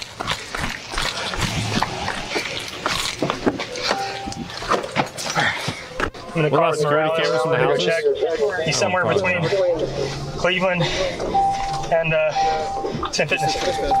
Anyone can visit Maine University at any time. This is a specific situation. Like, literally distance and then a bush. I agree with Asmongold, but you need the distance. You need the distance and then bush. Call it out in the street. True, it's obviously a specific situation. And that's the problem, is that these people stay out in the open the whole time they're chasing them and they get caught. Get on the ground right now. Right there, see, he is. Did I just see a Corvette outside a fucking trailer? Call it out in the street. Yep. That's a Corvette outside a trailer. Talk about priorities. Hey, get on the ground right now. Get on the ground. I didn't do nothing. Get on the fucking ground. I didn't do nothing. Get on the ground. I didn't do nothing. Get on the ground. Yes, sir. I didn't do Don't anything. fucking move. Put your hands behind your back. Put your hands behind your back. I didn't do nothing, man. Then isn't it crazy how all these people get arrested even though they didn't do anything? Yeah, it's so Is crazy your how that faith happens. bigger than your fear? Apparently it was. Your faith of becoming a streamer. Ironic tattoo. I ain't going. Y'all got me. I'm just I'm not gonna lie, y'all got me. Of course they did. You're out of shape, man. Don't spam my guy. This guy looks like a young DJ Khaled. Like, bro, Don't you spam it. Don't you spam really it. thought you were gonna get away from the police? You've probably 280 pounds. You're not gonna get away from anybody. Everybody was running. We told you to stop. Stand up. Hold on. Yeah, let me up. Let's go. I dropped my taser. You got it? He's not fat. He's Y'all just gonna tase him? he's big. Yeah. That's He all. done it. He's not fat. I was listening before. You know it hasn't rained here in Austin. Like I see it rain over there. This. Like on months. our body cam. And then But dude, they just immediately get the fireworks, bro. Immediately. this on our That's oh my god, a black cat. Oh my god. on our body cam. And then we can't take this in evidence. So, did you want to take a picture? Can I see the lighter? Yeah. Got him. Later in the night, more stalkers infiltrated campus grounds. This one was found hiding in a bush. Ah, y'all can't see it. Y'all can't see it here. Move. Ready? Oh! Oh, there he is. We got him.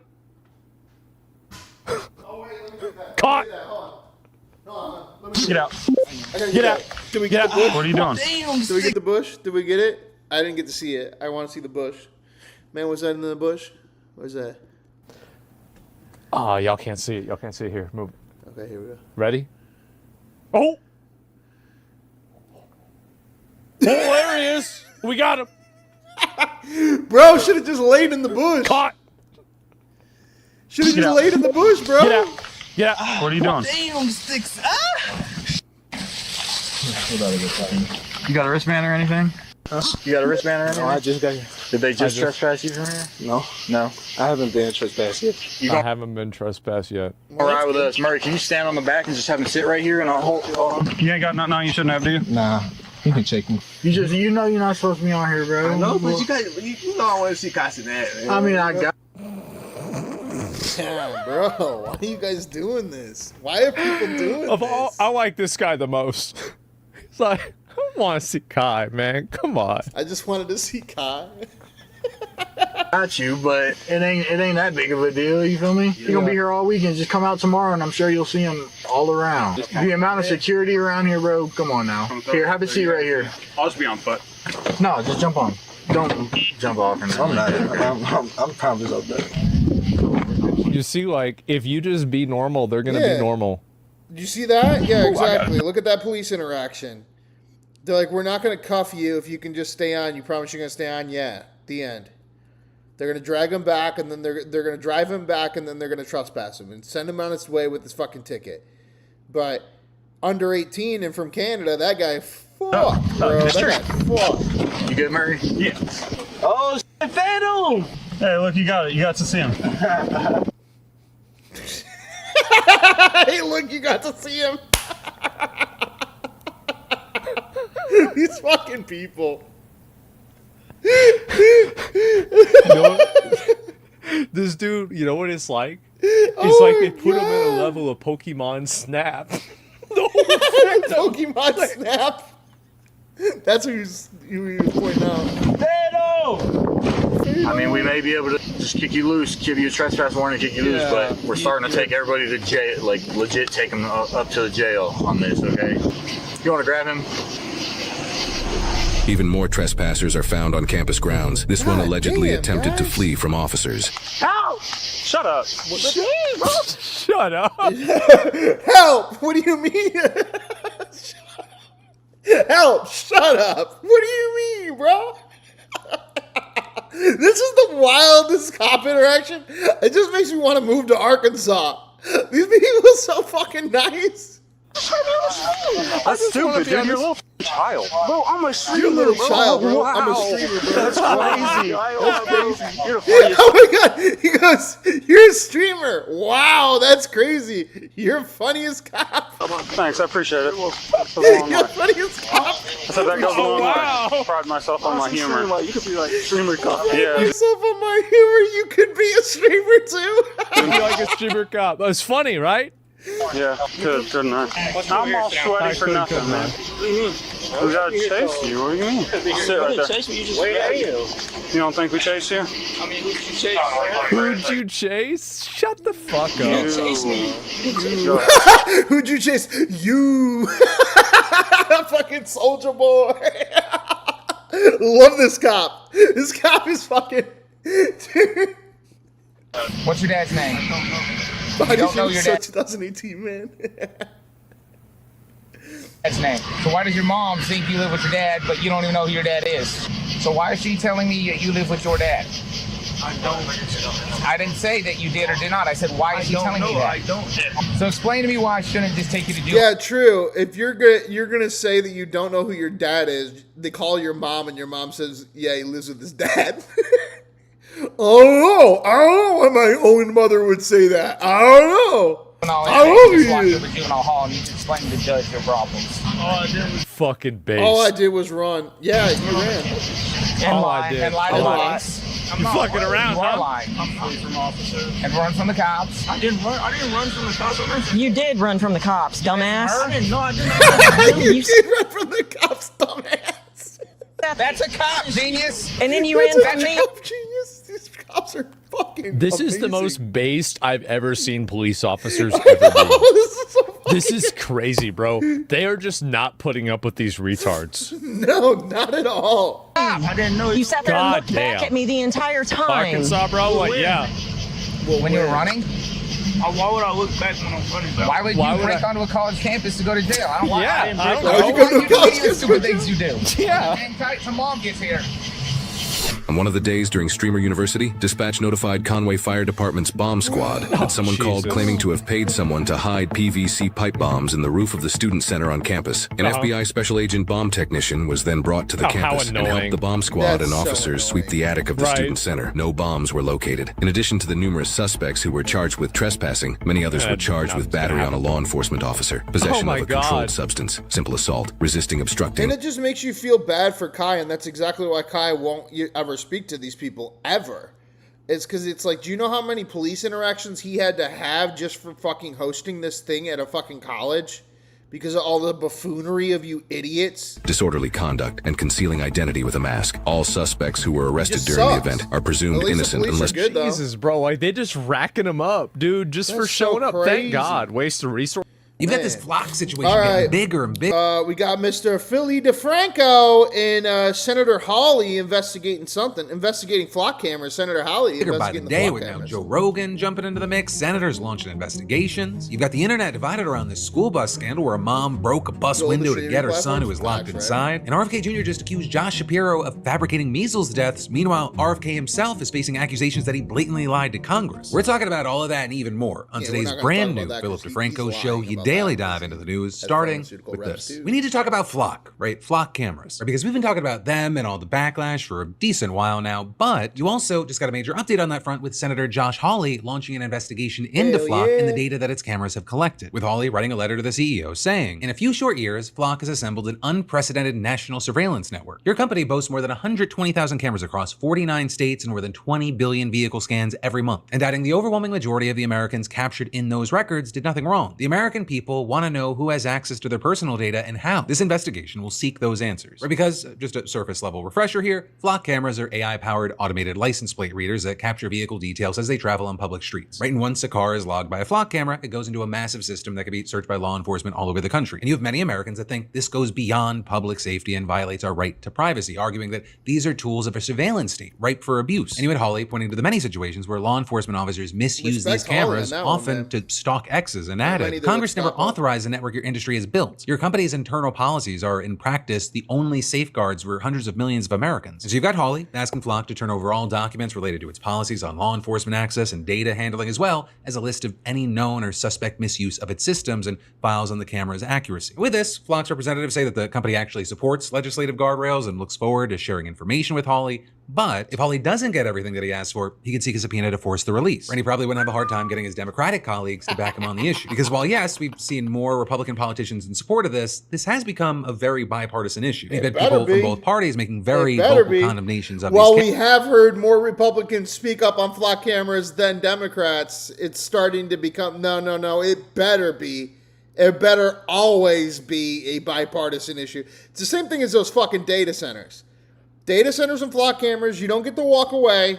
You don't get to lobby for them until they give us our money.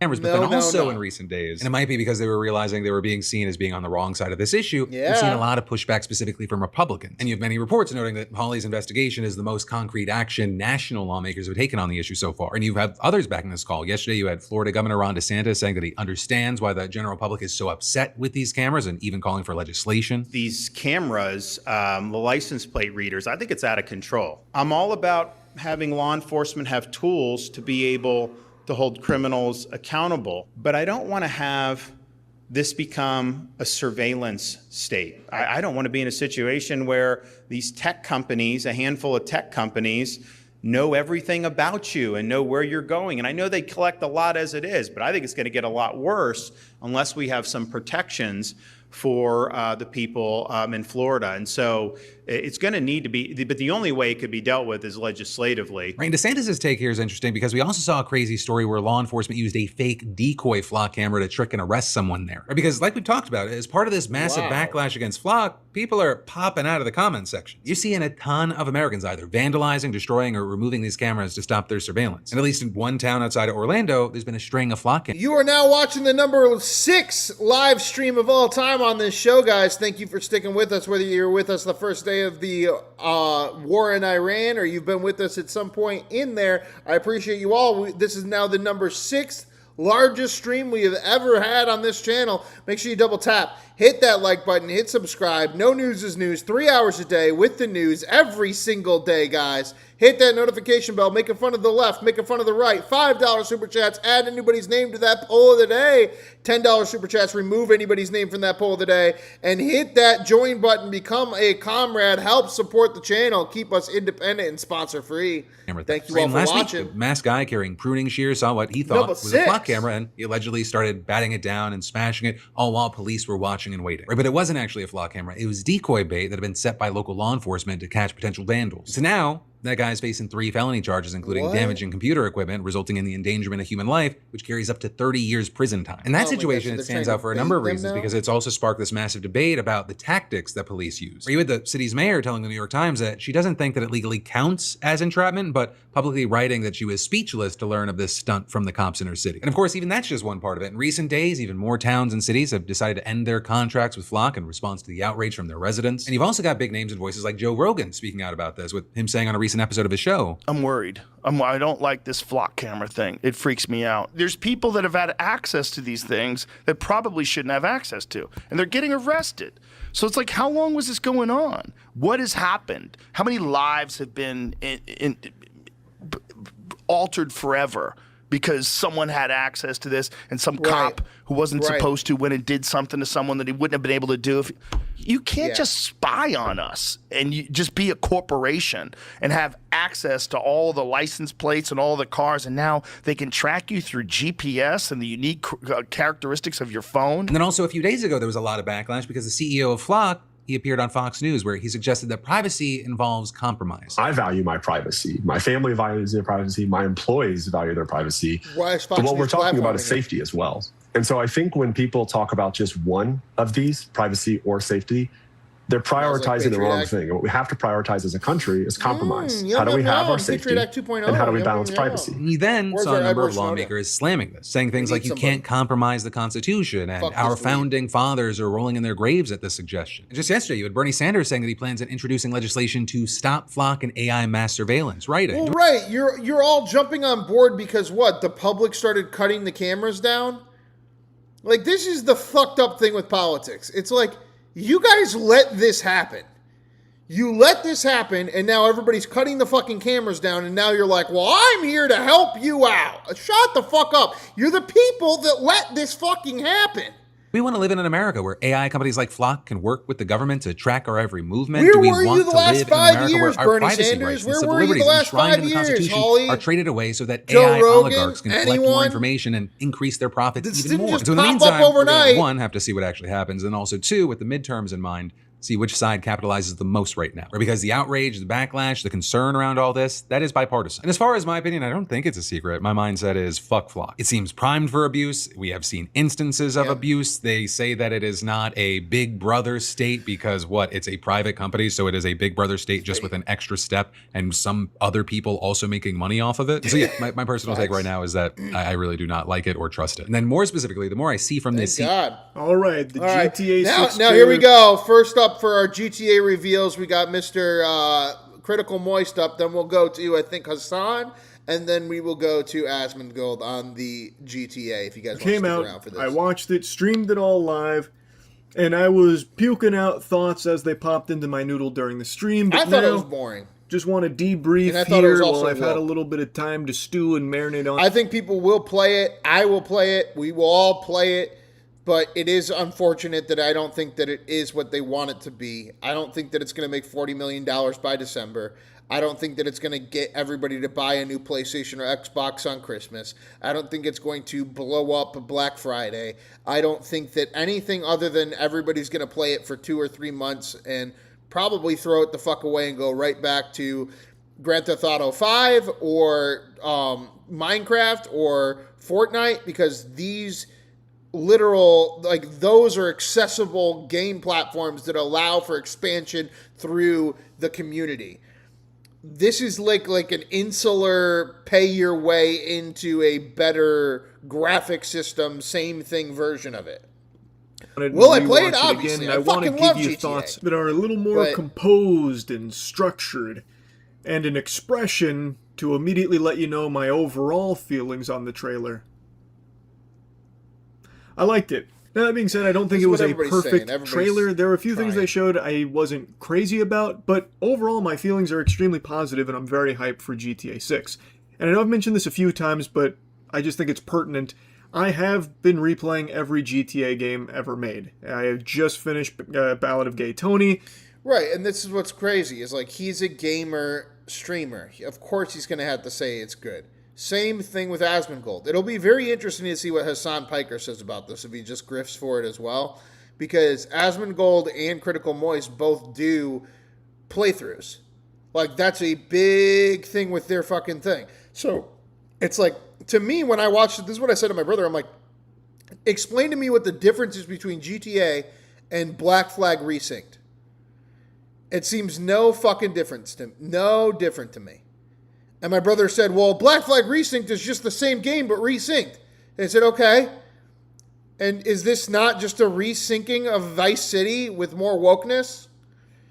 Is it not just a better graphic version of Vice City? And I played everything up till then, so now I have Chinatown Wars and then GTA 5, and then I'm fully finished with the full replay. So, I was even more excited for the GTA 6 trailer since I've been playing so much GTA over the last month and a half. I've been salivating. And I think it delivered for the most part. I will say I didn't love the structure of it, where it was a bunch of, like, almost non-sequiturs of a bunch of gameplay. Just bits and pieces, little morsels, little bite-sized hors d'oeuvres of here's gameplay, and then here's little bits and pieces of story, and then, like, here's chases, that kind of thing. It was just basically a full-blown montage that they were spitting out, which was cool because it kept the pacing fast and you get to see a lot of things. So, like, it's very clear to see there's a lot of side content. It's very rich in side content, which is very cool. And a lot of the side content looks really hype, especially one that tickles me directly, backyard wrestling. That seems to be like a nice, fun little activity you can do there. And I fucking love backyard wrestling, so that's super cool. Then, of course, they had, like, some racing and all that. They showed quite a lot when it came to, like, other activities outside of main missions, which was nice. Personally, I would have just liked to see a little more structure to it to connect the stuff, like when it came to the story beats they were showing. I understand why they wouldn't, because they wanted to give you a lot to kind of, And that's the thing, is I think that they were, like, GTA is expecting everybody to come back. Like, let's go into the next one here. We will go back to Donnie here in a second. Okay, play. Like, they're expecting everybody that is a gamer from the Xbox, PlayStation 3, 360 era to come back to gaming for this. I will. We all will for 1 week. I don't think that this is getting us all back into video games. Extended look. This is it, right? Is this it? I guess they know we're coming. All right, that's the block right here. Be cool. Don't, What? Nothing. Is it woke? Is this woke? Yo, what the fuck? Yo, what's up? Y'all trying to smoke? No. Y'all know Booby? Booby, huh? Yeah. He ain't here, though. Well, we're picking something up for him. You know anything about that? This looks amazing. This looks amazing. Right, it looks amazing, but it's just another cutscene video game. It's the same thing, better graphics. Same thing, yeah, better go graphics. inside and ask for Raymond, bro. Gamers. Appreciate it. Bro, I ain't playing nothing but fucking NCAA football and Madden, bro. I ain't playing these fucking, I'm going to go shoot the black people and get the cocaine for the storyline. Let me go fucking slay a dragon. Like, shut up. Shut up. Give me some Mario.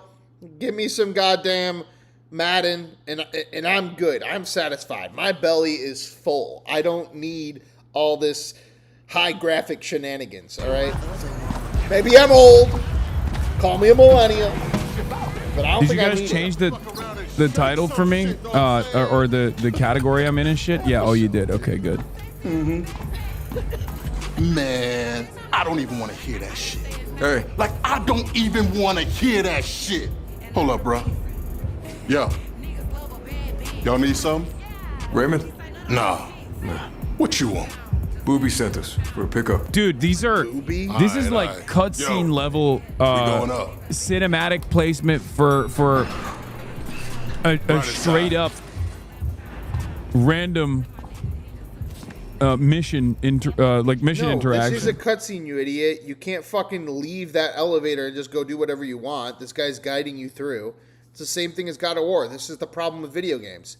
Make them interactive, simple, and easy to play. If not, you're going to get exactly what you get. Don't glaze them too much, bro. No, I will glaze them nonstop. Give me a Diablo 2 and Windows 98. Insane glaze? What are you talking about? Look at how good this is. Yeah, insane glaze. See, this is what I mean. Like, there's so much hate in the comments of all of these streamers, but these streamers are banking on spending an entire month in November being able to get all this content, but being able to play this video game. And it'll be so cool to have downtime and play this video game. And it's like, every single one of them, Asmongold and Hassan both sides, their chats are blowing up with how they don't like the video game, and both streamers are standing there going, well, yeah, but like, I invested a lot of money into my stream for game GTA 6. Pick up.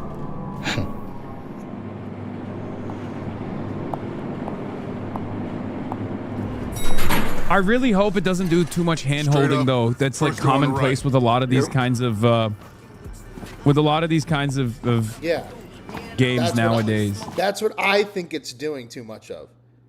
It's doing too much of this, like, you don't get to decide. We're going to walk you through. We're going to... Yeah, Hassan is kind of on my side on this. It's very much a millennial standard gamer side, which is like, if I can't interact the entire time playing the video game the entire time, I don't need to play this. I will watch an episode of Better Call Saul. I don't need your fucking stupid narrative. It's not as good as Better Call Saul. Because it doesn't feel like it's on rails right now. Look, you can like study a pet. You can scold the pet. That's sick. That's sick. Let's skip it to 10 minutes on here. Literally no pixel. This is base boosted no pixel. I cannot believe it. Well, shit. Like the smash and grab side missions. And I fucking jumped. Oh my god, no pixel is going to be insane. Cracked his head open that night. I mean, it's cool, you got a point? but it's just GTA. You gotta know 10 when to years? Get off, Jason. It's not what you dreamed of. It's not what you thought it was going to be. They did hire the entire no pixel team, I know, but like it makes sense why playable linear intro. It makes sense, but I'm actually kind of shocked at how much they took from. Hey now! You're not gonna catch no me pixel doing didn't invest smash and grab and lockpicking. You're not gonna be able to clip me. Grand Theft Auto RP. I'm talking no pixel, but like GTA RP in general. Like so many of those mini games are. Look, he could sell us They're out. from GTA RP, isn't it? Bullet through our heads. I mean, seriously. I'm gonna relapse. I'm a crackhead. I'm gonna go back to my crackhead days. Slow play. Just say hi. They're nice just trying to hype it up because it's supposed to be this big hype moment. But Please it's let not us know about any further criminal opportunities. And the reason they were mad about the leaks is because they kind of just showed what we already. You miss me? I've been busy. Also, this fucking You gonna text this guy? Dude could be a cop for all we know. He's not a cop, Nag, all ever right? play a video game where Just you get cautious. nagged by a woman all day? That's probably why he survived so long. You can learn something. Maybe you could. Yeah. You see what I mean? Like, You're the oh perfect god, shut up. Jason. Nag. Lucia. Yeah. Yeah. We gotta go. Go? Yeah, go. Like right fucking now. What you think I needed to listen? Shit. Ladies cautious, right? Everybody's just being cautious. They don't want to be on the wrong side. I can shit talk it. I'll play bro, for a weekend. Get your ass back here, man. Huh? Come on, you gotta hold these fuckers off. Got a little something for your plate. Here, you take this. Yeah. with your hands. Let's take a look at this. I'm thinking wealth is going to trickle down. I'm thinking a rising tide lifts all boats. You know what I'm saying? I'm thinking Ronald Reagan, not such a bad guy. My favorite book. Private meeting. Don't come in. See what I mean? He's like trying my to, favorite like, author, Ayn Rand. My favorite book, Atlas Shrugged. Just christening the new building. Just saying. Well, it's satisfying the neoliberalism is coming into my body. Hey, man, can you run and get us a bottle of tequila? They're ready to sparkling water, a few beers. I mean, it'll just be a fun. selection shit to drink, yeah? It will be fun, but it's just like it's just such a waste of time. It's not a cultural piece that we're going to remember. Abundance? No, abundance is too liberal for me. I'm thinking anarcho-capitalism, baby. All here, you know, frontal cortex is in overdrive. I mean, how many ideas did I just have in the last 5 minutes, bro? So many, bro. So fucking many. It's like the band's back together. And I just. What about Israel? Most valuable ally? Oh, what are you talking about? Don't get me on the Hello, Israel. everyone. don't get me on the Israel because Asmongold already found the Star of David in the commercial. Easy. I just want to thank Asked you all and for answered. coming here tonight to join us in celebrating the opening of Mayor Hassan likes to Mungo's scold first the pets. corporate headquarters on American soil. That's why you're so excited about We petting all that dog. did this It's like, together. What about Cuba? Greatest threat to America. Easy. Lenin? You mean Russian Hitler? Mao? You mean Chinese Hitler? But he's trying to make it political, but it's not. He's like kind of woke. What about cops? soft. Love them. Here, pick out my dress. Here, pick out my fucking this. Here, They're the my best fucking guys wife around. is begging me to go and shoot these people. It is a little bit like Max Payne 3, but And if do you compare it condemn Hassan Abi every day of the week? to fucking Max Payne 3, I mean, come on, man. Move! Hey! Give me the phone. Who am I gonna call? I'm not stupid. All right, let's take a look at Asmongold on this now. Gentlemen, Grand Theft Auto 6 preview. Y'all ready? Y'all ready for this shit? Let's get to it. Yo, crackheads. I guess they know we're coming. All right. That's the And this block is right the here. shit, like, what they do at the beginning of this video game is the reason I don't play video games. Because it's like, they're like, oh, we're going to have to walk up here with my girlfriend and have this storyline about how we get sent into an elevator, and then we got to walk up here, and then they're cooking crystal meth, and then, oh, the police came! Oh, now you're going to shoot the police and get the bag and hurry up! Like, it's just like, you just spent 5 minutes where I'm eating fucking chips and fucking sitting here on my phone, and it's just like, we're hyping up something that's not. I don't think we should be hyping this up.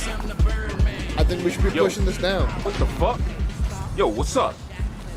Y'all trying to smoke? Damn. No. Y'all know Booby? Booby, huh? Yeah. He ain't here, though. Well, we're picking something up for him. You know anything about that? Just real quick, we're good, right? Maybe I can RP as that police officer I was telling y'all about. Just hold on a minute. Hold on. You got motherfuckers running up in my house. You are not. They're just trying to be nice and be excited. Some Look random at my grandma. chat dropping. I do mobile only. And that's my fault. It's not that interesting.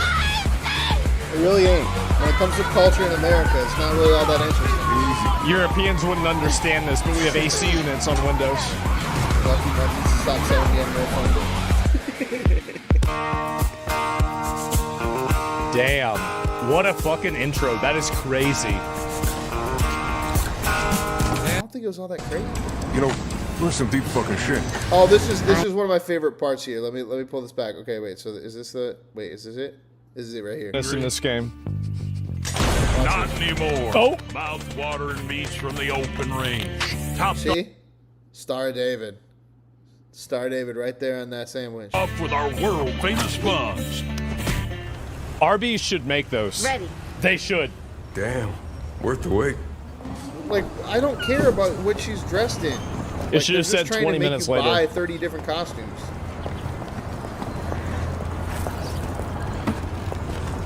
Here we go. Finally. Okay. Your wound up a little tight. What's up? Nothing. I just don't like being late. We're not that late. Why is doing us a Like, favor? why? You know? Why would I want to play You need video this games intro. with my girlfriend? I get fucking it. yells at me? You know, That's some deep fucking shit. I get that too. Yeah. The reason we're late is because of your dress. Aside from my cellmate. I know as much as you. Cal might have said he was like former Dominican intelligence. I love GTA. I'll play.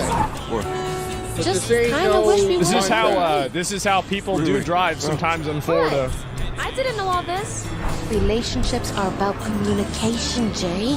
Sure, I'm sorry. They're either 95 years old or like 15. Look, it's cool. It's cool. It'll be cool to play it for like 2 weeks. No, it's not fucking Fortnite. It's not even GTA 5. It's not accessible. It will not become part of the zeitgeist. It'll be the zeitgeist in November. By December, it'll be gone. I really feel that way. And that's why they were so mad about those fucking leakers, is that they knew that it was exposing it all already. And every single person that's streaming is like, oh, look how cool it is. And it's like, it is cool. The end. It's just for me, I don't think it's going to become a Sometimes I'm just more comfortable when I have to use a gun, you know? just be charming, okay? Yeah. Be very And don't worry about small, Brian. exactly. Dude's retired. I mean, look at Lori's Snapmatic. Looks like they're loving it. There they are. At the bar. Like you'll see those streamers that are like, oh, today hunting alligators, stream doesn't end until I hunt 300 alligators. Like, yeah, cool. I guess you got your thing. But we already have that. We already have Fortnite. We already have Minecraft. We already have GTA 5. Your whole perspective here is to what? Get us to all build out and devote ourselves to a new system when we can't afford shit because the graphics are better on this one. It's not approachable. It's the same thing that the same problem I have with the Premier League this year coming in to the Premier League. It's like, I love the Premier League.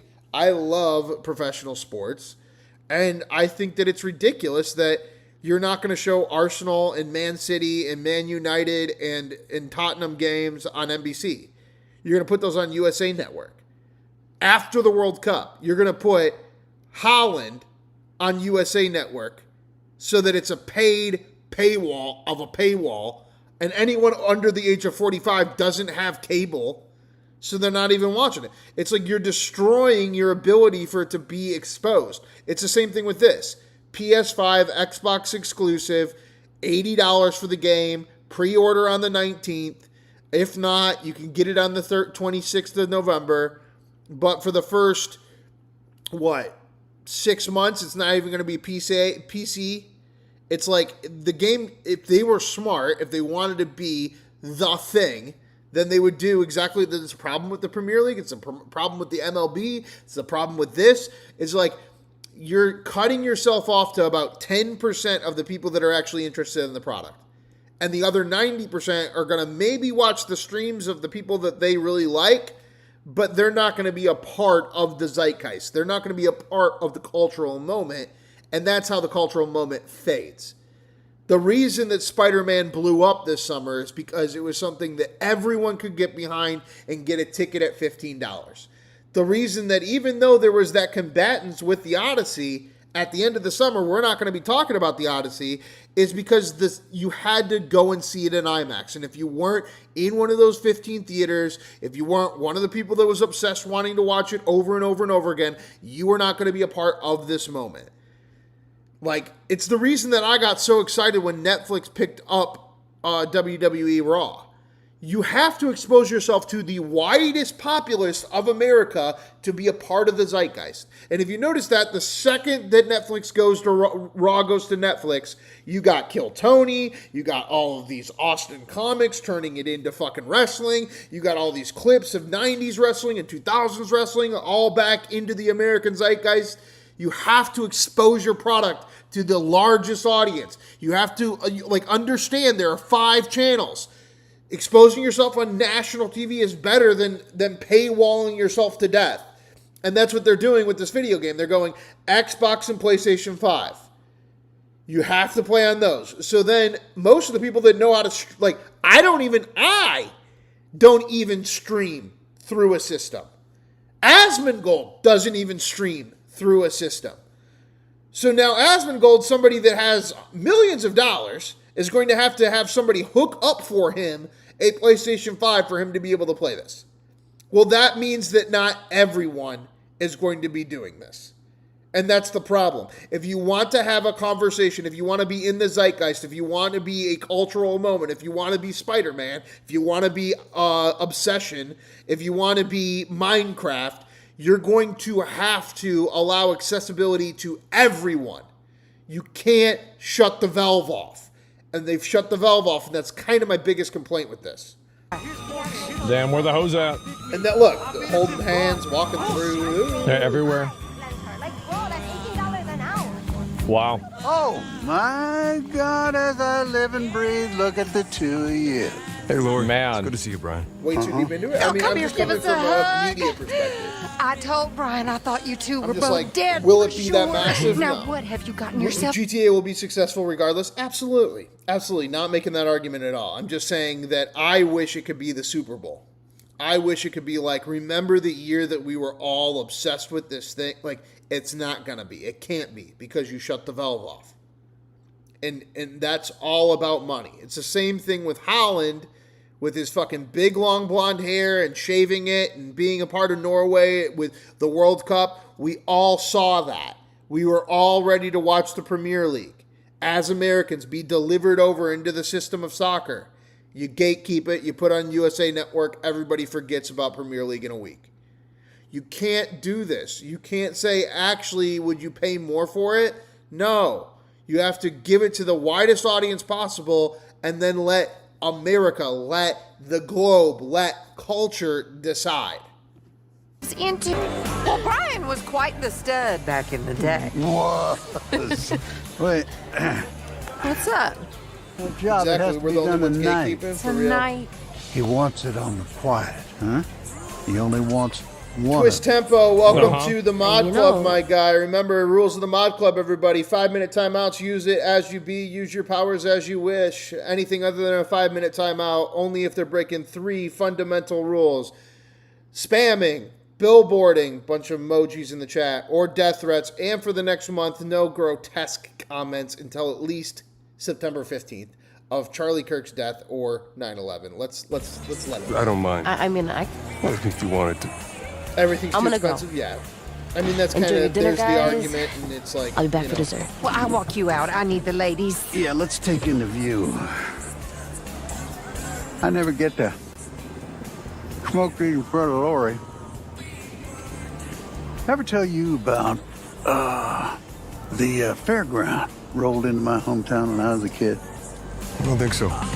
It would be accurate if you just had to listen to him tell the story for like 27 minutes and it turned out to be something that wasn't related to what he originally wanted to talk about. Beautiful carousel.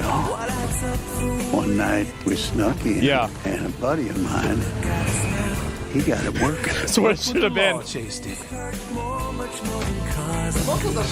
Think you can help us? We don't have any better ideas, do we? Where are we? Back in Bayside. Want to take a look around? $15 burrito, IMAX only Odyssey, $100 GTA 6, and no physical disc. Why is everything becoming inaccessible? Because everything needs to be like a subculture. Because capitalism, corporations understand that subculture makes them more money. Having 300,000 people obsessed with Asmongold playing through GTA 6 and then paying the money is much better to them than 3 billion people across the globe all obsessing over the game for 6 months. I'm a culturalist. I'm a pop culturalist first. I'm like, make everything a #1 hit. Let the winner win. Winner takes it fucking all. But instead, we're living in this world where it's like everything can become secular. Politics can become secular. The best way to make money is to become secular. It's just fucking enough that streamers have enough to build a year's worth of content off of it, which is why every streamer that you see do a reaction video to this is going to be like, it's great. Because they're seeing all the content they can make. Like CriticalMoist. Oh, I can do all of these backyard wrestling things. And then Asmongold. Oh, you can do basketball and racing. And then you got freaking Hassan Piker. Oh, I can play the story mode and act like I'm in Reagan's America with all the cocaine. They're looking at their stream. They're not looking at the moment itself. Is this meeting the moment? 10 years. The biggest video game of all time, GTA 5. Is it meeting the moment? And to that, I say, no, it's not. It's definitely not meeting the moment. It's giving streamers content for a year. That's not meeting the moment. And everything is secular. So. Oh, this is the ICE protest. Remember that. Hassan was there. I honestly, I've been thinking about it too. Instead of, buying this game and putting all the shit up, because, again, I got my PlayStation stolen, last September, so I'd have to get a new PlayStation and everything, and I was thinking about doing it. But I think what would be actually better is while everyone in the entire world is streaming GTA 6, if we go back to real video games and we do a full week of just actually playing real video games. I just sit there and I play, Madden 2001 with the Sugar Busters. Or the All Madden team, or you play what's the one? Tom Clancy, Snake Eyes. What the hell is it? I forgot what it's called. Let's try to keep it clean. All the really good PS2 games. SmackDown versus Raw 2007. Just fucking go back to what actually worked, because this is the amount of comments that are coming in on his stream, just flying through, and almost all of them, I saw Goy Slop 7 or 8 times on this. I saw Asmongold is glazing this like a donut, etc. And it's and he even commented on it at one point, but it's because he's out of touch with his own commentary. It's the same thing with Hassan. It's the same thing with Critical Moist. You're looking at it from a streaming perspective, and you're saying, wow, look at all those mini games. Wow, look at that storyline. Wow, look how much time I can spend with my base doing this game. And it's great, but that's not the zeitgeist. That's not where we're at. There's a reason that I didn't start tonight by doing this.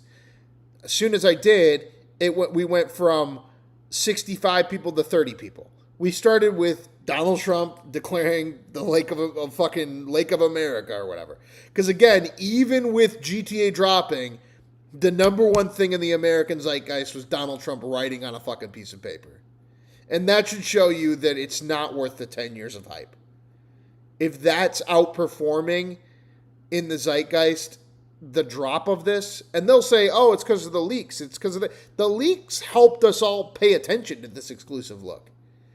And every person on the planet that streams did a commentary on this exclusive look. But no, it's not the most important thing even of today. Is Andres de Leon. Protect him, but keep him in line. Gas him up. Boost his ego. Make him feel good about himself. Uh-huh. Babysit. Hey, there's a sight for sore eyes. Tina, what's up, chula? Andres. It's been forever. How is everything? Oh, man, it's been nonstop. Lucia, Jason, please meet Andres de Leon. Sorry, guys, I'm a hugger. Come in here. Get in here. I'm sitting on my phone not playing. Beautiful, beautiful. Yes, go gorgeous. Back to real video strong. Games. Good job. Should we go, gentlemen? You guys, should have to push pause. Sure, let's go. I'm just going to sit here and listen to all this bullshit. Fuck it. You ready for this party, bro? I don't know, maybe. All right. What do you mean? I'm ready for a party. I don't know about this party. Oh, shit. Okay. Hey, driver, what was your name? Don't they have that in Red Dead Redemption 2? Oh, he's choking a bitch out. Hurts, right? Try wearing a bitch. No, you're trying to fight the guy off. You weren't choking. Is it scripted? You think it is? I don't think so. It could have an auto. Is are people going to be on Christmas Day talking about the characters? Are people in the spring going to be bringing up the characters and dressing as them potentially for the next Halloween? It's been 10 years. This should be everything. And instead it's, Donald Trump, the Lake of America. Okay, anyway. In the detail, right, guys? So, look at that. God damn, that's attention to detail, right, guys? Talking about the cellulite. So there it is. I mean, like I looked at. Problem is the only word. Let me see. Pee Wee 2 things in 3 minutes. Yeah, check out something first. Might be something big. I don't think it is. I don't think it's gonna be. So. Come on. I need to find a way out. Got boobies bricks. So, like, I think it's pretty good. What did you guys think? Because, like, my overall opinion is that it was good. Like, I mean, like, if I saw this trailer and then somebody asked me, do you want to play this game? I would say the answer is yes, right? Like, this is a, like, you know, W-ad, right? W-ad for sure. W-ad? And Red Dead's bad, I don't know. And what is this here? Gunplay looks okay. Yeah, I think it looks all right. It definitely does. The woman main character is ghetto and ugly. Game isn't good. I mean, we don't know yet, right? I have no idea. Not good, not bad. Can play, but just don't feel like it. Yeah, I mean, I think we're going to have to wait and see. That's good writing. Game industry shown showcase looks fantastic. Final game doesn't come close to the ad. I think this is what happened here. I think that a lot of you guys really don't want this game to be good. That's what it seems like to me. It seems like, right. I mean, a lot of people... No, I think the problem is that you can't see that you're seeing the content that you can stream. And you're not looking at this from like, I'm a normal human being. Am I going to spend $100 to $800 to waste 8 hours? Well, it seems like they really just don't want the game to be good. Like I don't know if like anybody else has noticed this, but like if I pause like the you know all that, like it definitely is true. So like I'm not sure really. Like I mean, all this kind of stuff, like the detail and everything, it's cool to look at the trailer. These are the kinds of things that don't make you buy a game, but like they're cool, right? I mean, it's cool to see like what the detail for all this is and, you know, like the new stuff they have in there, etc. It'll be amazing on PC. Yeah. Like obviously I'm gonna play this shit on PC for fucking sure. So yeah. I can't wait to make her fat. I don't know if you can make her fat. I don't know if you can change the way the character looks, right? Like the driving, I think was good. I mean, like I feel like the best part of this were the chase scenes. Like that's like the chase scenes I think were the coolest and most interesting, where like you have the police running after you and you're like shooting their fucking their tires out and they're crashing and everything. Is this a normal video game or must I reinvent the genre in order to be worth the weight of the price? Exactly. That's really the kind of the principle that's up there. It's like people that are against it are against the price and against like it not being some kind of video game savior. And the people that are for it are going, it's a pretty fucking cool video game. And yeah, it's a pretty fucking cool video game. Thing like that by far I think was the coolest thing. Besides that, I mean like other things were cool too. I'm not saying that's the only thing that was cool, but like that was definitely one of them that I liked a lot. And so it's not coming on PC. Wait, what? So it's only on PS5? Yeah. Wait, what? I thought it comes out on PC same time. Yeah, he fucking crashed out on that one. But there was a clip of him. Let me look at this really quick. There's a somebody had to have clipped it on here. Jew Asmongold GTA 6. Where is it? Here it is. Nowhere. So pause there. There's a star, you know, out of nowhere. So pause there. There's a Star of David on the sandwich bun.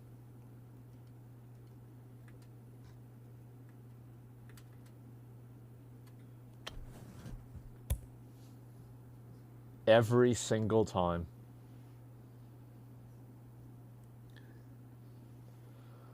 Oh my god, bro. Like they're just everywhere, aren't they? God damn, bro. Like really? Yeah, bro, the Jew burger? That's what they're calling it. The Jew burger, that's what they're calling That's fucked up, man. The new sheriff's in town? Is that what Israel's saying? Because like they're in control now? Again? It's just fucked up. And that's our show for the evening, everybody. Thank you all for stopping by. Another episode of No News is News.